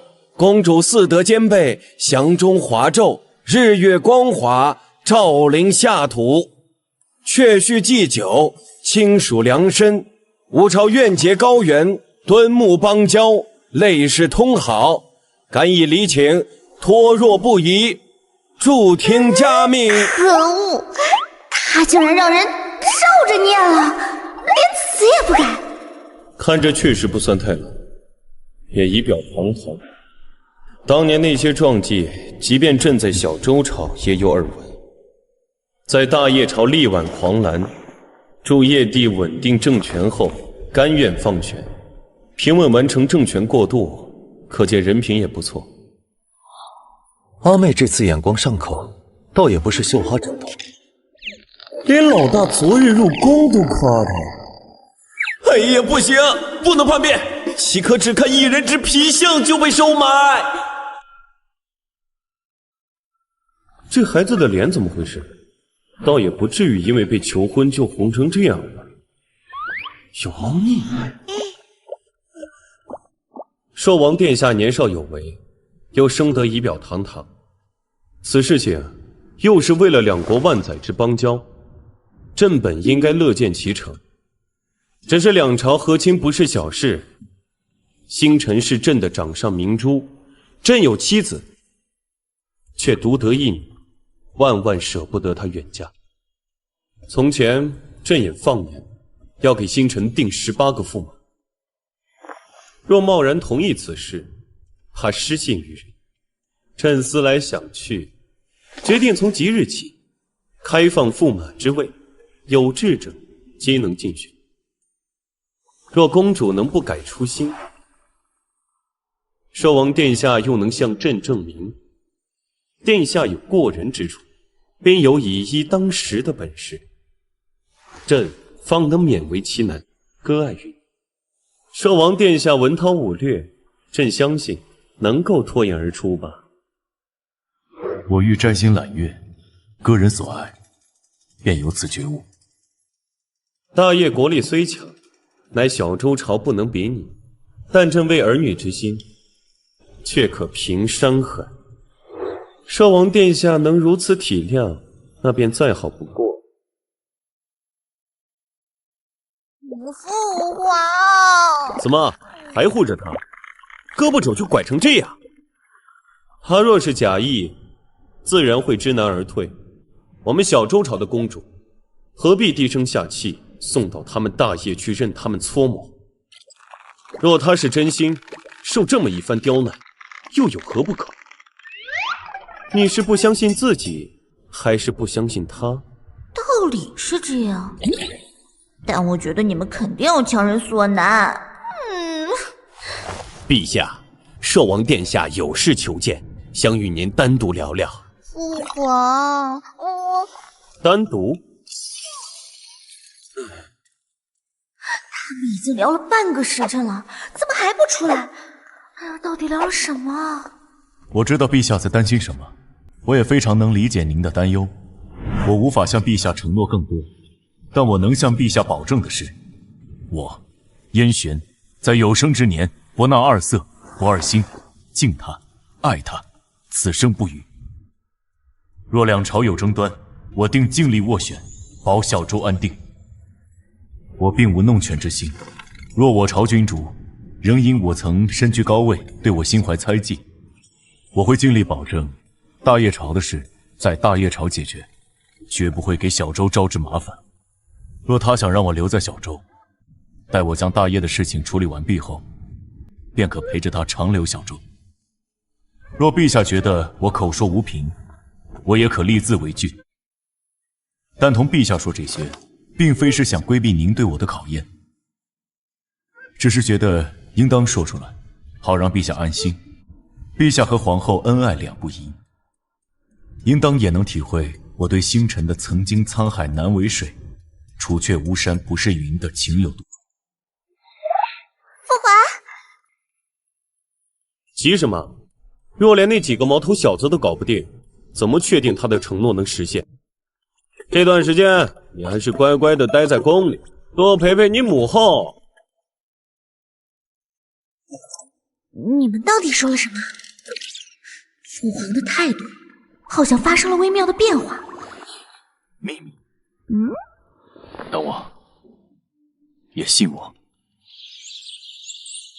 如何了？原来父皇知道我们在皇城脚下给他使绊子的事。我们觉得，除却他的身份之外，尚算良配。这段时日我观察过了，他对女色也不迷恋。我特地安排了几个美人从他的身前走过去，他也目不转睛。他弓马娴熟，在骑射上也不堕我们草原儿郎的威猛，体力看起来好得很。我和五六两地轮番上，也不是他的对手。琴棋书画考教了前3样，不说样样精通，但至少皆有涉猎。反正阿妹也不是太精通。就5天的时间，你们就能将从小护到大的妹妹相让了？父皇放心，我们接下来会再接再厉，专攻他的短处，也会尽量让他露出马脚，杜绝他表里不一的可能性。是吧？真是岂有此理！说好的设擂台接受有志者的挑战，结果却在那儿猛钻空子，净找一些看起来弱不禁风、一拳便能打倒的上台，生怕赢了似的。那几个臭小子也真是的，平白活了那么大的岁数，几个人连一个人都搞不定。挑驸马嘛，又不是比武招亲。若真的来了个外挂猎枣，在武艺上胜过了兽王，莫非你还真的要招他为婿？那才是糟蹋了我们闺女。我前2日抽空去看了一眼，人也确实仪表堂堂，同人比张弓射箭的时候，那臂力和腰力，我算是彻底明白了我们城堡为何就那么栽了进去。心动了？一个个的就喜欢看人皮囊。连女婿的醋也能吃上，你这样倒是让我想起了我父兄。当年的云家虽是商贾之家，但也称得上富可敌国。你来求娶之时，我父兄并不想让我成为皇子妃，便卯足了劲刁难。后面想了一下，你不过是一介贤王，与地位无缘，又见你真心，便答应下来。谁成想，后来的皇位之争，争到最后，仅留了3位皇子。晋王号南风，整日纵情声色，纳了一个又一个男宠。闵王早期堕马，伤了根基，无法孕育子嗣。最后群臣无奈之下，挑了看起来没有什么大毛病的5皇子，也就是如今的周帝，继任皇位。哪曾想，竟是个痴情种。那2年你初登帝位，劝你开3宫6院的折子，几乎堆满了案几。我又因为生了老2，伤了身体，此生还能不能受孕也不知道。老2的身体又体弱多病，都不知道能不能养大成人。那时候的你，为了替我顶住压力，甚至甘心混淆皇室血脉，收留了烈士之后，充为亲子，平息了群臣的争议。后来我又怀了老6、老7这对双子，又有了城堡，终于守得云开见月明，那些折子才少了。谁能想到，如今的周帝拥有7子1女，却有3、4、5、3位皇子，并非亲生的呢？帝王之爱大概便是如此了吧。从前你能数10年如一日，专宠于我，我能相信兽王也能为了护星辰周全，想方设法竭尽全力的。你呀，分明心里已经同意了大半，面子上过不去罢了。其实也不是不行，只是他到底位高权重，又在那个位置待过，定然少不了君王的猜忌。若有朝一日他有灭顶之灾，又或者对女儿变心，又或者咱们女儿变心了怎么办？我们若想护住她，怕是鞭长莫及。纵她有承诺，可不怕1万，只怕万一啊。儿女长大了，我们终究不能总想着凡事都将他们护在羽翼之下。既然他做了选择，那我们就相信他能承担所有的风险。更何况，若女儿受了委屈，我们尚且可以举国之力相帮，这已是极大的幸运了。都多大了，还这么毛毛躁躁？你放心，你的准驸马如今在擂台上并无败绩，前2日林世子也上了擂台，最后铩羽而归，心服口服。你的兄长暗地里使绊子，他都应对得当。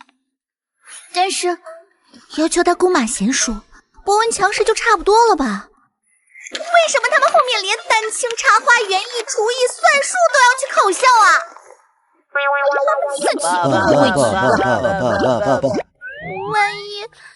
万一真的有那么1、2项技不如人怎么办？父王不会因此就真的不同意了吧？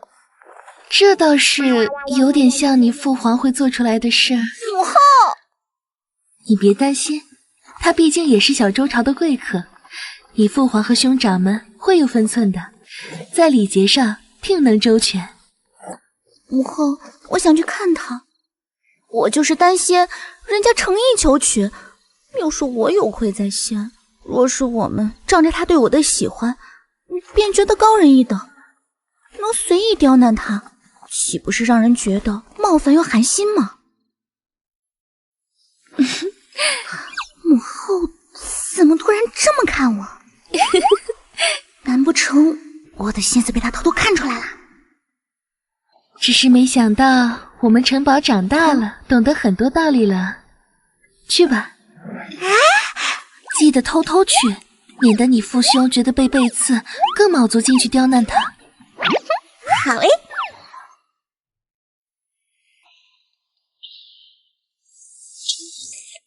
这大叶朝来的皇叔怎么什么都会啊？而且三哥还放水，说考校他算数，结果就让他拨了2下算盘就算过关了。难不成我们之间有叛徒？是不是考题提前泄露了？哦，对了，三哥呢？青崖姑娘武艺高强，又姿色过人，尽可肆意游荡山河，又何必将自己困于一隅？我不明白三殿下的意思。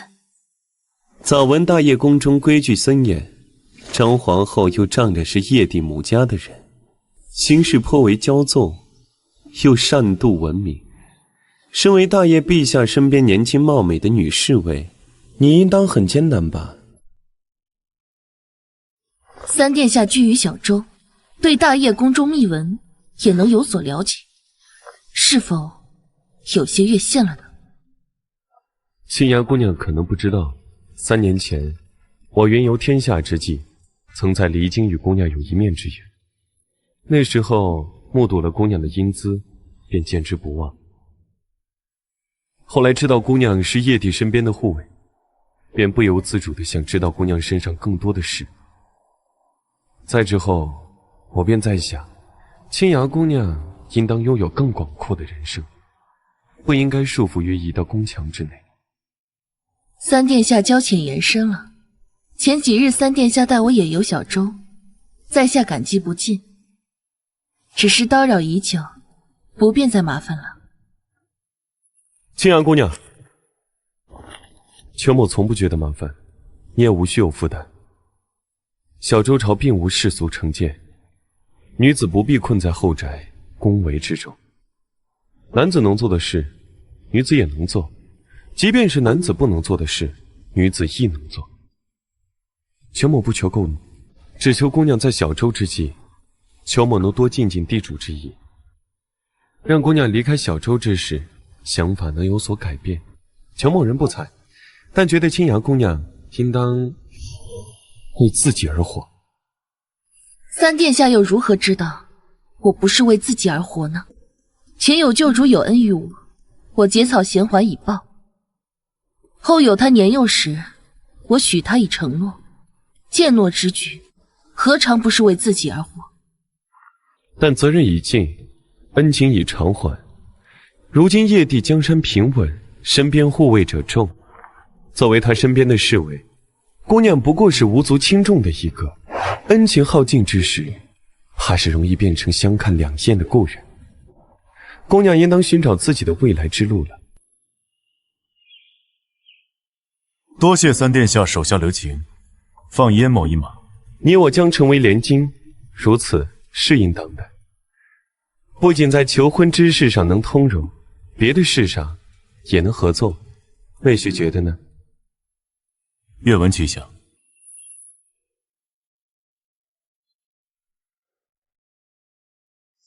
殿下，奴奉公主之命，来为殿下接风洗尘。是他，当真只是接风洗尘？姑娘的穿着打扮，看着可半分也不规矩。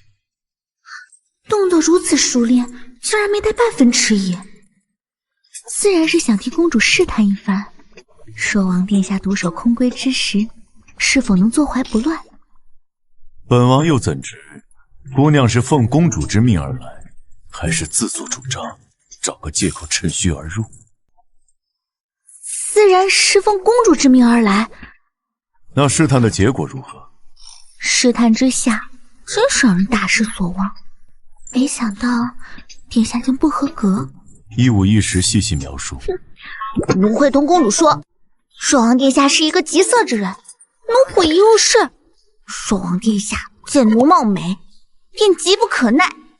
那为何姑娘的脸这么厚，又为何搂着本王的腰不放？姑娘届时也会同公主一五一十的描述本王是如何亲着姑娘吗？或许还有旁的更过分的事。而姑娘不但没有推开本王，反而很迎合本王。论说骚话，还是严选强一点。那自然是因为奴有私心。殿下名声在外，奴倾慕殿下已久。奴虽是公主的婢女，但也想让殿下做奴的郎君。那你想让本王如何做你郎君？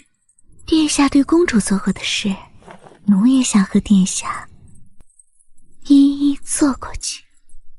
本王同公主做过的事情可多了，有花前月下，互诉衷肠；有绿衣捧宴，红袖添香；有鸳鸯交颈，共赴巫山。姑娘，今夜先要哪样？殿下真是好狠的心。公主如今虽身在宫中，但却对您日思夜想，你反倒做出如此行径。您还未娶她，便要与人共盟渊蝶，若公主知道了，定然寒心之极。哼，男人！你竟心疼公主，不想背主，那便不让她知道这些。本王相信姑娘一定有办法瞒住她。好啊，蜀王殿下，你想着其人之美。原本不想，只想着与公主一生一世一双人。都怪姑娘好颜色，本王见之忘俗，情难自已。似姑娘这般的人，来一个，本王爱一个。随便一个女人都能近你的身，也不知道在我们不知道的地方，又有多少藏污纳垢的事儿。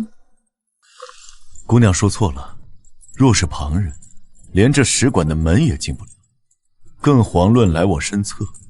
唯有公主的人，方能畅行无阻。这还差不多。那姑娘可愿让我享其人之福？若我说不愿呢？那我便只有想方设法封住姑娘的口，再收买姑娘。奴可不是那么容易被收买的，殿下可要卖力些。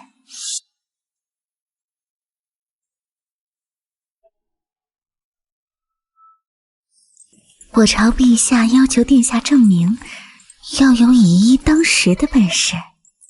昨日不如撞日，今日奴便先替公主来验验，殿下是否不论哪个方面都有这个本事。姑娘可知道此言一出的后果？鸟兽须出笼，倦鸟当归林。难得今日偷得浮生半日闲，更应当惜时，珍惜每一刻。那么，本王先将姑娘脸上的面纱掀去，见一见姑娘的庐山真面目，再与姑娘共谋渊蝶，先做姑娘的郎君，改日再做公主的驸马。所以，公主是如何思念我的？自然天天担心你有没有被陛下和皇子们刁难，担心你一个人在异国他乡是否孤立无援，每日想方设法地打听如今的形势如何，是否游刃有余。只恨他困在宫中无法脱身，父兄那边又软硬不吃，没办法给殿下任何助力，否则定要与殿下同甘共苦。那也请姑娘告诉他，本王如今尚算胸有成竹，对他亦是思之甚笃，恨不得早日将他娶回家，以免夜长梦多，长夜孤寂，他辗转难眠。那可要早点，再早点。思君如满月，夜夜减清辉。再等下去，满月便要成弯月了。殿下可舍得？舍不得，所以更想在公主身上多留下点什么，以慰相思之苦。来者不拒。是姑娘先说的来者不拒，本王从善如流罢了。明日，兄长们要考教本王书画，本王不善丹青，还需临时抱佛脚，不知道姑娘可愿相助本王？原来你也有不擅长的事情。我非圣人，自然有不擅长之事。怎么保？姑娘只需要躺着不动，余下的交给本王。他是要为我画像吧？哼，本姑娘勉为其难帮帮你，你可一定要将本姑娘画好看点。一定会画得极美。叶璇，你骗人！我哪儿骗人了？我一来没让公主动，二来确实在画公主。还是公主觉得我画得不美？墨迹未干，公主勿动，否则我不敢保证墨汁会流到何处。强词夺理，你这分毫也不像正经画画，适才竟还让我配合他摆弄了半天动作。如今我所思所想皆是公主，在纸上作画无法集中精神，岂有在皮肤上尽一多？明明是假公济私，确实存着别的心思。公主不想看看在我笔下的模样吗？公主不想看看自己有多美吗？画作将成，只要再忍耐一二，片刻后便能一览全貌了。你最好明日真能赢。定不负公主今日牺牲。苟烟璇，你都干了什么？站都站不稳了，怎么还有力气生气？哼，苟烟璇，还不是拜你所赐。这就是我的牺牲成果。公主不满意的话，来日再为你画上。大可不必。不过兑换一下，我对你画倒是可以。使馆内连通着一处温泉，舒筋解乏。我先替公主将身上的墨洗去。何时回去？晌午。今夜母后为我掩护，父皇沉迷温柔乡，应该没工夫想起我。赶在明日早朝后，父皇处理完正事之前回去便好。也就在5个时辰。你也不要压力太大。父皇和兄长他们没有恶意，也并非存心刁难，就是关心则乱。他们养我近20载，忽然来了一个人要将我带走，偏离他们为我规划的路线，定然觉得不适应。那也只是因为舍不得我。我知，偶尔输那么一两场也没什么。他们做这些事儿，也就是心里有点不舒坦，想测一测你的锐气，并非真的要求你十项全能。倘若你真的无懈可击，他们或许更气闷。当然，若他们非要无理取闹，没个休止，我便豁出去，一哭二闹。他们疼爱我，定不会让我受这个委屈。星辰，若我当真需要你一哭二闹，方能让你的父兄答应婚事，那我也太无用了。更何况，我希望这世间唯有我能弄哭你。又不正经。燕某生来20余载，克己复礼，唯有公主一人，能让燕某人不顾礼仪廉耻，能让燕某变得判若两人。他怎么总是戳中我的软肋？公主，今晚你还未说出你的检验结果，我是否名副其实，配得上以一当十的形容？勉勉强强。本王掐尖要强，事事都想做第一，今日未尽全力，只得公主一个勉勉强强的评价。看起来还需全力以赴，温泉水滑到细腻之。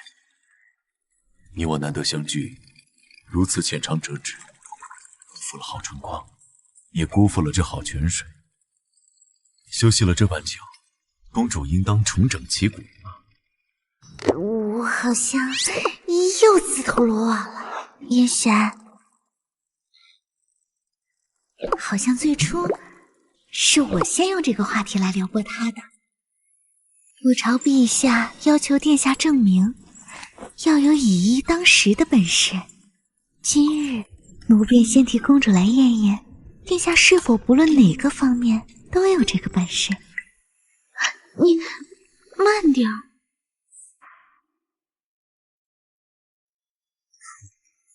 这才几日就暴露了本相，还被我们抓到了小辫子。他还没有娶到皇妹，都这样，若真的让他娶了，那还了得？无耻之友，这还是在我们小周朝就公然同武姬私会，还这样难舍难分。你竟说了1刻钟的话，还一直牵着小手，一步3回头。我们需即刻去捉奸，定要把他打成猪头，满地找牙。不用送我，我自己回去。小等，哟，这2日我才发现他们从大业跟了过来，此物望能既相似。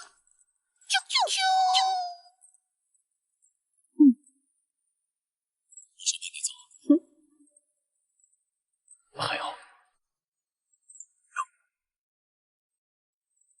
光天化日，朗朗乾坤之下，定要把他们分开。我眼花了，他和阿妹长得好像，不会是替身文学吧？你画本看多了吧？那就是阿妹吧？怎么，连你们亲妹妹都认不出来了？这不是从未见过阿妹这般小鸟依人、面若春桃的模样。阿妹，你怎么会在这里啊？混笨，这还用问？自然是惠情郎。我们小周儿女看对眼了，沐天席地都是正常无比的事儿。我们不过是私会而已，至于这么大惊小怪吗？不至于，不至于。还有什么意见吗？没有。那我便走了。看这着装，衣服上的折痕，再看这日头，完了，我们的小妹真的被叼走了。对了，你们收敛点儿，不准把人吓跑。吓跑了，我可再也找不到这么合心意的夫婿了。要不放过他？阿妹都发话了。那也要太子殿下和父皇同意才行。那就，如果有台阶递上来，就顺着下。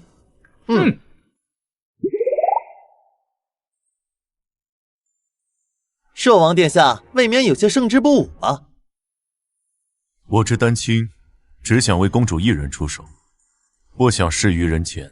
更何况，燕某以为，权力和地位亦是实力的一种体现。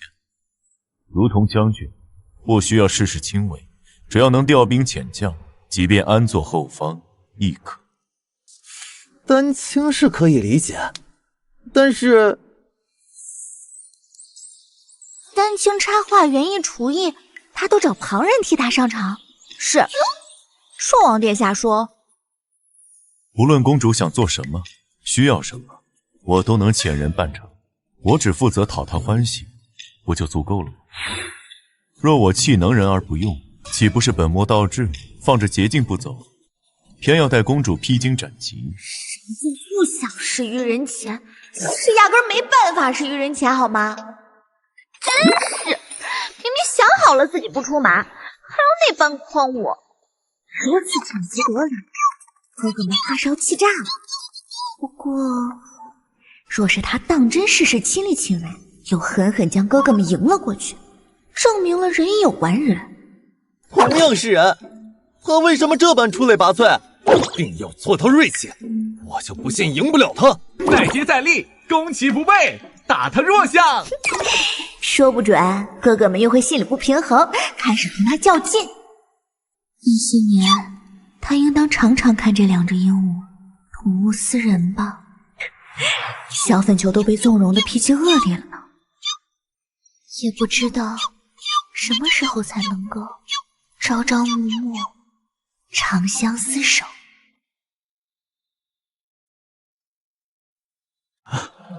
算他过关吗？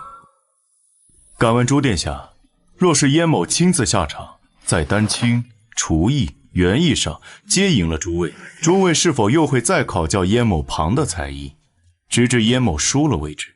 不如各退一步，殿下们放燕某一马，也不用犯难再想旁的法子了。他说的确实有几分道理，我们是要结亲，不是结仇，总不能让他精通百家之学吧？不论用什么办法能让阿妹舒坦，别的管他呢。少王殿下的确文武全才，又知人善任，技不如人，我等甘认。不过最终能否娶到阿妹，还是要看陛下能不能点头答应。往后的路还长，眼前这关过了，不代表自此之后便能懈怠。若你对公主不好，纵使上刀山下火海，我们也不会姑息。燕某在此谢过诸位兄长。这就喊上了，不过听起来倒是别有滋味。儿臣们尽力了，实在不是硕王殿下的对手。少王殿下陪着我们比试了这般久，不仅毫无怨言，至今仍然诚心诚意，已是十分难得。配个阿妹绰绰有余，的确可以称得上以一当十。太子呢？你觉得如何？儿臣附议，驸马贵精不贵多。父皇，你看，皇兄们的评价都这么高了。你大不中留。所以，既然你们都为他说好话，这桩婚事真准了。少王日理万机，品行样貌上乘，且精通文武艺，已是难得。再考校下去，便是我们小周朝气量狭小、强人所难了。说不准朕的公主都要和朕离心离德。怎么会？不管父皇做什么样的决定，女儿都会好好的孝顺父皇，继续做父皇的贴心小棉袄。哼！陈宝寻到如意郎君，又是极靠谱之人，你怎么还是闷闷不乐的？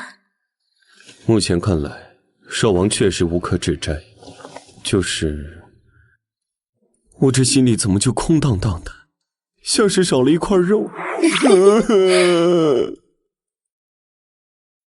需要亲亲才能治愈。你呀，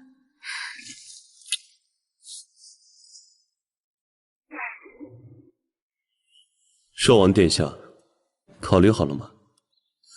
婚期在何时？婚事在哪儿办？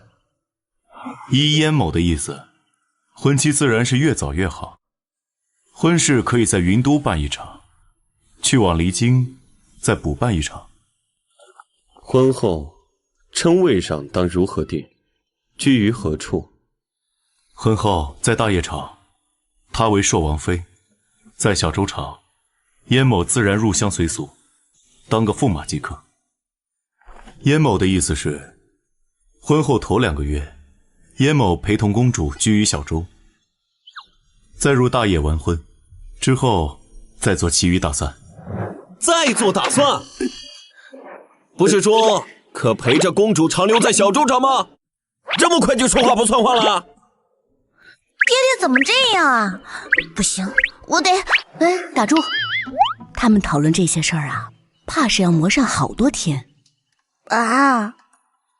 与其在这边提心吊胆干等着，不如找个地方品酒喝茶，舒舒服服的等着，岂不快哉？妈，不行，我得在这儿盯着。他们讨论他们的，我们筹备我们的。你好事将近，我们带了好东西给你，你不想看看吗？提前看看，有备无患。快走快走。不过，你当真就认定他一个人，不需要再考虑考虑，与旁人再做对比吗？我娘家小侄子初长成，堪堪18岁，像青松翠竹。你从前没见过，要不要见见？不必了。真不要？真不要。一个已经消受不起了，多来几个。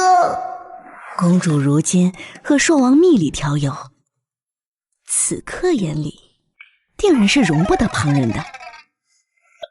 我最遗憾的就是这辈子只有你兄长一个，都不知道旁人是什么滋味，糊里糊涂的就被哄着嫁了。他又是个板正严肃的，偶尔哄着他胡闹了那么1、2次，回头总要躲我几日，还要将我私藏的避火图统统没收。你这话可别让太子殿下知道，否则那酸味会把你给腌入味了。知道了又如何？有本事让他别事后总躲着我。原来还能这样，长见识了。这世间获得快乐的妙法千千万，偶尔换个方式也可带来新鲜感。有助于男女双方的感情发展。就是不知道朔王是个板正严肃的，还是个外闷里骚的，愿不愿意和你这么配合？所以你验过了吗？是什么呀？验是验过了啊，能不能配合就不知道了。自然是个外闷里骚的，遇到公主，即便她是个白炼钢，也要化为绕指柔。我只负责讨她欢喜，我这丹青只想为公主一人出手。他们应当议的差不多了，我去看看情况。没出息。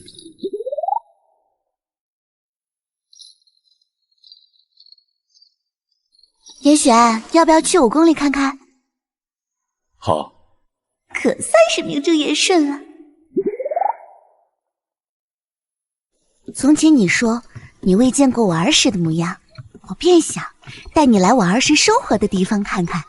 这段时日，我将从小到大宫廷画师给我绘制的画像都找了出来，小时候玩过的玩具、看过的书也摆在桌子上。我想，虽然时光无法逆转，无法带你回到过去，但至少我可以给你看看我年少时候遗留的痕迹。我从前总喜欢微服出宫，去过很多地方。如果你愿意，我们会有很长的时间，将我从前走过的那些路带你一起走遍。我会牵着你的手走遍街头巷陌。公主，若早知道小周朝的云都从前有位这般玲珑可爱的公主，燕某应当早日来求娶。方不算辜负时光。现在求娶也不晚。严玄，我们一定要办2场特别隆重的婚礼。我想告诉两朝的人，你属于我，你只属于我，只有我能名正言顺地站在你的身边，缠着你，喜欢着你。大叶朝的朔皇叔燕玄和小周朝的公主裘星辰永结同心，旁人都不许觊觎。星辰，我一想让你在亲朋好友的祝福下被我迎娶，告诉他们，我值得让你托付终身。我也想在我的家国昭告世人，我将与我爱的女子携手一生。公主，可做好了当2次新娘的准备？不在话下。那本公主的驸马是否也做好了当2次新郎的准备？时刻准备着。那么，本王的未婚妻在此时此刻是否愿意亲吻她的未婚夫婿？吾待今日求你，我的驸马。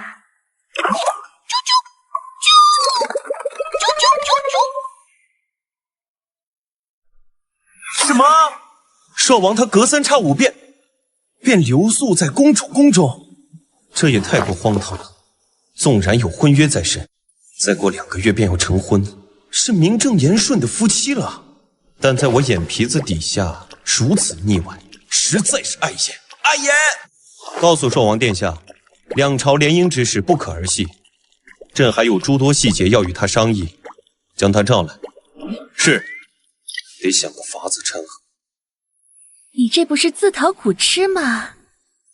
那人狡猾的紧，若不是朕亲自出面，恐怕他又是让属下商议这事。婚事讨论的差不多了，往后应当让他来陪我下棋，陪我出雕，陪我狩猎。何必？要不然，让我们家的小兔子在我们眼皮子底下被叼进狼窝里，吃的骨头都不剩吗？你自己年轻的时候不也是这样？那时候也没少受我哥哥的白眼。现在年纪大了，也整天想着这些事，上回闪了腰也不知节，己所不欲，勿施于人。还动不动就恼羞成怒。叶璇，我近日得了几本册子，老是旧花样，感觉有点腻味了。我们试试新的。公主如此，倒让我想起了从前。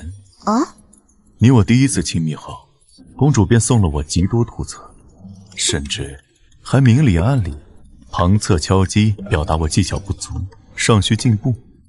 公主现在故技重施，是当真觉得腻味，还是觉得我尚需努力？那些书你不是没看吗？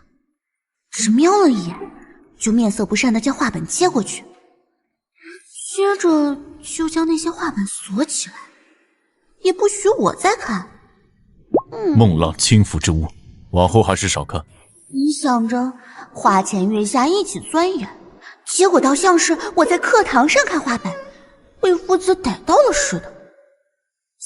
不过那时候的燕璇可真是克己复礼，让他妥协一次都老不情愿的。当年那强扭的瓜，真是老天。你说你后面技巧突飞猛进，是不是暗地里又偷偷翻了我送你那些册子？当时我还暗地里窃喜不已，觉得2个人的相合程度与日俱增。如今想来，他定然是面上一本正经的拒绝，背后悄悄磨练功夫起来。并未。不信。公主自己可看过那些册子？娇暖，今夜让哥哥我好好疼疼你。他出生了给他找的到底都是些什么册子？怪不得燕璇说那是孟良轻浮之物。公主就这么想按画本来？我想试试这个，还有这个，想看着他被撩拨的不能自已，光脑补就让人激动不已。那也行。真的？不过他刚刚也就看了一眼，当真懂了吗？等等，不是这样的，叶璇，你是不是故意的？如何故意？我明明是依照公主给的册子而行。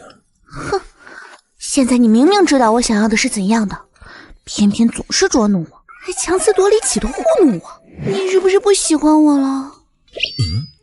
飞来指控？怎么会突然这么说？你从前和现在截然不同。从前的你都会照顾我的感受，会尊重我的意见，并不会戏弄我，也不会次次都让我那么难受，对我没有任何让步。好像这阵子是有些过于放肆了。只是这阵子有些情难自控，爱不释手。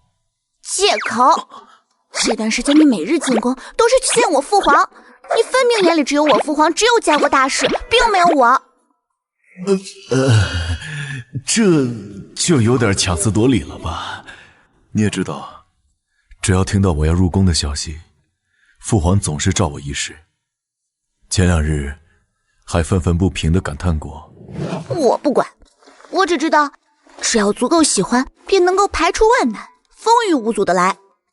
你难道不会拒绝父皇吗？他无理取闹，你也跟着胡闹吗？你的余生是要和我过，还是和他过？你对我只有冲动，你不喜欢我了。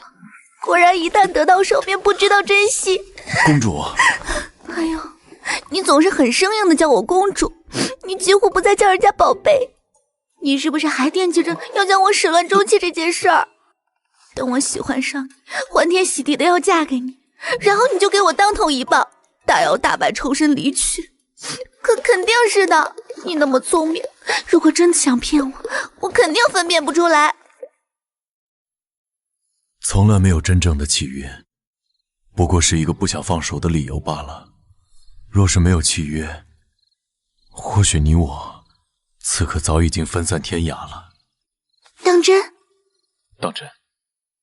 燕某以性命和所拥有的一切起誓。那为什么要一直叫我公主？一点儿也不亲昵。因为我希望，不论何时何地，你在我心里永远是千娇万宠、金尊玉贵的公主。我不信，我之前说想同你一起生个女孩，你也没有热烈的响应我。你肯定要说你哪儿没回应，你都没有和我一起展望未来，不想让我生孩，你没有爱屋及乌。我想要的只是，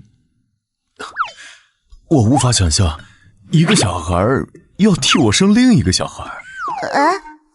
严璇，我不小了，我不是小孩，我都可以对你做很放肆的事儿。公主比我小了几岁，在我眼里，怎么看都是小孩。除此之外，便没有旁的什么想法。星辰，你知道吗？我有一个皇嫂，从前我时常出入宫闱，得到过她许多照顾。她本是身强力健之人，虽是世家嫡女出身，但弓马娴熟，不输男子，且从前也是飒爽利落的性子。但于生产已束手无策，生产不仅让她伤了根基，从此无法再弯弓射箭，也让她气结于心，即便在产下皇帝后，也无法疏解，最后伤了性命。会这么严重吗？不怕一万，就怕万一。当年没人想到会发展到这一步。当年的皇后与皇兄琴瑟和鸣，恩爱两不疑。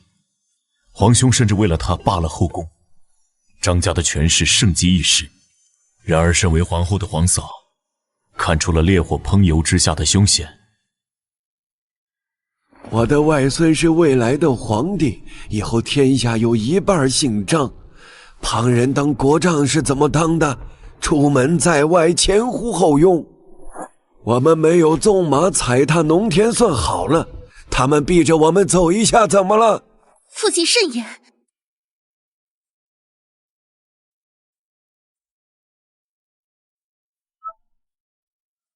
往常他完全有能力掌控这一切，然后怀胎开始，他的精力大不如前。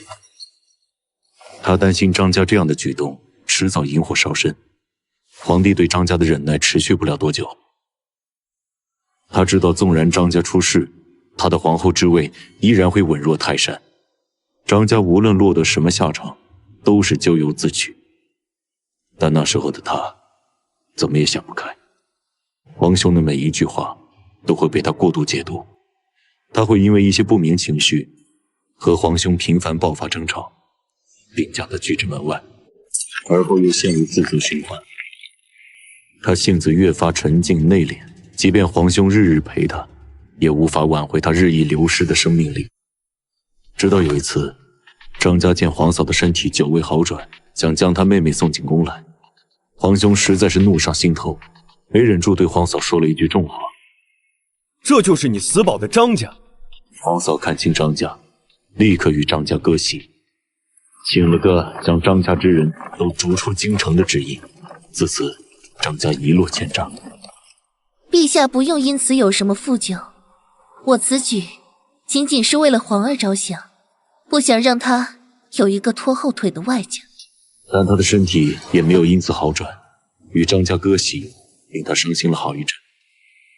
后来，他看着自己日渐残败的身体，想着自己越来越无趣的性格，担心皇帝对自己的喜欢不复存在之时，他和皇儿的结局未来会很惨烈。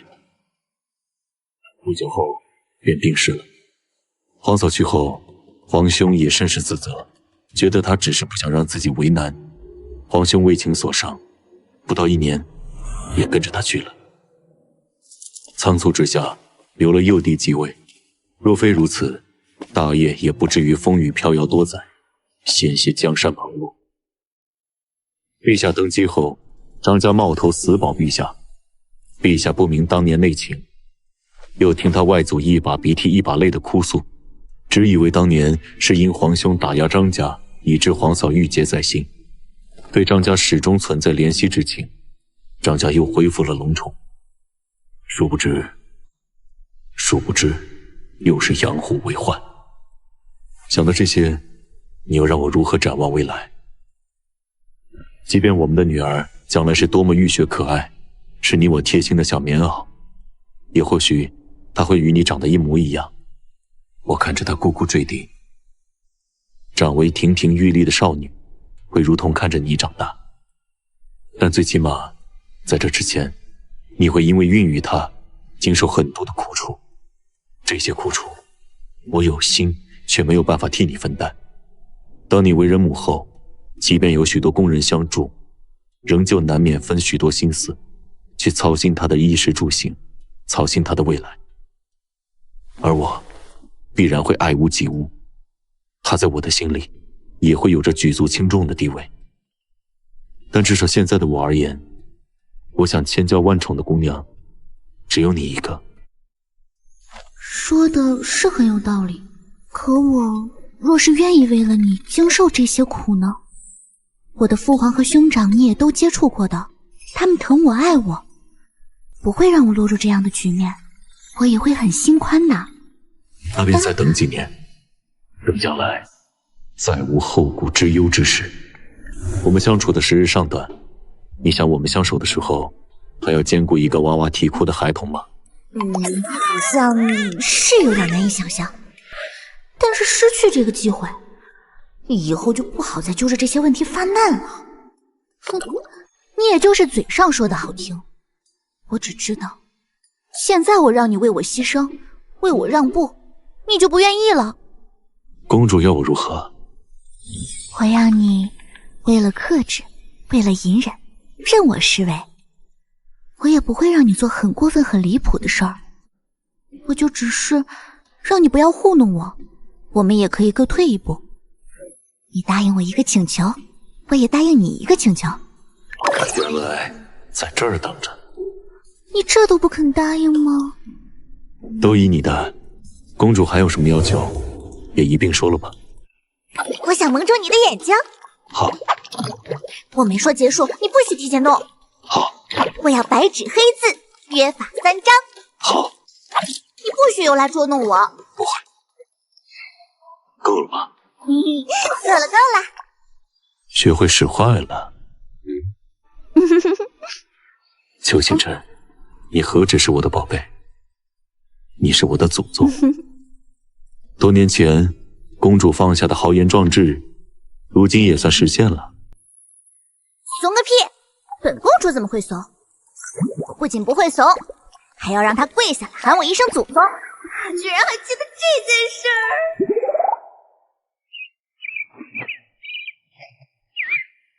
不日，周公主便和朔王在小周朝先行举办婚礼，但最近朔皇叔和周朝的三殿下走得极近，时常聚在一起，不知道在商议些什么。那位三殿下带着清雅游山玩水，两人乐不思蜀。陛下，三殿下接近清雅，定有所图谋。臣还是那句话，切记不可放虎归山啊！朕有决算，不必多说，下去吧。朕的清雅当真了。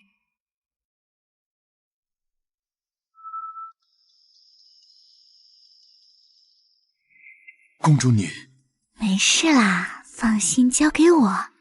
我都天天给你牵，我怎么喜欢上一个这么没气度的男人？都说好不许动，不许反悔。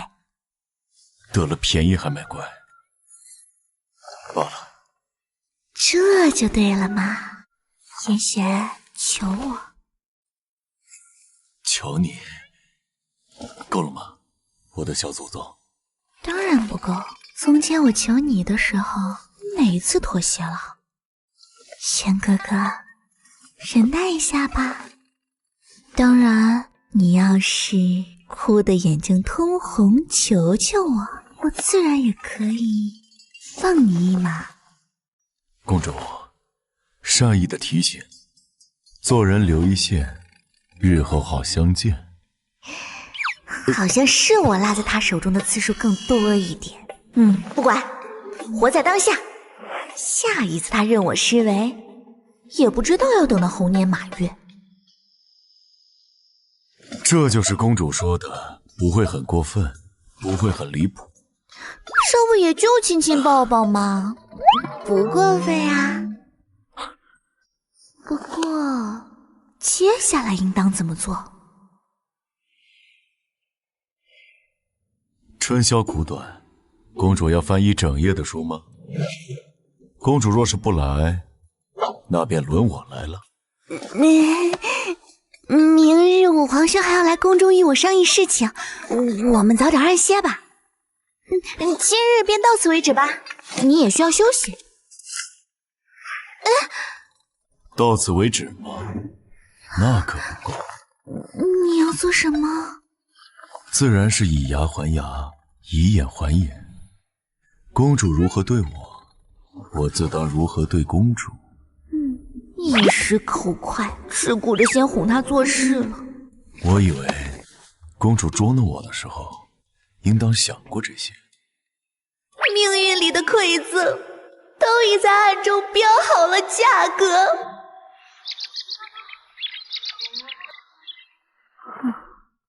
昨夜怎么就禁不住哄？他在我耳边叫了我几声名字，我便缴械投降了呢。按照公主的标准，我也不过是将公主对我做过的事折返过去罢了。何止，我就小小惩罚了你一下，你还变本加厉的对我了，不公平！从小到大都没人这样对过我。亲亲亲，啾啾啾，的屁股，抱抱抱，咻咻咻。看我干的好事，连鸟儿都耻笑我。要说情难自抑，无法自控，不用狡辩，就仗着白纸黑字写下你我各满足对方一条心愿，便肆无忌惮了是吧？我帮你上药。滚滚滚！带着你的鸟儿滚！不想见你。我们算了2个良辰吉日，下个月的15号，或者是明年开春。大概是父皇虽想多留你在闺中几个月，但是念及有宁侯家史尽在大业朝，不宜让他在小周朝滞留过久。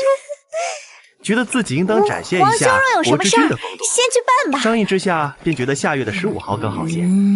虽有些仓促，但是阿妹的嫁妆，哥哥和父皇母后都是早就准备好的，也算是从容。有些吵闹，影响我们议事。我忽然想起来，确有一条需要增补。哎呀，阿妹，你这鸟不错，这能叫我祖宗吗？帮忙去协调一下。当然，不看用了。哦，原来如此。其余的大致已经商量的差不多了，阿妹回头看看是否还需要增减些什么。哟，我和哟，哈，咕噜咕噜。怎么还发着这种怪声音？皇兄若有什么事儿，先去办吧。不急，我还未喝上阿妹宫中的茶呢。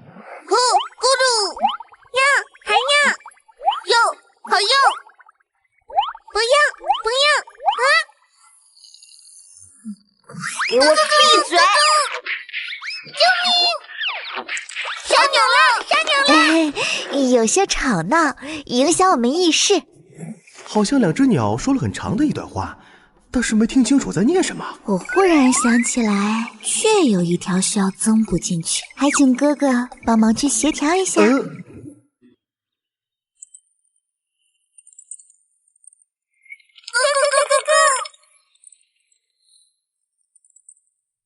殿下，我朝有一循古礼，其中一条便是未婚夫妻在成婚之前1个月不能见面，不知您是否能接受？公主知晓此事吗？是公主首肯的。公主说，希望您和她能够白头偕老，长相厮守。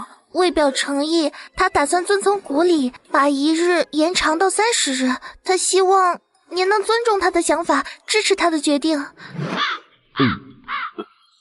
昨夜似乎荒唐了一些，把他气狠了。殿下，从今日开始计算。这模样怎么像做了坏事来找靠山？鸟儿能做什么坏事？还要，不要！星辰他当真这么说？是，如此甚好，赶紧将这样的旨意贯彻执行下去，千万不要有疏漏。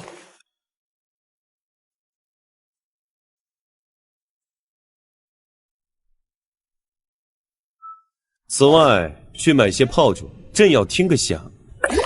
幼稚。对了，陛下，还有一事，就是从前夜鸾书院的一些夫子，最近都在皇城外徘徊，不愿接受联姻一事，是否要赶他们离去？赶什么赶啊！便要给他们趁虚而入的机会，好让朕的公主更好地意识到自己的内心。一生一世有什么好？左拥右抱才是真理。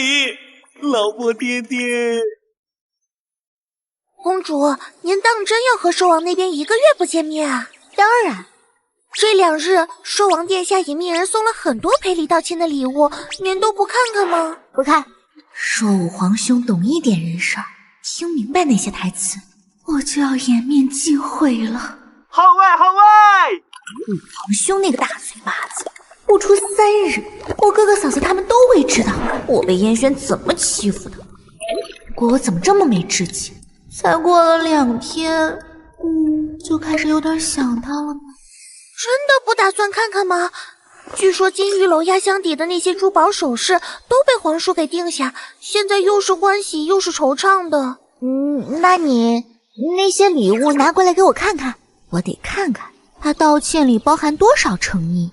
2日升到5日吧，到时候便说虽是古礼，但也有人情在，应当变通变通。对了，公主，陛下那边听说你要遵循古礼，觉得甚是欣慰啊。糟糕，忘了还有爹爹这个拦路虎啊！这下后路都被堵了。青雅，你往后还是要回离京吗？自然，我生于离京，长于离京，自然要返回离京。青瑶姑娘，当真是铁石心肠，倒是有点让人有点伤心。三殿下不是说我在小周朝的时候，三殿下所有的举动，不过是为了尽地主之友谊，不求回报吗？虽说不求回报，但付出了这么多的时间和情感，总希望能有些回响，奢望着姑娘被我打动。所以，在姑娘心里，裘某是否稍微有那么一点特殊地位？或许确实有那么一点。清雅，三殿下，便送到此处吧。明日见。无论未来如何，眼前的关卡总要先过，不是吗？三皇子的确与张丞相有过频繁的通信，他做事小心谨慎，但总归有蛛丝马迹露出来。但再给我些许时日，我便能掌握他们暗通款曲的证据。小周朝皇室兄友弟恭，并没有所谓的兄弟于墙。三皇子为什么宁可冒着勾结外敌的风险，也要和张家狼狈为奸？或许想的是唯有另辟蹊径，才能更上一层楼。也是，小周朝上下拧成一股绳，若是其中一个皇子想要图谋不轨，但我不过是陛下身边一个普普通通的暗卫，三皇子冒着暴露的风险接近我，他想做什么？这段时间他对我献尽殷勤，本以为他是想借机探听消息，但除了时不时表现出爱慕之情之外，几乎没有不妥当之处。殿下，急报！离京出事了。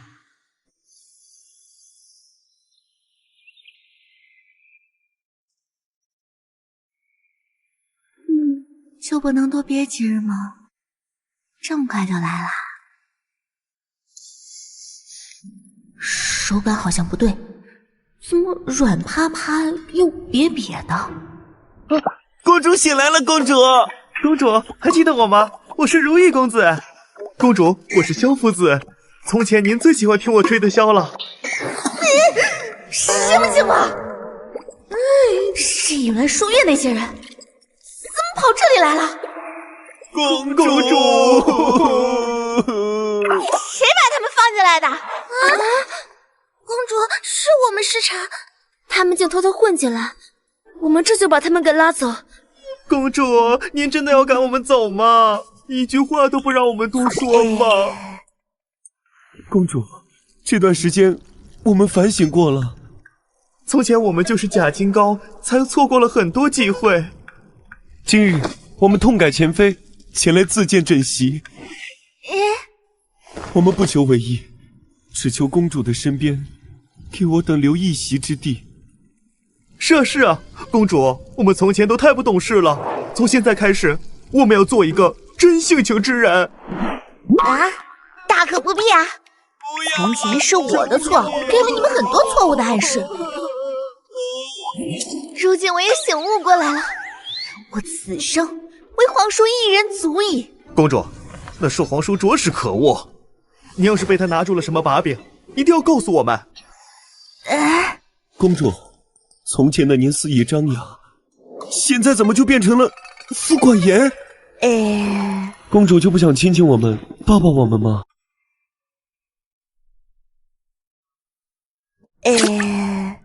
你们见过他吗？没见过，但不就是一个鼻子两个眼睛吗？我们有数量优势，绝对能把公主您伺候得舒舒服服的。你们听过一句话吗？除却巫山不是云，许次花丛懒回顾。你们见了他的样子就懂了。我从前怎么会觉得这些庸脂俗粉长得好？公主，如今这样的姿态，着实辣眼睛。公主，你要是被威胁了，就眨眨眼。快将他们赶出去！公主！大清早的就和这些人拉拉扯扯，被人看到，就算叶玄不误会，我定然要吃一些苦头。说不定又要答应一些丧权辱国的条款。定然有好长的时间没办法在他面前直起腰杆了。等！既然我们的存在让公主这么为难，我们也不会强人所难。但是公主，我们希望您能过得很好，即便在异国他乡，也能够过得自由潇洒。所以，我们出了一些手段，能够让皇叔变得服服帖帖的，让他能够对您言听计从。我们现在懂得非常多的纸上谈兵的知识，保管您一听就会。是，万一三人行必有我师呢？从此以后，说不定我在燕轩面前就能够翻身做主了。到时候，我想让他做什么就做什么，就不用总想着一哭二闹了。好吧，且听你们细细说来。你说，他们进了公主的寝宫中，便再也没有出来过？是。好，好，好，你们将此消息传扬出去，一定要确保传到朔皇叔的耳朵里。可是陛下，公主并没有与他们有什么首尾，只是与他们喝了一会儿茶，旁边宫女都在。哎，不管！你在这个档口挑拨离间，影响小夫妻的感情，有你这么当爹的吗？这是捕风捉影的小事，若是连这点信任都没有，那往后还怎么做夫妻？强词夺理。他们这辈子不可能一点磕磕绊绊也没有，我这是趁早考验他们，合则来，不合，现在赶紧散了就是。公主，最近宫中谣言四起，说您和隐鸾书院的夫子花前月下共度春宵，还说您要背着皇叔偷偷养男人。胡扯！谁要毁我青苗？是不是父皇干的？肯定是爹爹干的。我寝宫中人，肯定不会连几个手无缚鸡之力的书生也挡不住。而且，没有父皇首肯，哪有人敢胆大包天的造谣？已经整整5日没有见到他了，他不会是信了这些谣言吧？去找他。掩护我。公主小心点。哎，慢点，慢点。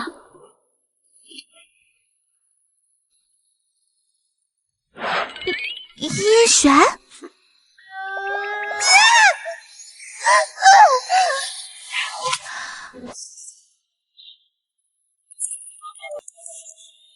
那还不是因为一日不见如隔三秋，才2日，我怎么就这么不矜持了？我有件事要说，你先说。大爷那边的情况有变，我需要回去一趟。一定要在这个时候回去吗？需即刻启程。不会是因为那件事吧？燕璇，我和他们没有什么，都是父皇他从中作梗，散布谣言。我顶多是想着向他们求教一下而已。与此事无关。我回大叶朝是有一件心事要了却，亦有一件吵事要解决。是很棘手的事情吗？棘手的都不能先娶了我，再同我一起回国吗？是，或许唯有我亲自去斡旋，方有转机。原来公主这几日还背着我左拥右抱。他看起来好像不知道我这算不算不打自招了？什么情况？就是我顶多是半夜醒来的时候，突然看到几个人出现在我床上，老吓人了。但我保证，我绝对没有对他们生出什么歹心，我是清白的。我的确有几分醋意，若他们撬得动墙角，也没有我什么事了。景琛，你不用如此紧张，我既与你在一起，便信你，只要无愧于心，便不必因我之故诚惶诚恐。只是那男女拿捏之道，待来日我归来时。哎呀，我怎么3两句话就把底儿都给掀了？我会尽量在你我婚期之前赶回来，但若无法归来，那便不必等了。他怎么说这么严重的话？交易随时可以作废，若是那般，是我誓约在前，不算公主违约。燕璇，你至今还觉得我们不过是交易吗？说好的从来都没有真正的契约，也是骗我的。我因为这些就想悔婚了吧？自然不是。从前我说的那些承诺，字字出自肺腑。只是我怕地形难测，也怕这世间没有万无一失的事。是什么事？我朝君王亦有开疆拓土之心，我恐奸人背后挑拨，波及小周。小周朝偏安一隅，与众邻邦皆交好，应当不会招致如此祸患。事涉三皇子，还是不必提前告知，让他太过忧心。是张丞相吗？是，我朝陛下什么都好，只是太重情义。张家又在陛下跟前藏得太好，我往后若想安稳久居小周，这颗溃烂的瘤还需尽早除去。此次回去便是听到了一些风声，需速速将那些证据呈递上去，以免被他们强占现金。此事他的三哥涉及其中，若是被人做了文章波及小周，后果不堪设想。你选择在这个时候回去，不只是因为这么简单的一件事儿。你要是愿意告诉我，我便听着；你要是不愿意告诉我，我便静静等着。但我不要你报喜不报忧。如果真的很危险，请你务必要告诉我。结果尚有把握，你要信我能处理好。我在大业经营多年，必有自保能力。就是一别，待我归来日，岳父大人恐怕要看我更不顺眼了。你一定要平平安安归来。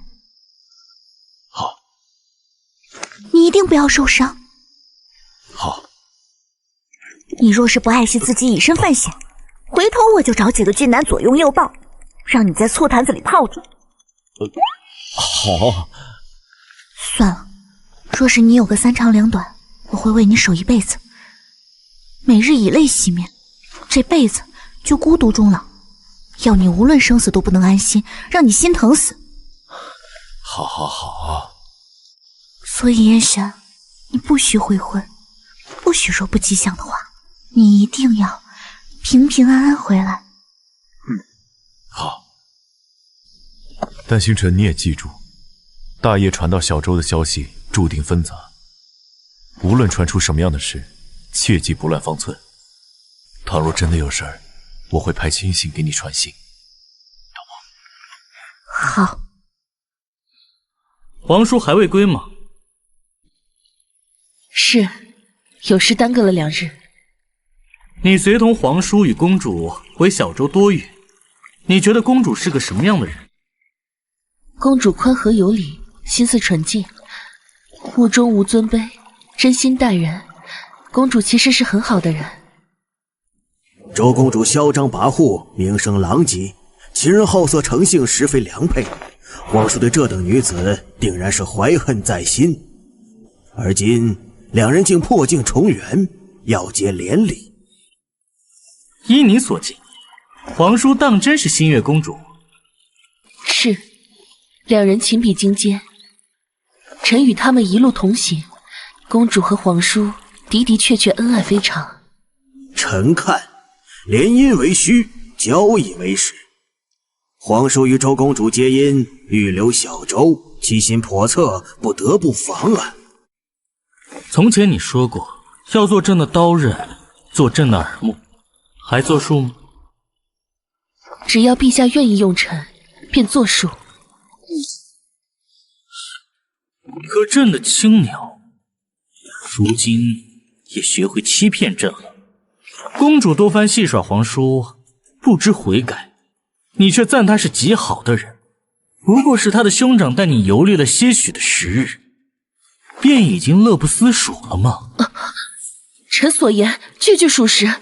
臣与三皇子相交，不过是顺水推船，想看看他究竟意欲何为。是真是假？待皇叔回来朕验验便知真假。皇后那边说想要女暗卫贴身保护，朕看你正合适。不如这阵子听从皇后差遣吧。原来张丞相的棋下在此处。你不愿意？若是皇后那边的确缺人，臣从命；若是惩罚，陛下非要如此折辱于我吗？你觉得这就算折辱？往常他从不会说这种话，去了小周一趟。陛下吩咐，不敢不从。陛下和皇后、帝后同体，都是臣的主子，臣自当领命。只是，若是陛下疑臣，觉得臣见异思迁，旁人花言巧语，便能让臣与陛下离心，臣也无话可说，臣告退。卿侍卫，本宫的金钗落入水中了，还请帮忙捞起来。可是如今春寒料峭，恐染了风寒。难道要本宫旁边柔弱的宫女去捡吗？臣领命。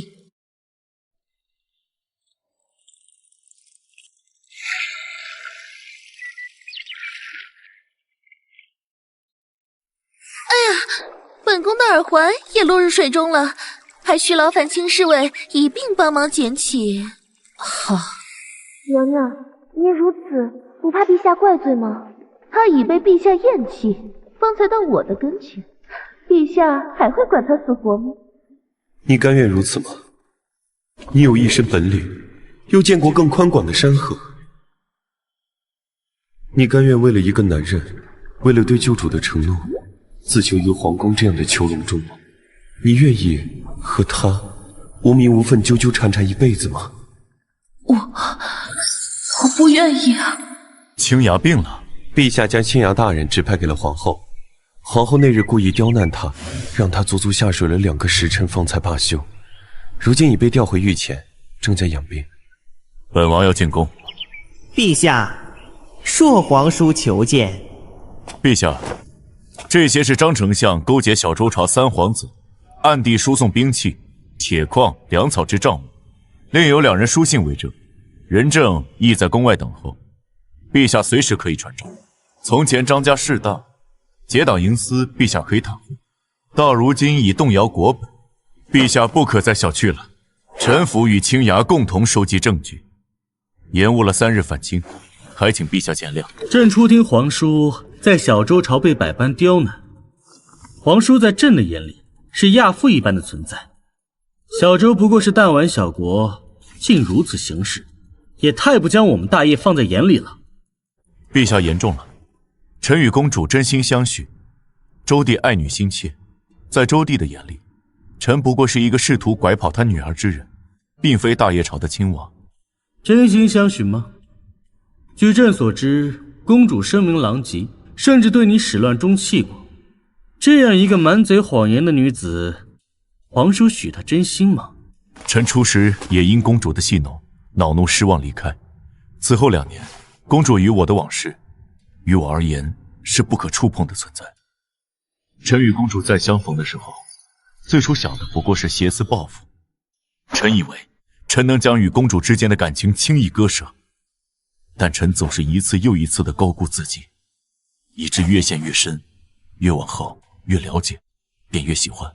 公主年少无知，并不知晓何为真正的喜欢，有过胡闹荒唐事，但所幸为时未晚，臣也未错过。公主亦是想方设法为当年的事补偿臣，试问臣如何不能和她真心相许呢？实不相瞒，在皇叔呈上这些罪证之前，张丞相那边也呈上了皇叔的罪证。皇叔觉得朕应该相信哪一边？是皇叔与公主名为相恋，实为交易为真，还是张丞相意图挑拨嫁祸皇叔为真？朕当然是更愿意相信皇叔的，但皇叔应该给朕足以信服的理由。陛下适才提及交易，臣与公主之间确实有一桩交易，但并非是利益往来，而是臣用一桩交易将公主困在臣的身边。皇叔知道公主从前有一书院，网罗3000美男，无数人因她失魂落魄吗？知道。皇叔知道？知道。公主过往种种，臣皆知晓。她无真心又如何？她满口谎言又如何？她水性杨花又如何？只要她在臣的身边，于臣而言便足矣。只要她在你身边，于你而言便足矣。朕以为皇叔是个好节之人，容不得任何瑕疵。是，臣不看往昔，只看今朝。他出墙1尺，臣能挪墙1丈；他若满口谎言，臣便让他一生见此言。所以念念不忘，必有回响。臣相信陛下能明断。皇叔能得人真心，朕也为皇叔高兴。只是朕实是担心如今的局面又是子女的圈套，不如朕帮皇叔把把关。臣不愿考验公主真心。他们家女既然可以对朕的叔叔百般考验，就不许朕为皇叔的婚事筹谋。还是皇叔怕公主经不起考验？是，臣怕公主对臣的喜欢不及臣对她的多。更何况臣与公主山盟海誓，许下句句承诺，却在婚事前夕回国，已是违背与她的约定。若是对她再设考验，恐怕她会伤心。喜欢一个人，是舍不得让他伤心的。没想到皇叔也是这般重情之人。不过此事到底是源于小周三皇子挑拨。若是两朝兴起战事，皇叔当为国尽忠，还是私情为上呢？此逆谋之贼子，应当两朝共同诛之，不必涉及旁人，坏两朝交情。既然皇叔如此求情，朕也不好驳了皇叔。张家这些年确实是有些得寸进尺，结党营私，遍布朝野了。只是不清张家势力渗透到什么地步。朕有疑警，一石二鸟，不知皇叔可否配合？陛下且说，臣无有不应。陛下，此举当真妥当吗？张家不过是仰仗朕的恩宠才提拔少爷，而皇叔是真正手握重权，从尸山血海中拼杀出来的。你觉得谁对朕的威胁更大呢？但寿皇叔并无疑心，一片担心对皇室。是担心还是异心？验一验不就知道了吗？可是此举无异于纵虎归山，又会寒许多臣子的心啊！臣不告而来，还请陛下恕罪。陛下不是依臣不忠，与三皇子有私情吗？臣亲自去将三皇子缉拿回来，还望陛下恩准。臣先行告退。你风寒未愈，应当多休息。这般舟车劳顿之事，就不必去做了。皇后那边，朕已命人申斥她了。因为皇后命侍卫覆水捡金簪吗？陛下这是将臣放在火上烤。陛下还记得那年寒冬腊月，皇后随意寻了我的错，命我罚跪。臣是陛下的暗卫，顾及陛下颜面，不愿下跪。皇后命人掌掴臣。记得。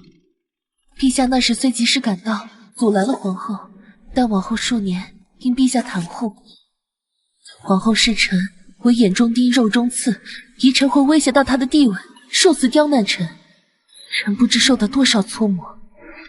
朕不知她会那般。就算知道了，陛下又会如何？臣人微言轻，陛下因臣斥责皇后，除了使帝后不和，还能怎么样呢？不过是让皇后更加想要将臣除之而后快。更何况，臣又要以什么样的身份去说呢？朕说过，可以封你为贵妃，朕可以给你书房独宠。然后呢？皇后就能容得下我？只要张家势大，陛下始终对皇后存一份爱护之心，臣也不想将毕生所学用在争风吃醋上，困在一方天地，日日等着陛下垂青。臣不愿，臣只想和陛下成全君臣之义。如今张家囤积粮食、兵器、钱银，其心可诛，陛下却仍然要姑息养奸，宁愿相信他们的造谣诋毁，对臣和皇叔生疑。臣不知要如何证明自己，还请陛下恩准，亲自去将三皇子缉拿回来。罢了，你想去就去吧。公主，大事不妙！大邺城那边传来消息，皇叔叛国，与我朝三殿下勾结，输送利益。陛下盛怒下，将他打入大牢。怎会如此？你将详细的情况细细汇报，不能放过任何细节，不能慌，不能慌。夏阳，你替我梳妆，我要去见父皇。是。逆子！而今你妹妹妹婿联姻在即，你勾结奸相，陷害兽王。小周朝守着金山银山这么多年，为何一定要偏安一隅？不如趁着如今大业朝内乱，直接发兵攻打。朕与先帝苦苦经营，夹缝求生，才有如今小周朝欣欣向荣的局面。偏偏你这个孽子，犯下滔天大罪，给周朝带来如此祸患，真是恩将仇报。朕真是白养你多年。父皇终于将这话说出来了，恩将仇报，白养我多年。那父皇能否可以问心无愧地告诉我，我的生母又是如何成全父皇和母后的恩爱？原来是因为这个，可笑还是好心养出了一只白眼狼。怪到从前老四和老五觉得同你说不到一处去，原来是因为这个。那两个糊涂蛋不惦记生母生恩，只知道认贼为母，自然无甚好说。既然今日你来问，朕便与你好好掰扯清楚。多年前，你的亲生父亲是捍卫疆土的良将，你的亲生母亲亦是不输男儿的巾帼英雄。他们因为朝中有人通敌叛国，被人背刺，双双战死疆场。而今你却成了通敌叛国，要让两国臣民陷于战火之中，生灵涂炭的人。朕想他们九泉之下，也要以你为耻吧。陛下，公主求见。你且到后面跪着。父皇，我想去大业朝。你去做什么？他从前与朕说，若叶帝对他心怀猜忌，他会保证大业朝的事在大业朝解决。如今食言而肥，你又上赶着添什么乱？父皇，先不要着急，先听我慢慢说。说吧。他临走前让我不论听到什么消息，也要按兵不动，相信他能处理好。但我无法安坐泰山。若是他算有一策怎么办？若是他被幽禁之时，他的亲信被困住，来不及传话呢？哪怕我什么都不能帮到他，至少也要陪在他的身边，同他一起度过这个难关。更何况他此次仓促回国，明知山有虎，却偏向虎山行，是因为他怕金云背后挑拨，波及小纣，兴起战事。他已证明了他的真心，我们又岂能置他生死于不顾？更何况除了是他的未婚妻，我也是小周朝的公主。这件事不仅是我和他的事，同样也是大业和小周朝的事，是家事，更是国事。无论如何，我们周朝都要表明一下我们的态度，由我出面最好。若大业朝当真凶险，又有性命之危，你又当如何？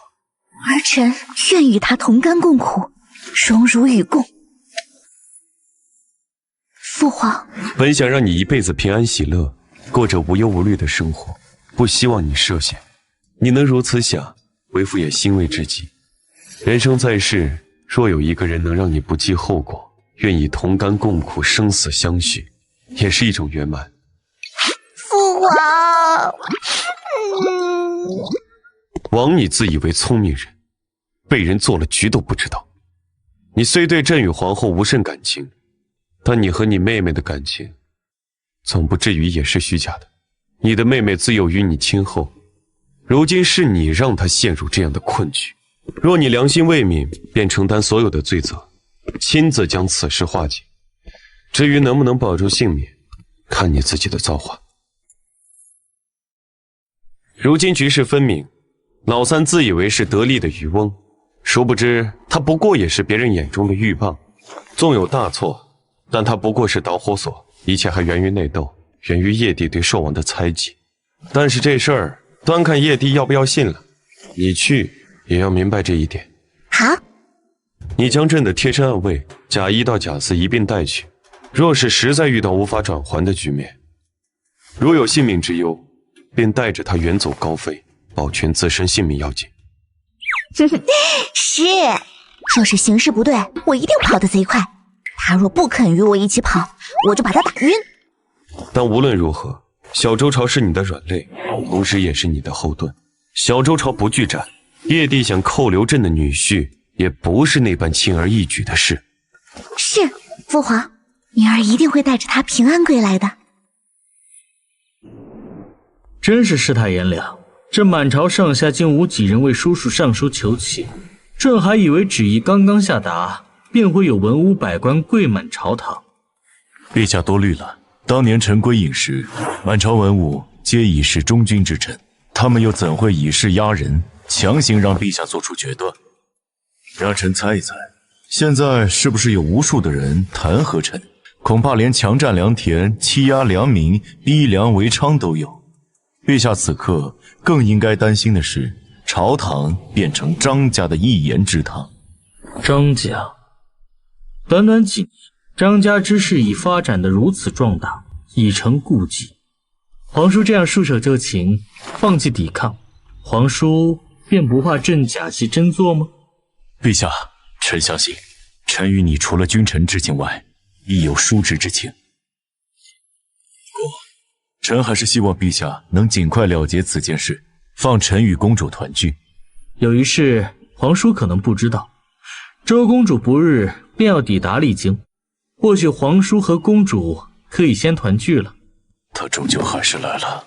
陛下，公主已乔装进城，已求了兴雍殿下，此刻在朔王府外徘徊，还请陛下示下。放进来。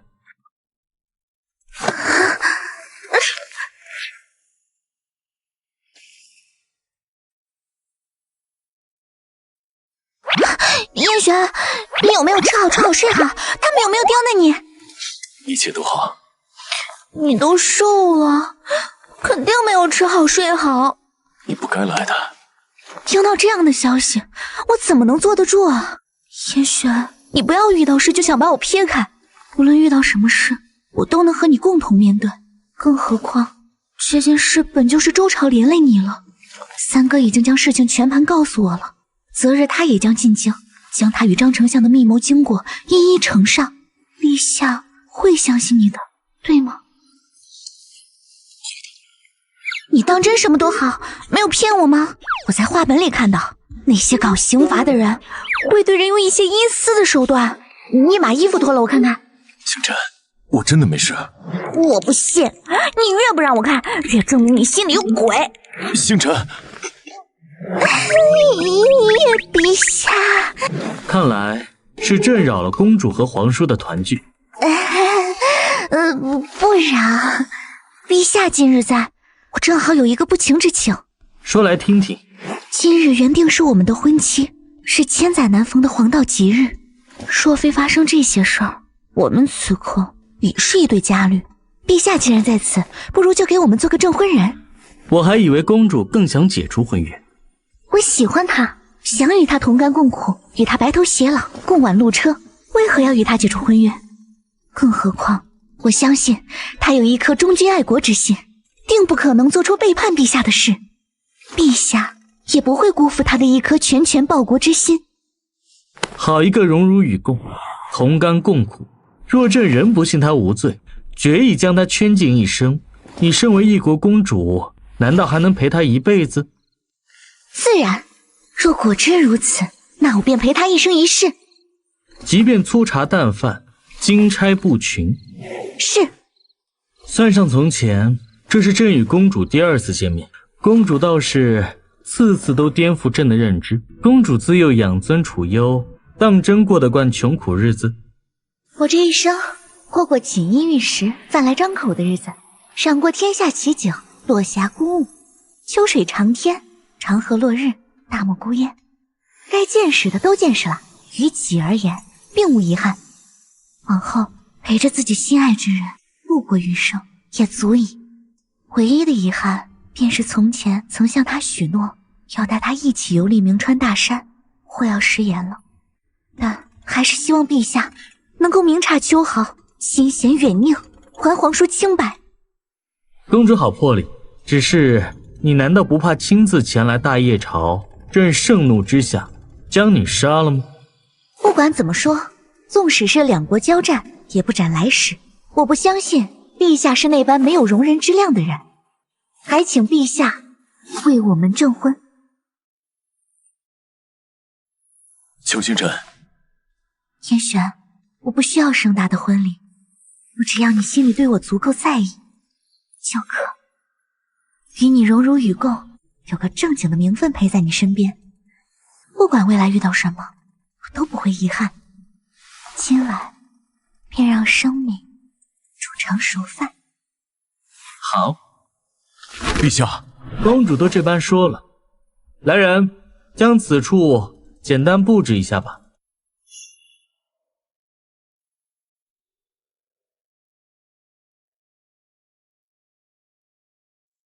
真是拿你没办法。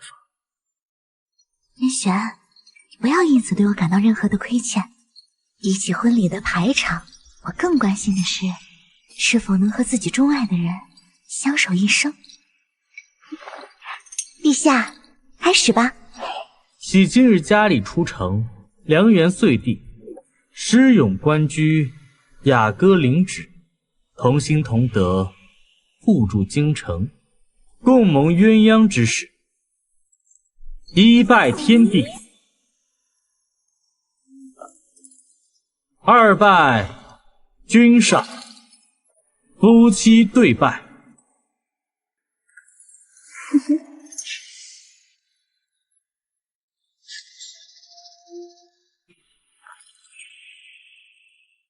李成，今日是洞房花烛夜，春宵末午，朕便不打扰了。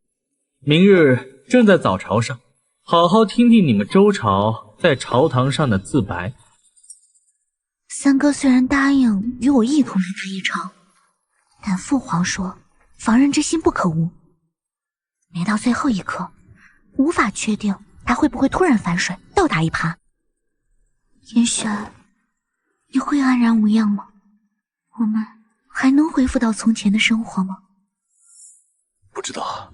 如今虽是我与陛下配合，暂时蛰伏，看看张家最后会做到哪一步。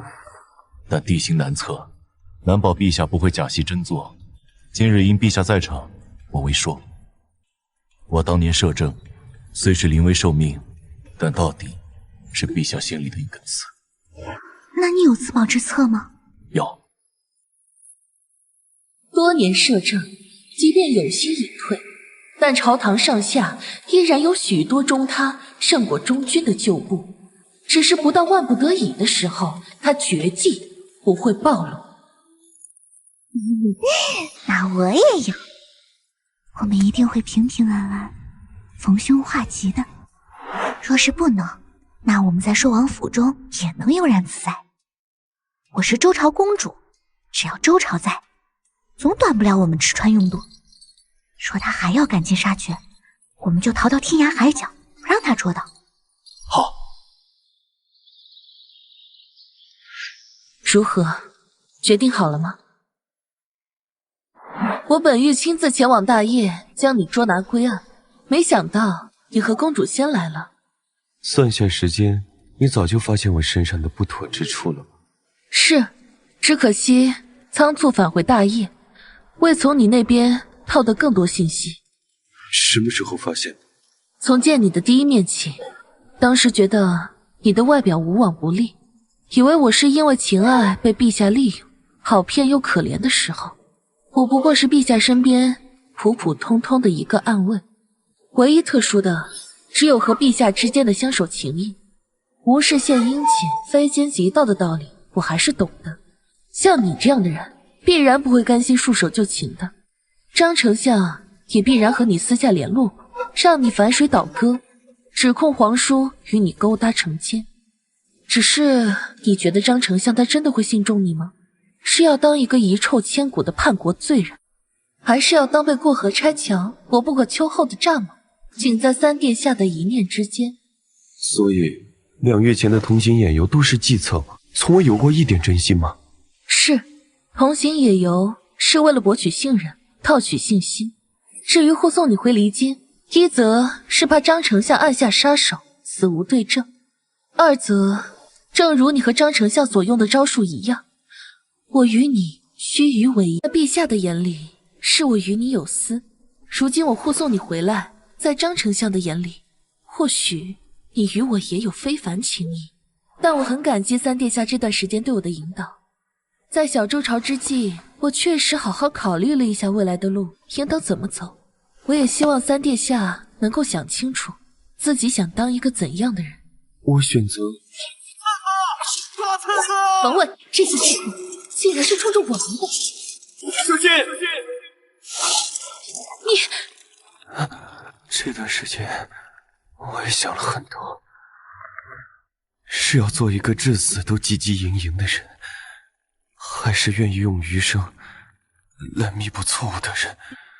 但没想到，那一瞬间，心里就有了答案。养父说我枉为聪明人，果然，所有人都是下棋人，只有我在棋盘中团团转。如今，我这个不聪明的人，也算做了一件聪明事，总算是死而无憾。出小周朝之前，我便写了这份血书以备不时之需，没想到还是用上了。李将此教育大爷陛下，我还皇叔清白吗？他既不仁，我也不允。陛下，大事不好了！青崖大人遇刺，如今生死未卜。查出来了吗？查出来了。张丞相那边本来只恐三皇子反水，一不做二不休，但听说皇后那边另有交代。那日在场的刺客几乎都是冲着青崖大人来的，招招都是杀招。若非那一日三皇子护了下他，恐怕情况会更糟糕。陛下，这刀刺中的本不是青崖大人的要害，只不过月前落水，他染了风寒，伤了底子，能不能醒来，便看这2日了。从前都是你守着我，如今换我守着你，才知道是什么滋味。求你，一定要醒来，往后我再也不疑你、负你。如今这样的情势，若你醒着，定然要为他说话吧。就连此刻都紧紧攥着拳头，想要护好那份血书。该收网了。公主殿下还请回吧，陛下罢朝一日，有什么事容后再议。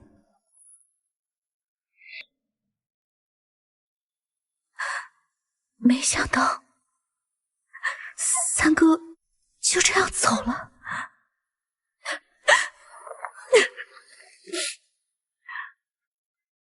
我的哥哥众多，虽然我与他相聚的时间不算多，他总是在外奔波，像个江湖侠客一样行侠仗义。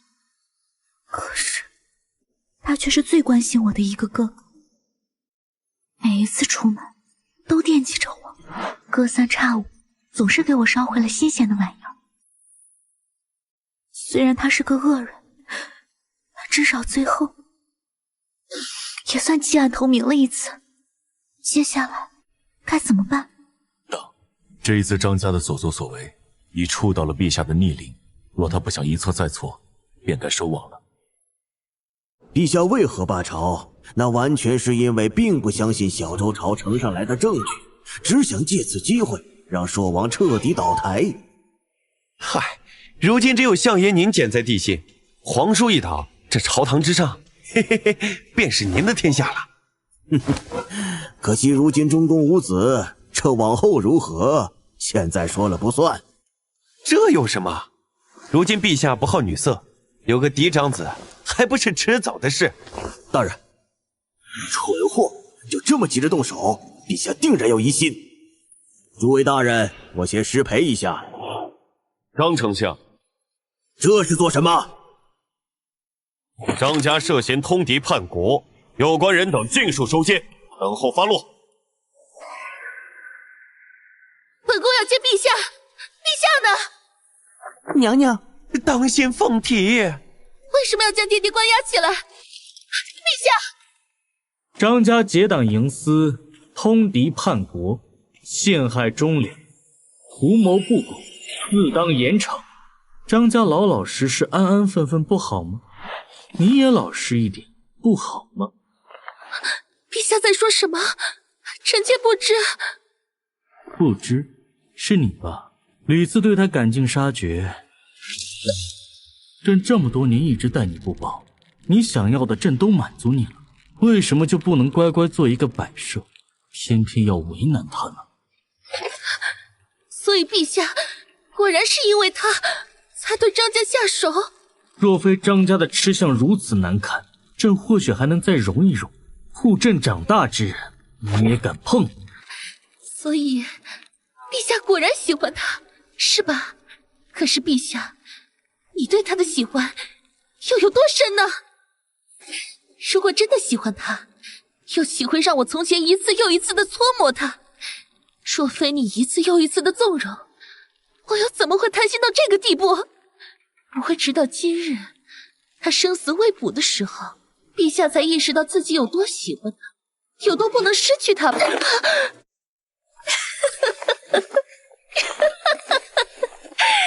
真是笑死人了！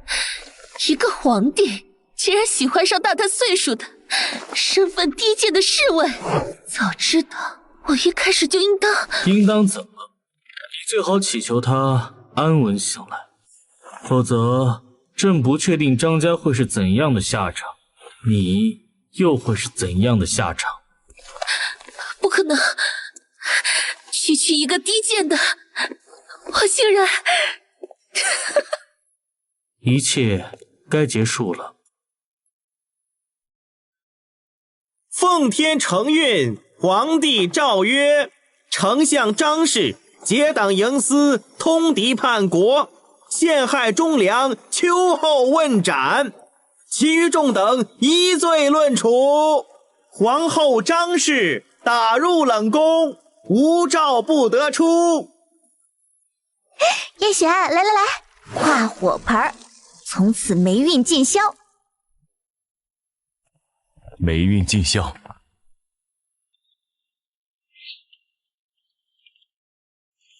清雅，你怎么来了？太医那边让你多休息，多躺躺，才有助于伤口愈合。今日臣来此是向陛下请辞的，臣病体残躯，已不适合为陛下护卫。所以你要走？是。清雅，现在你我之间再没有阻碍了，朕可以立你为后，朕可以只要你一个人。从前张后欺我辱我，那时候陛下选择冷眼观之，臣希望臣和陛下一直守着这份不可逾越的尊卑。是朕错了，朕已经处理了张氏，一切都还来得及。往后朕再也不会那样了，就不能再给朕一次机会吗？若陛下不想和臣到相看两厌的地步，就到此为止吧。清雅，不会这样的，朕永远不会厌你。陛下说喜欢我，但陛下对我的喜欢，3分喜欢，7分依赖。如今陛下稳居皇位，大权在握，你早已经不需要依赖臣，臣是您的暗卫，护卫您长大，这是臣的职责。